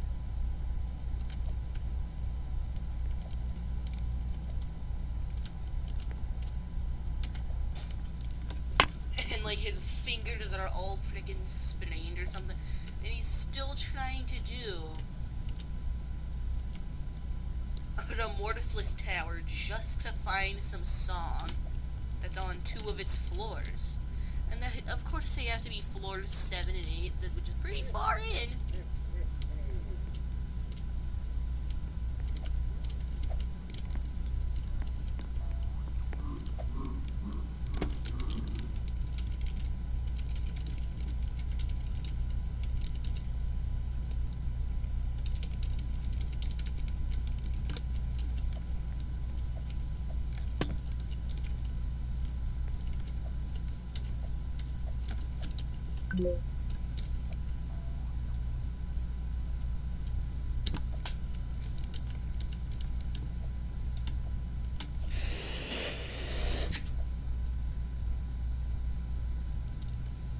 Even after I told the dude, the bike crash dude, the song, he's still all angry.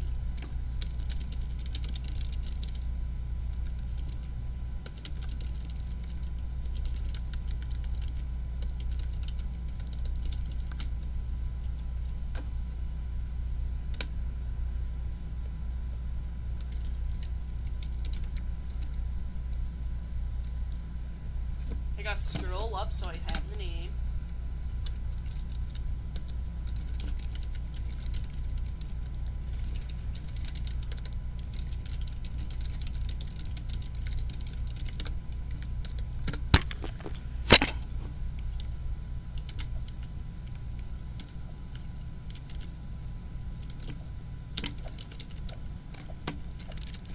Yeah, see, I guess he just really likes that song.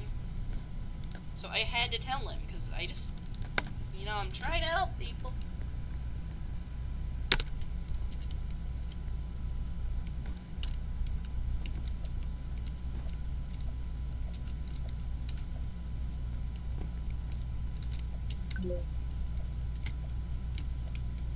Still no chat. You know, that's fine, really. I want to take a break from, like, reading so much chats.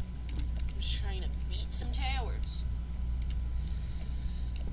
Yes. Okay, so I have to go, like, really fast.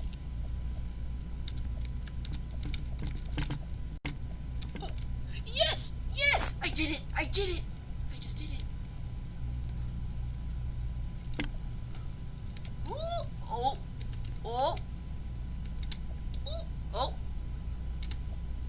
Oh. Wait, yes. I did it. Ooh, I did it. I got on. It's the last floor.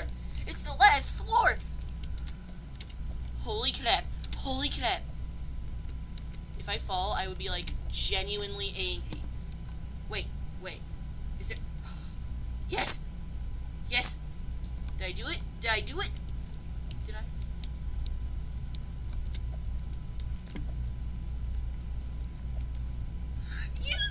Yes! We did! Yes! We finally did it!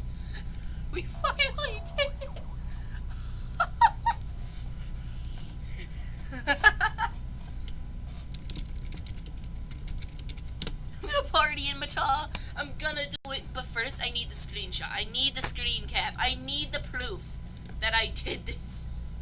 I need the proof. I need the proof. I need the proof. Give me a proof. Snipping tool. I gotta get a picture of this right now. Wait. I need to not have my cursor on it. Perfect.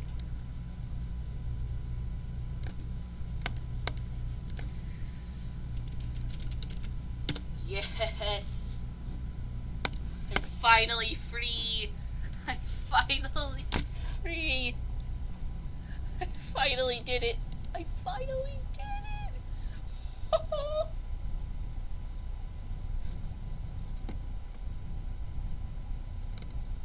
This is amazement. It's all I ever needed. It's all I wanted. I just wanted to beat this tower, and I did it. I'm done with JToH for today for sure. There's no way I'm gonna play it again, because I did all I want to do today.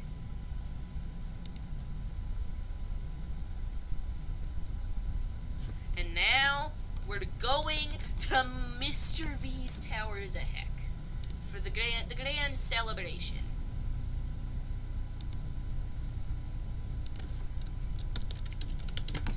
Okay, updating the profile as well.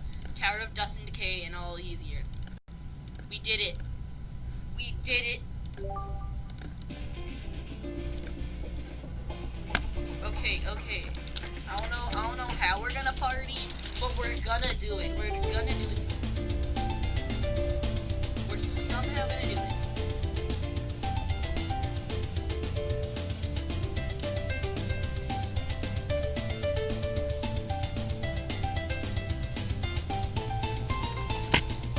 Yeah, see? Now that I did it, I need to...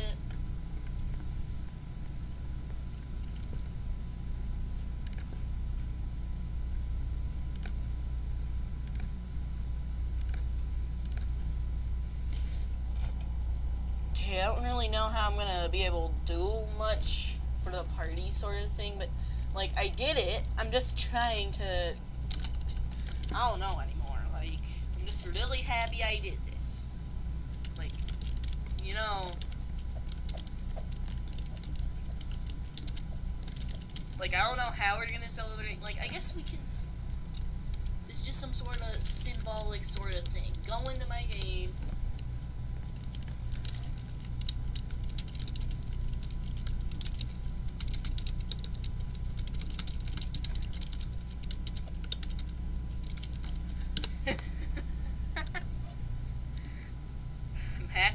I'm happy. I finally get to rest. I finally get to rest.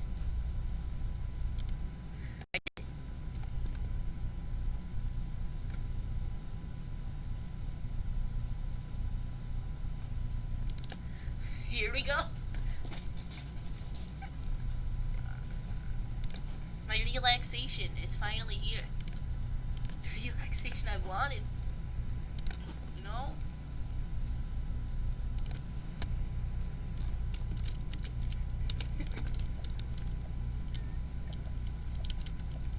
And you know, we can just chill.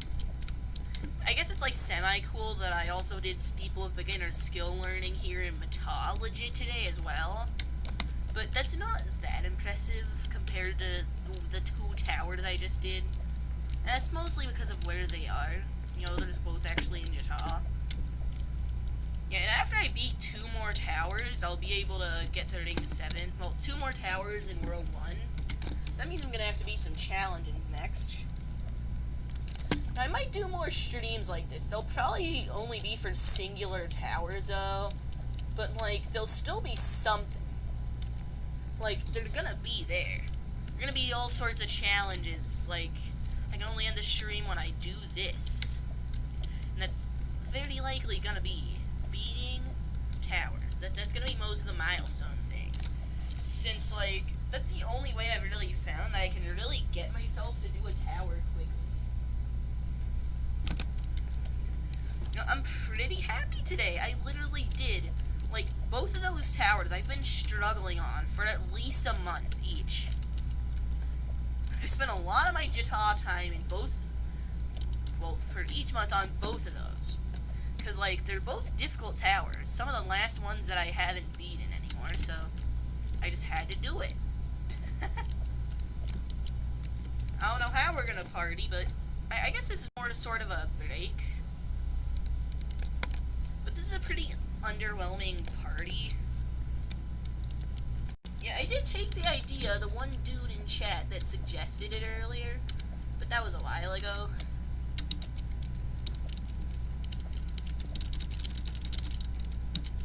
I can kind of see what people are talking about with all the wall walking I've heard about. You can kind of do that, especially with arrow keys. It's a lot easier with the greater than, less than keys to wall walk. Like, you can just kind of... It's just wall hopping, but without hopping. It's wall hopping with no hopping. That's very amazing description. You know, Citadel, mouse spamming, Oblivion. This is the hardest thing in the game. And that's partially because it's a Citadel, and also because it has a wrap that is so hard that I know it's very likely possible, but I'm not even good enough to do it. That shows this is on another level. And there's also a 13 stud jump, which I also know that's possible, but I also can't do that. So, like, that's the point we're at. This tower, some of the jumps I literally can't do, even with, like, no clipping back up or anything. I can only know it's possible because that's just how it goes. Like, I can't do an 11 stud or 12 stud app either, but, like, those are both possible. I'm just not good enough yet. But I know all these jumps are possible, since, like, they just are.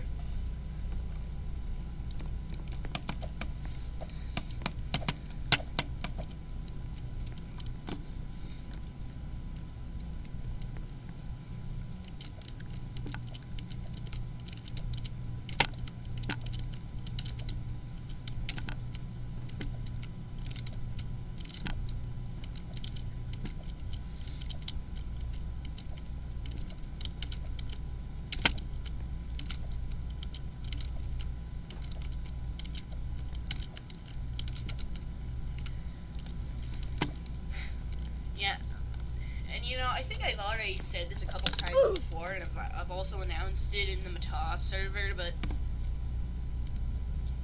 I am gonna do, like, quite the revamp of this ring, since, and, like, earlier I think I worded is a revamp of the whole game, but there's no other rings in this game right now, so this is the whole game, just here. And it really could use a revamp, because, like, in my opinion, the only towers that are really that good is this, and this. It's just these 4 towers, the 4 hardest ones. Other than Room of a 15 stud jump, but no one likes it. You know, I can even, like, spoil where the secret thing is located. You know, where the whole secret to get to 9 a box in Room of a 15 stud jump is, since it's about to be changed, and Room of a 15 stud jump is going to be removed. But look at that. Things. Including not even a box. Yeah, Room of a 15 stud jump's gonna be removed, and I'm probably gonna make some significant changes to not even a box. So take from that what you will.